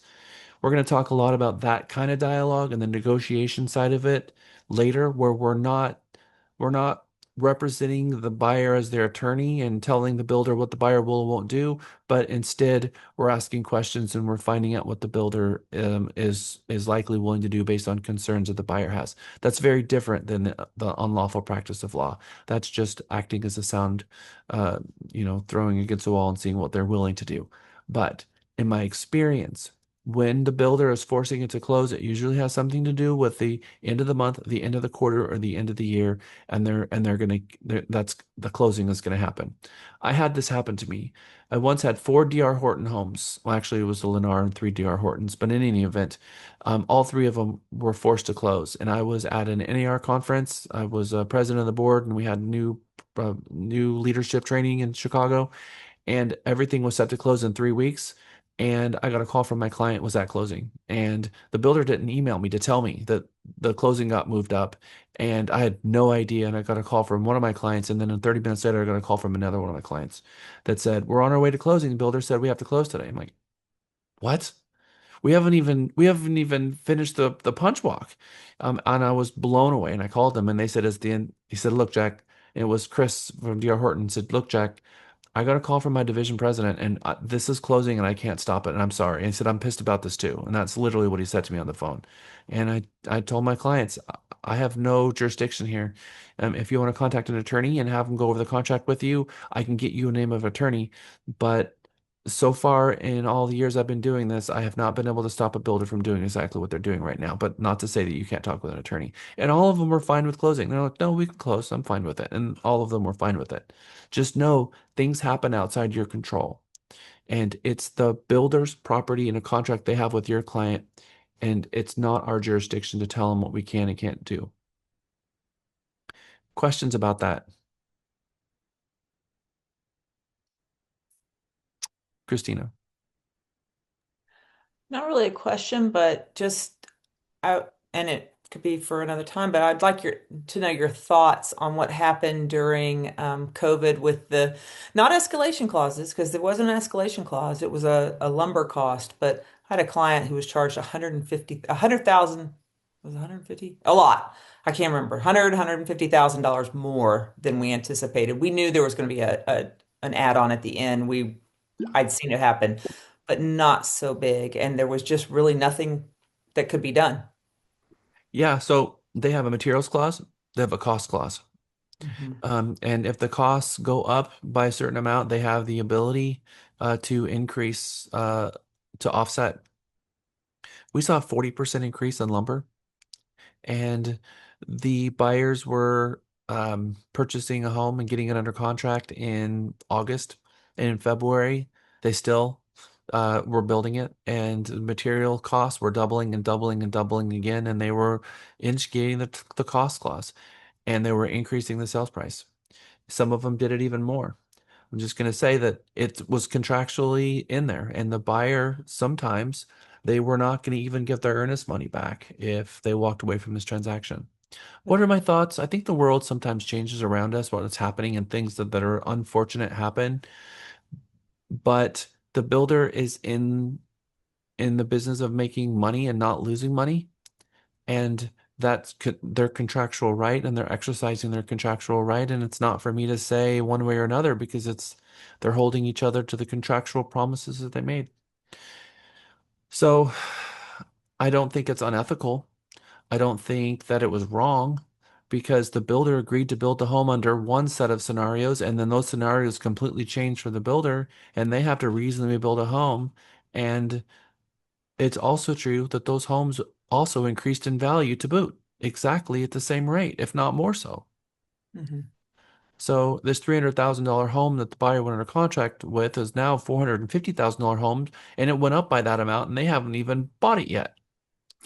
That was absolutely the case, because the house next door sold for more than what they were under contract for, and this was like almost $1 million house. The problem was, the really big problem was that the build quality did not correlate with um, what they ended up having to pay in the end. There was a lot of problems with that because the house sat framed for a long time. Another conversation, but it was just a sad situation. Yes. Um, and in situations like that, if they don't want to close and they don't like the quality of the house and they feel like it's inferior construction, then let's lawyer up. It's time to lawyer up. Okay, builder warranties. This is one of the big advantages that of reasons why buyers actually do buy a new home. They love the 1-2-10 warranty. And it's going to be 10-year on major mechanicals and foundation, 2-year on structural, and 1 year for finish. And that 1 year ends is why we have the 1-year builder walk. So if the client purchases a home January 1st, then about October, November of that year, we're calling them, and which is hopefully the third time we've called them and asking for referrals and asking how they're doing in their family and their new home. But in October, we're calling them and saying, hey, remember, your warranty is coming up at the first of the year. We need to have the builder out and rewalk the property, and they're going to fix any settling stuff that you see, settling cracks in the home, and anything that's not aging. Normally they'll cover all of that stuff and fix it. And this is the last opportunity to do it. And a lot of times agents don't make that phone call and the buyers forget about it. And the builder often is not going to call them and say, hey, we're going to come out and fix everything for you. It's actually usually consumer driven, not builder driven. So if the client doesn't call, the service doesn't happen. And if the deadline passes, their ability to exercise their right to get it done has vanished. Isolet. Okay, you mentioned the 1-2-10 warranty. Is that the reference for the question when we were playing the game about the average of 5 years? The answer was well, I guess the question was, do builders warranty the work on an average of 5 years or something like that? I'm just wondering what your base, where that came from. Because in my head, I was thinking 1-2-10.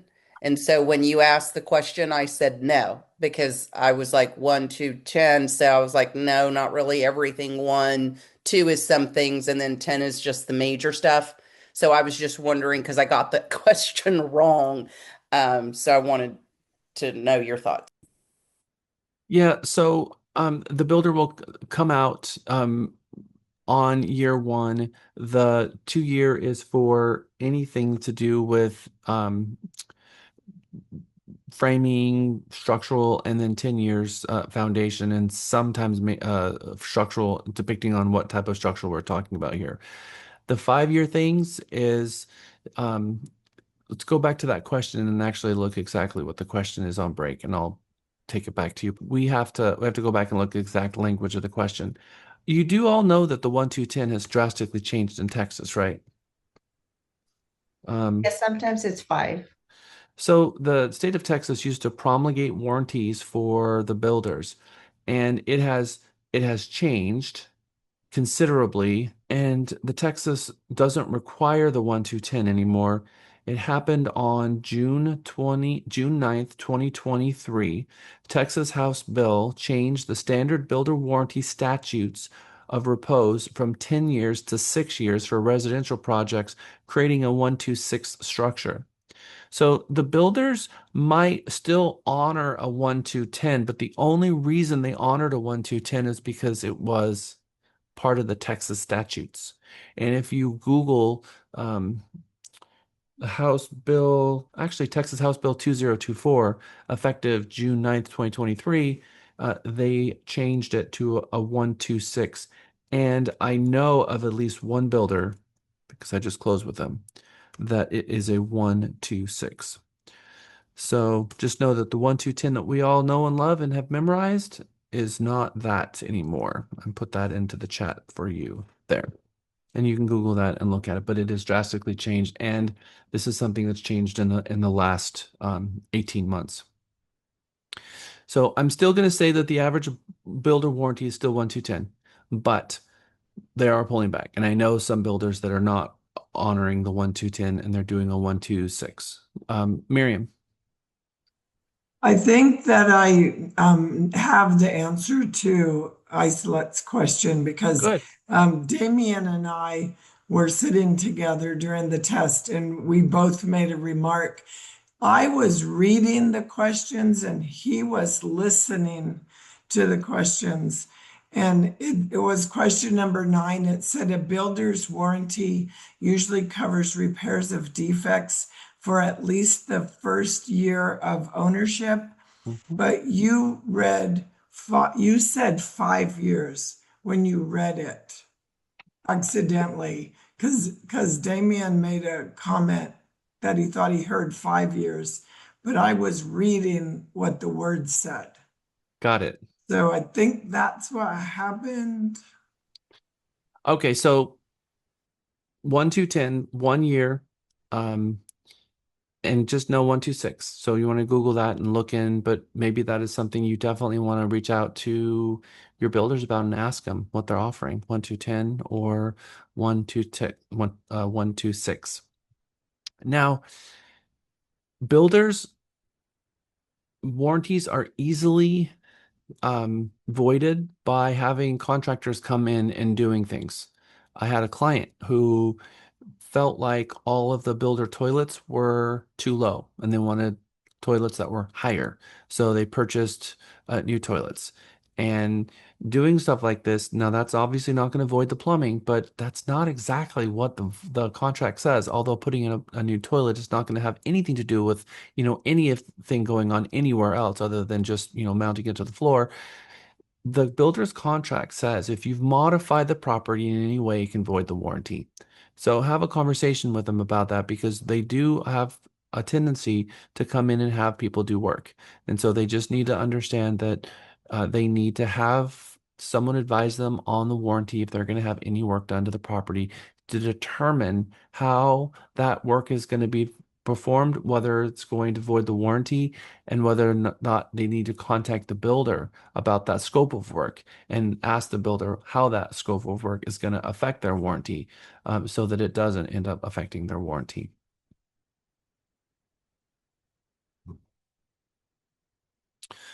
Custom homes and spec homes.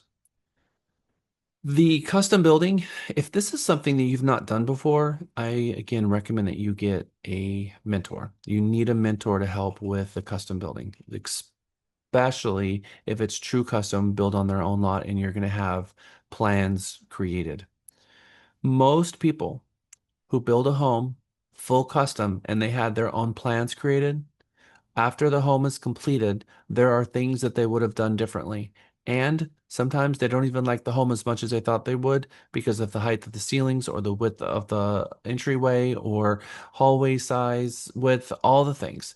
It's very difficult to get a feel of what the home is going to be like. Now, they've got some cool things now if the builder is bought into it, but they've got AI goggles that can walk people through a floor plan and they can kind of see a 3D representation of what it's going to look like. And that is here to stay, and that's going to get better and better as we move forward in time.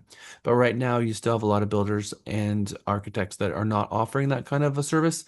And so the buyer is really just looking at a one-dimensional piece of paper and trying to get an idea of what it is that they're buying. So even for a buyer who's buying a spec home and there's nothing in the neighborhood, sometimes the floor plan is built and then they look at it and they're like, no, I just don't like it. They have the ability to bail on that transaction. Maybe they'll lose their earnest money, but they have the ability to bail.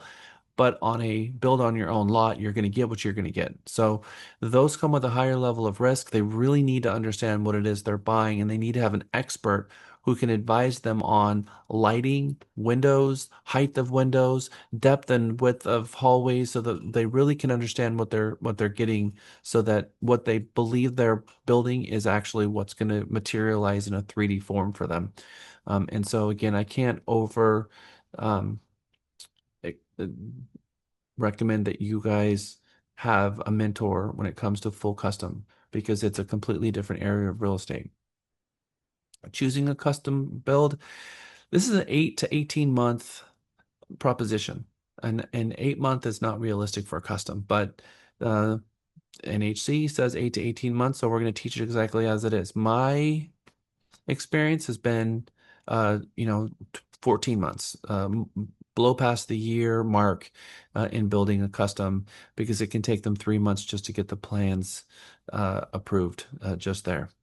There's going to be quite a relationship built between the architect, the builder, and the client over that time period as they are, really building out this custom property and deciding what materials. The architect is really going to, typically working with architects is actually, it's a cool process because they have a lot of passion about what they're building and they put a lot of thought into it, and they can articulate really well what they're trying to build in a feeling way, so the client can kind of get an idea of the height and the width of the rooms and the light. I've done this several times, and it was a very learning experience for me going through it.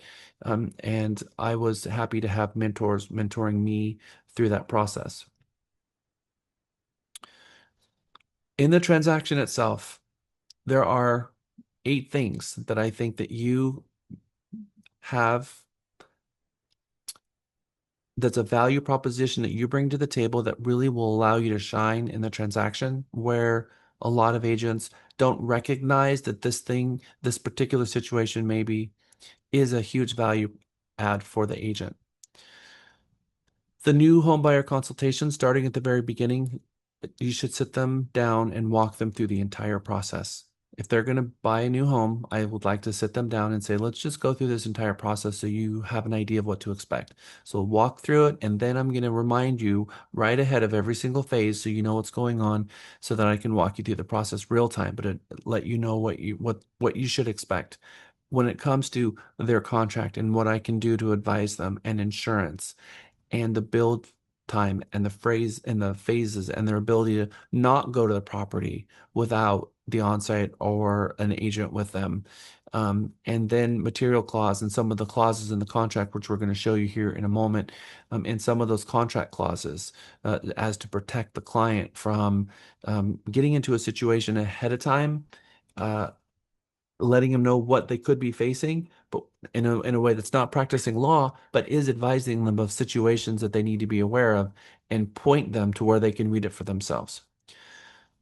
The buyer, builder, development, and home, being able to take a client to different communities and walking different builders, I think it's very important that they actually see different builders and look at the different quality of the homes, even in different price points, so that they can get an idea, even if it's different neighborhoods. And if they've picked a floor plan that they can't get in to see, ask the builder, is there a sold property in this neighborhood that was completed that my client can walk? D.R. Horton has a budget. They actually have a budget for this. They pay the homeowner $50 for every single time that they have to ring the doorbell and let someone see the home, for a floor plan that they don't have a model for. And they do that every time. And I think that's really cool. But ask the question, because they may not offer it. Or it might be in a different community. You need to drive to a different community. But make sure that, if at all possible, the buyer can see the floor plan if they haven't been able to be in the property, and see that floor plan for themselves. Showing and evaluating new homes, walking them through the property at different phases and letting them know what's coming next, and evaluating the builders themselves. And I'm going to tell you that this is going to backfire every single time, but you have to do it. You have to tell them to go to Google and read the reviews on the builder. And there's never any good reviews on any builder. All the builders have been slammed because everybody has expectations way far past what the expectations should be in a builder building a new home. They expect perfection, and that doesn't exist in this world. And so if you want perfection, you might get that in a $2.8 million home, but in a $350,000 home, it's never going to be perfect. And there are things that a buyer can do to the home after they purchase it to make it exactly as they want, but there's always going to be a gap between what the expectations were and what the builder actually provides. And that's a place for us to come in and let them know that builders are horrible painters. It's just true. And you're going to do the walkthrough and you're not going to be happy with the paint. My recommendation is you have a painter lined up to paint the entire house for you. And it's better because it's going to seal the walls better. You're not going to have the chalky residue coming off the walls and landing and having dust in places. It's going to properly seal the home. I've had situations where people close the ladder and a dust plume happens because it's just not properly sealed, and that's what priming and painting does. And builders don't prime, they just paint, and the home is not primed at all. So if it's properly primed and then painted, then that's a really good starting point for the walls. I don't know if you've ever tried to wash the walls from a builder and it just gets a dirty spot that you'll never get rid of because it wasn't primed. So just, letting them know this type of level of expectation if they're buying a spec home like that. The offer and how we can negotiate with the builder, questions that we can ask of things that what comes with the property as a standard feature, and what are things that we can add on, like blinds. Typically, when you quote out blinds from a builder, it's about a third of the cost that you can quote out blinds from someone else, because the measuring and the installation of the blinds are part of the cost. And someone who has to come in and measure all the blinds and then do all that, it's going to cost a lot more. The builder already has the measurements and they just come in and they install them. And for, $750, sometimes you can get blinds for the house and it's, $3,000 somewhere else. So sometimes the things that the builder has, purchasing it from them makes a whole lot of sense.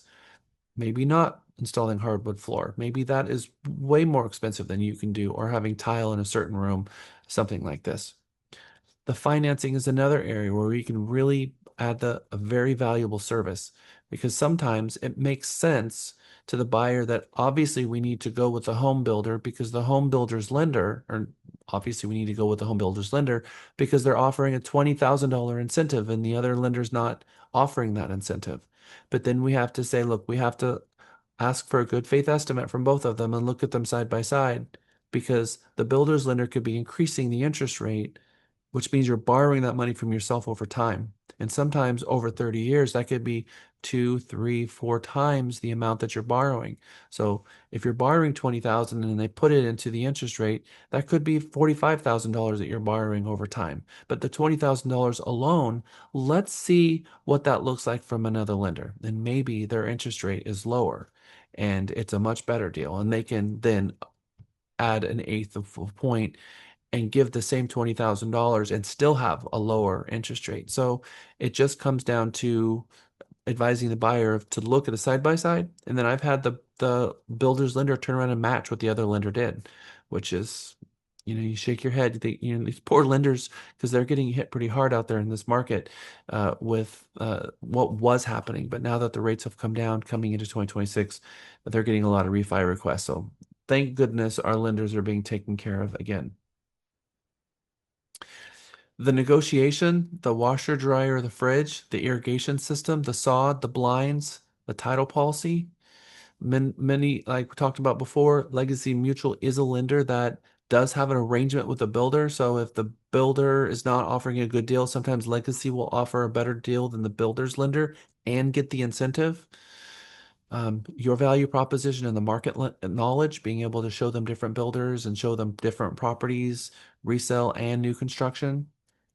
Helping manage costs from upgrades and explaining to them at what point and how much money they can reasonably take into the design center before they're going to exceed the reasonable expectation to sell the home and get those upgrade costs back if they sell it, meaning that the property is over improved. We can also help them with that, and that is something that likely only we could help them with. And being an advocate for the buyer all the way through the transaction from the beginning, and reminding them that they shouldn't maybe use the builder's inspector, but get a third party inspector and come with them to the inspection. And although we're not going to put tape on the walls, it's not that we're not going to be advising them on what we're seeing, because we're going to show them and we're going to tell them what we see. We're just not going to be the one physically putting tape on the wall and actually acting as the buyer. We're going to point out the different things to the buyer that we see and let the buyer take action on whether or not they're going to ask the builder to fix that item or not, because that's between the buyer and the builder, but it would be on us to advise the buyer of such things. The new home consultation should exist of a buyer boot camp, building rapport with your clients and building that relationship early on. And then you're going to walk them through all your rep agreements and all the buyer disclosure agreements. And then I have what's called the crystallization worksheet. We have that in the sales department. If you have been part of the Ready Set Sell training, you have a copy of the crystallization worksheet, and it's also sent out after this class. And it is sitting down with the buyer and learning what it is that they're looking for in a home. The number of stories, and paint the picture so that I can get an idea of what you're looking for. Because if I can see it, I can go help you go and find it. That crystallization process is actually really important, but it also gives the buyer that time to talk and talk through what it is that they're looking for, and so you can get an idea of where they are between what their expectations are and what the market is. And if there's a gap there, then we can help them with that as well. Learn their needs versus their wants. realistic expectations. Again, if there's a gap, we can help them with that. And often there is a gap. And sometimes the gap is in the opposite direction. There are situations where I've had clients that they thought it would be a lot more expensive to buy a new home than what they thought it was. And so they had lower expectations than higher expectations, like we most would assume. Getting them pre-qualified ahead of time. I know that sometimes if you think that a client is going to be going new construction, you skip that step and you think, well, they're just going to get pre-qualified anyway. I will tell my lender, hey, these guys are going probably new construction, but they still want to get pre-qualified, and they're happy to do it and walk them through and give them a good faith estimate. And then you can shop the builder against the lender. And maybe you have them go off and, make a relationship with their own credit union or someone else so they can get a third quote. But I always make sure that every single buyer that I'm working with has at least two good faith estimates to shop them against each other so that at least they have an understanding of what is fair and what is being quoted by different lenders and not just one. And then put together a timeline, a realistic timeline of what it is going to take to build a spec home. Where is it with their lease and what is their living situation now, and find out if this is possible. And when do we need to be in by? Because that's a critical point of the conversation of whether or not you're going to take them to new construction anyway. If they need to be in 30 days, then you're looking for a completed spec home. And then it's going to be treated just like any other property. But if a property is at cabinets, that's typically 60 days away and it's not going to fit in with their time frame. And unfortunately, usually people don't come to us and say, well, in 6 months from now, I'd like to buy a home. It's usually my lease is up in 2 weeks and I was thinking about buying. And now we're on a fast track scenario. And that is very, very common, too common in my um, opinion. Okay. We're not going to do this field trip because things have changed, but not enough where this field trip would not have been valuable. It's still very valuable.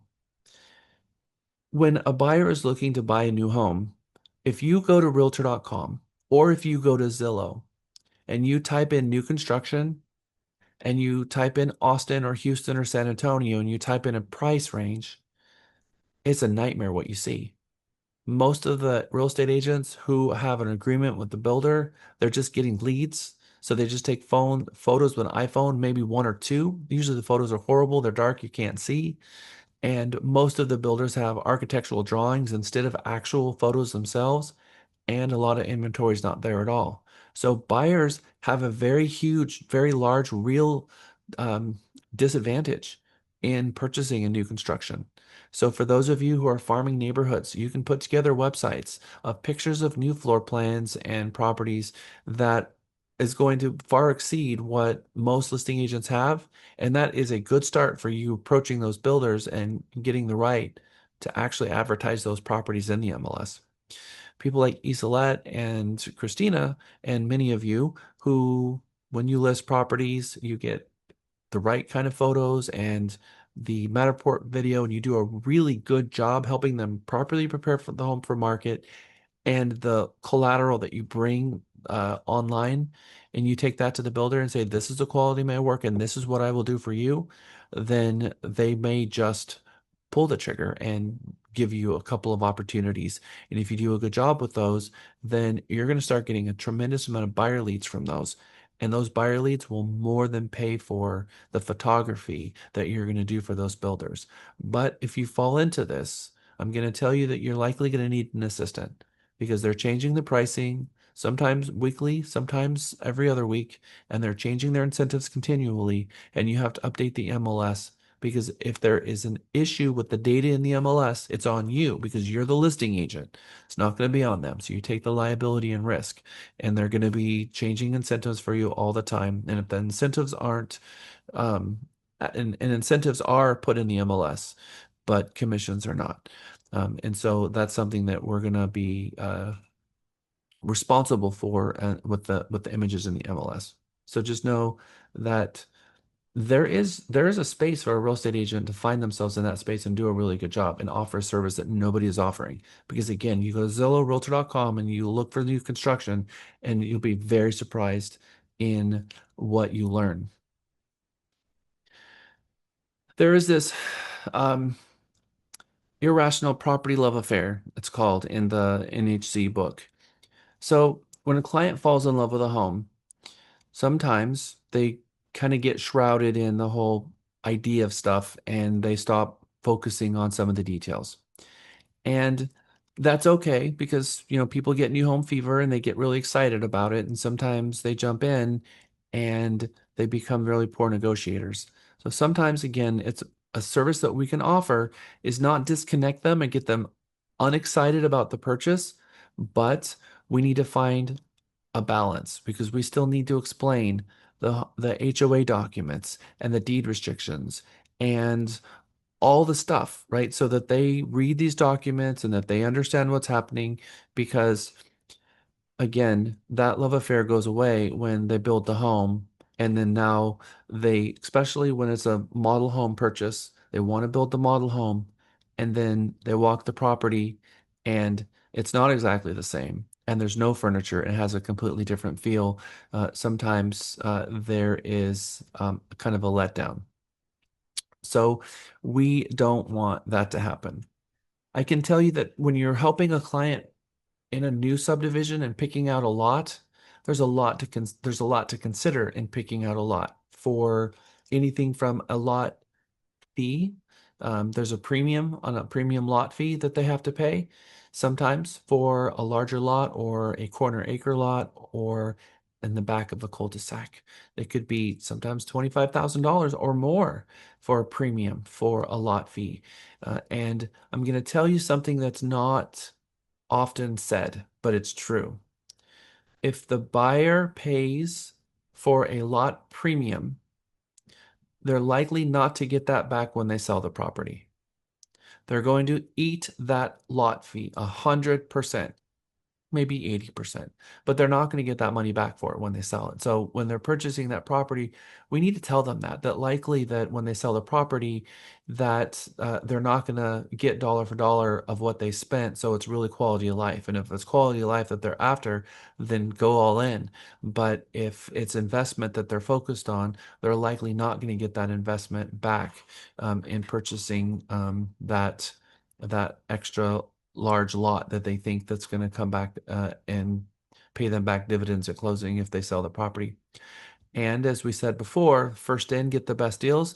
That's often true. That the people who come in and the people who leave the neighborhood when they're trying to sell out a community, those two often do get really good deals. But the sell price on a closeout is going to be drastically higher than the first people who came in and had the pick of the lots and came in. Now, there's also a thing that the first in, they're going to have some issues um, with appraisals because nothing will have sold and it's likely that they're not going to appraise and that could be an issue for the buyer. Also, I've seen it where they are 2 years into it and they decide to sell and they're the first resale and there are no comparables as a resale and then they get hit really hard. And my recommendation to them at that point is, either sell and bring money to the table and be okay with that, or lease out the property and wait for the market and the builder to get out of here before you sell the property, because those are really the two options. I get a lot of calls from you guys asking this question. I have a client that's in a neighborhood and they're competing with the builder and I really want to help them, but I don't know what to do. And, I look at the scenario and I say, well, the reason you don't know what to do is because nothing can be done.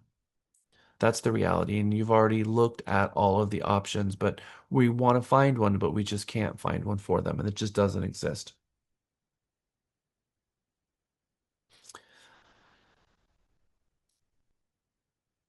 And we are exactly on time. We talked about this, but I always want you to take this and reread this before you go out and visit the onsite. Let them do their job. Wear your realtor name badge, real estate agent name badge right here with your name on it. Dress professionally when you go out there with your client. Make an appointment with the onsite when you know you're going to meet with them. Maybe even go out to the onsite and meet with them ahead of time before the client's there. Introduce the buyer and yourself when you walk in there and let them know that you're their agent and introduce them by name. And when the agent goes out and when the onsite, just know that the onsite is going to go with you to preview the home, and that's okay. The two of them are the ones that absolutely are going to go. The question is whether you get to go. And so I don't want you to assume that it's you and the buyer that's going to go preview the builder's inventory. The builder is going to come along. Now, sometimes they don't. I'm not going to say it's always, but 99% of the time they are going to come. And it's not like, hey, can you hold back and let us go see it ourselves? We really want to do this on our own. That's not a thing. They are, it would be somewhere between inappropriate and offensive to even hint that, but yet I've seen it before. So we talked about the model home do's, the model home don'ts. Don't just drop in. Be respectful and ask if they're available, especially if you've scheduled showings and you're going to show 3 or 4 homes back to back, and one of them right in the middle is a new construction home, and you've just gotten into the neighborhood. Shwoo, you found the model home, you run indoors, and the door is closed because they're having a meeting and they're with another client. And agents will just open the door. Hey, I need the key to the 123 Main Street. Can I have it? And interrupt them in the middle of a meeting. So we don't get to just interrupt them. We should have, instead of found ourselves in that situation, you make sure that that doesn't happen by calling ahead and scheduling an appointment so that they know that you're coming. And so then you have an appointment. We don't like to say my buyer. We don't want to come off as possessive. Don't leave the buyer alone with the sales rep either, by the way. You want to make sure that you are in the room and that you can help tell the story if anybody asks. So everything that was said, that you were there and you listened to. I've seen it where, the buyer wants to submit an offer and now the agent didn't know that it was going to last that long. It's going to take an extra couple of hours, and the agent's out in the front of the model home walking up and down the street on the phone talking to somebody else, and leave them in there alone. Just put your phone on silent for a moment, text people back, and stay there with them. Don't leave them alone in there for conversations to take place without you, unless their client wants it. Miriam. How do you deal, or how do you handle it if, because this has happened to me before, I've shown several homes, um, new homes in the tours, and then, the buyers come back and they're trying to discuss what they want to do. Then the new home rep, the on-site, a couple of times it's happened. They've called my client directly back into their office without me. And one time they even signed the contract without me. Now, I still got the commissions, and I'm not worried about that anyway. But I guess just how would you handle that if that happens? I would ask my client if they're okay with that. I would just ask my client because I'm there, and if they're good with it, then I'm 100% good with it. I'm there as much as they want me and as much as they need me. But if they're being pushed into do something that they don't feel comfortable about, it's like, well, let's just take a break and let's just visit for a moment, and then decide what the client wants to do. Yes, the builder is going to call your client. The builder on site is going to call the client after they leave. That's 100% true. And they may even call before they come if you register them over the phone. They may call and say, I heard you're coming out. We're really excited to have you, and start talking to them about their incentives. And you can't stop that from happening either. But at the time where my client is doing the walkthrough and being told about what their incentives are and about what the community offers and the pricing of the home and all of that stuff, I want to be there during all of that conversations so that later, if there is a miscommunication, I can go back and say, well, I was present during that and this is what I remember, so that I can help tell the story. Because that's part of the value of a real estate agent, is being there to have the client's back and truthfully telling what you heard one way or the other, because we can't lie. We talked about the offer a little bit about what is our responsibilities and what where are the guardrails here? Um, I've always been taught, and I've always taught that when it comes to new home construction, that you're not going to promise that you're going to be able to move the builder off the price that they have it listed for. We're going to negotiate, but we can't always guarantee that the builder is going to come off that price, nor can we promise huge, deep incentives. There are situations when you're working with a resale transaction and you end up in a multiple offer situation and the client bids over. That happens. So at the buyer rep agreement, you don't have a conversation with the buyer and say, well, I guarantee that we're going to get a really good deal and I'm going to be able to get any home seller down 10 or 15% and get them to pay your closing costs and more. We don't make that promise when we're getting a buyer representation agreement signed, nor should we make that promise when it happens to be with a new home construction. But I think sometimes the agents are concerned about their value and feeling like they're going to be undervalued. And the only way they know how to overcome that is to increase their value by telling the buyer that they can negotiate something that the buyer can't. And that's not something that we should be promising, and nor is it your value. We've talked about a lot of the value ads, and they should have a real estate agent assisting them when they're buying a new construction home. But when it comes to the negotiation, we're going to negotiate the best deal that we possibly can. And that deal means when it's negotiated, a deal that comes together, it was properly negotiated. The buyer and the seller both agreed in writing. Now, we're going to ask for all the things. We're going to have a list of things that we're going to talk about, which are contract clauses and different things that we can negotiate here coming up on slides. But it's not always that you can guarantee that, nor should you ever. When it comes to their contract, we spoke about this too. Make sure your client understands the spirit of the contract and that they read the contract. And if they have questions regarding the contract, that they ask the onsite while the onsite is there. These things need to be asked. Number one, you do have a responsibility to the client to find out what the earnest money amount is going to be from the builder and what is the amount, what is the requirement, if additional earnest money may be required at any point, what are the deadlines to the earnest money of when it will no longer be refundable, so that your client can make an informed decision and understands what the earnest money is. We're not going to read the contract and notify them and tell them what we've read.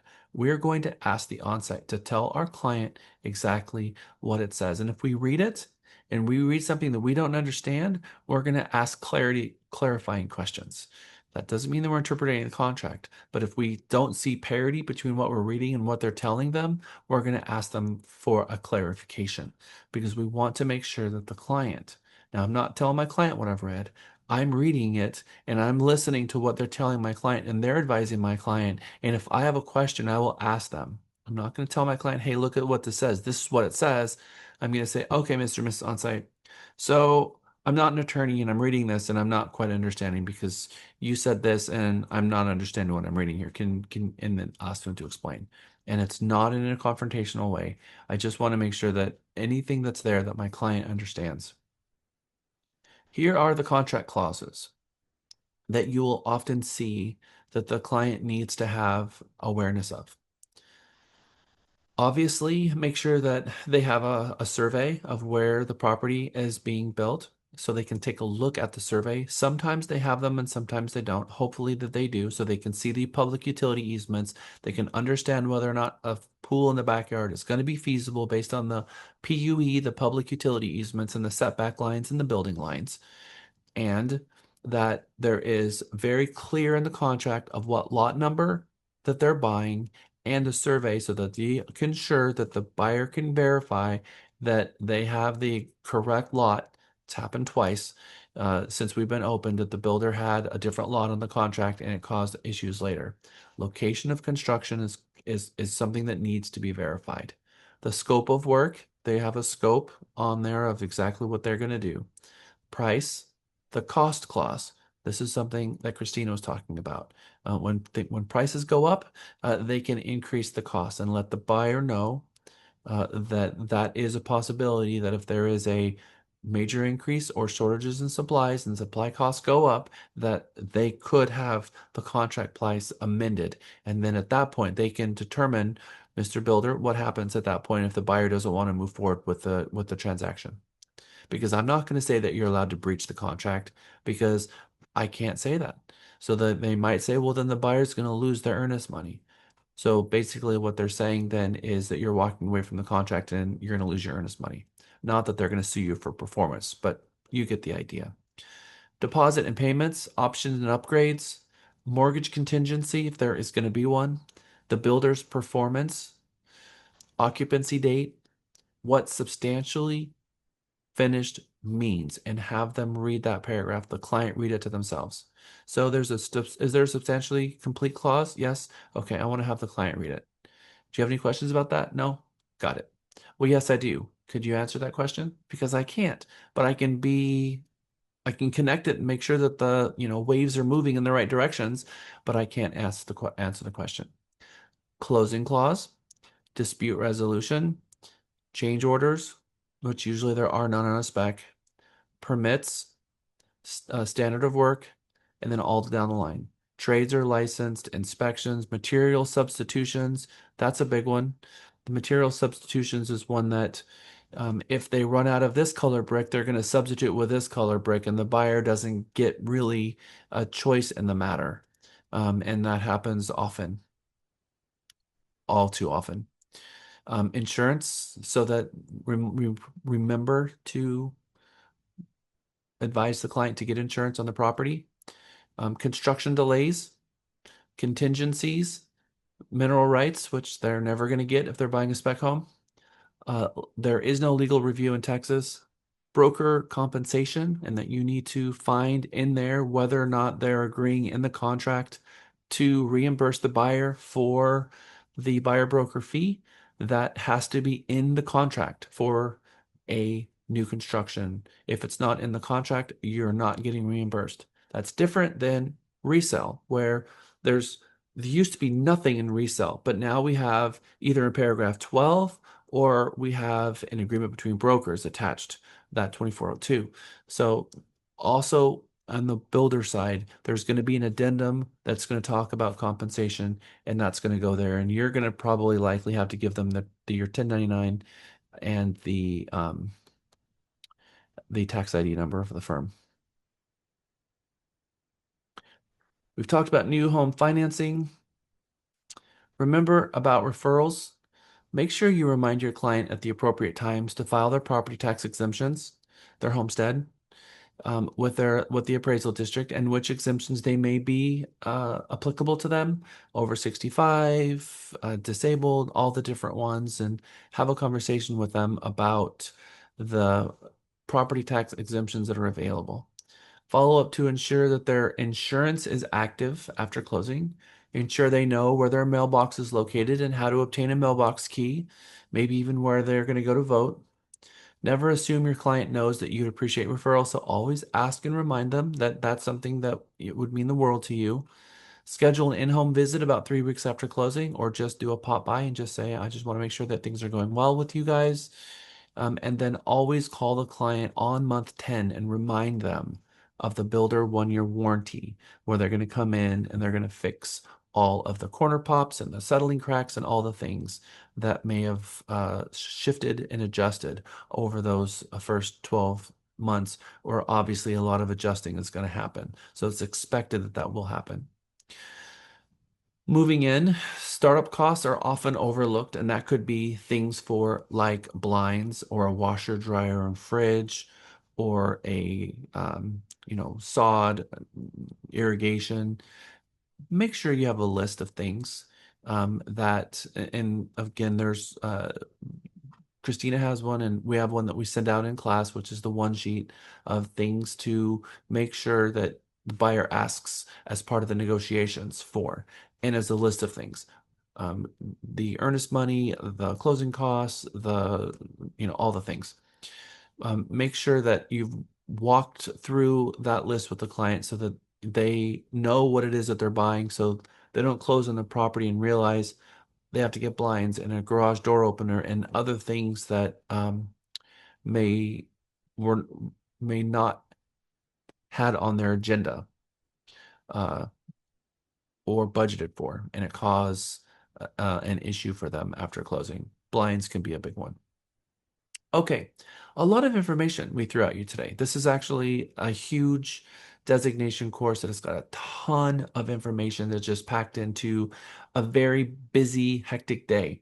So we are coming out of week 3 now. We are officially out of week 3. We have completed our new working with Builder New Home Construction class. So good job, everyone. Very, very, very proud of all of you. It's going to be crazy weather this weekend. Please be careful. I sent out the email to the company, so you probably have read it. If you're doing open houses, maybe not this weekend, because maybe you feel fine and you feel safe going out there. But if there is ice on the ground, you might have a potential of a client slipping and falling and hurting themselves in front of a property. And that is the very last thing that we want to subject our sellers to, is having someone slip and fall happen at the property if there is ice. So just be aware of that. Make sure you take your exam today. And then starting Monday is going to be our bulletproof contracts. That happens to be my very favorite class to teach in all of Mega. I'm a contract nerd and I love the bulletproof contracts class. That class is going to be a lot of fun. I know you're going to enjoy it. So we are officially class dismissed. It's 5:05.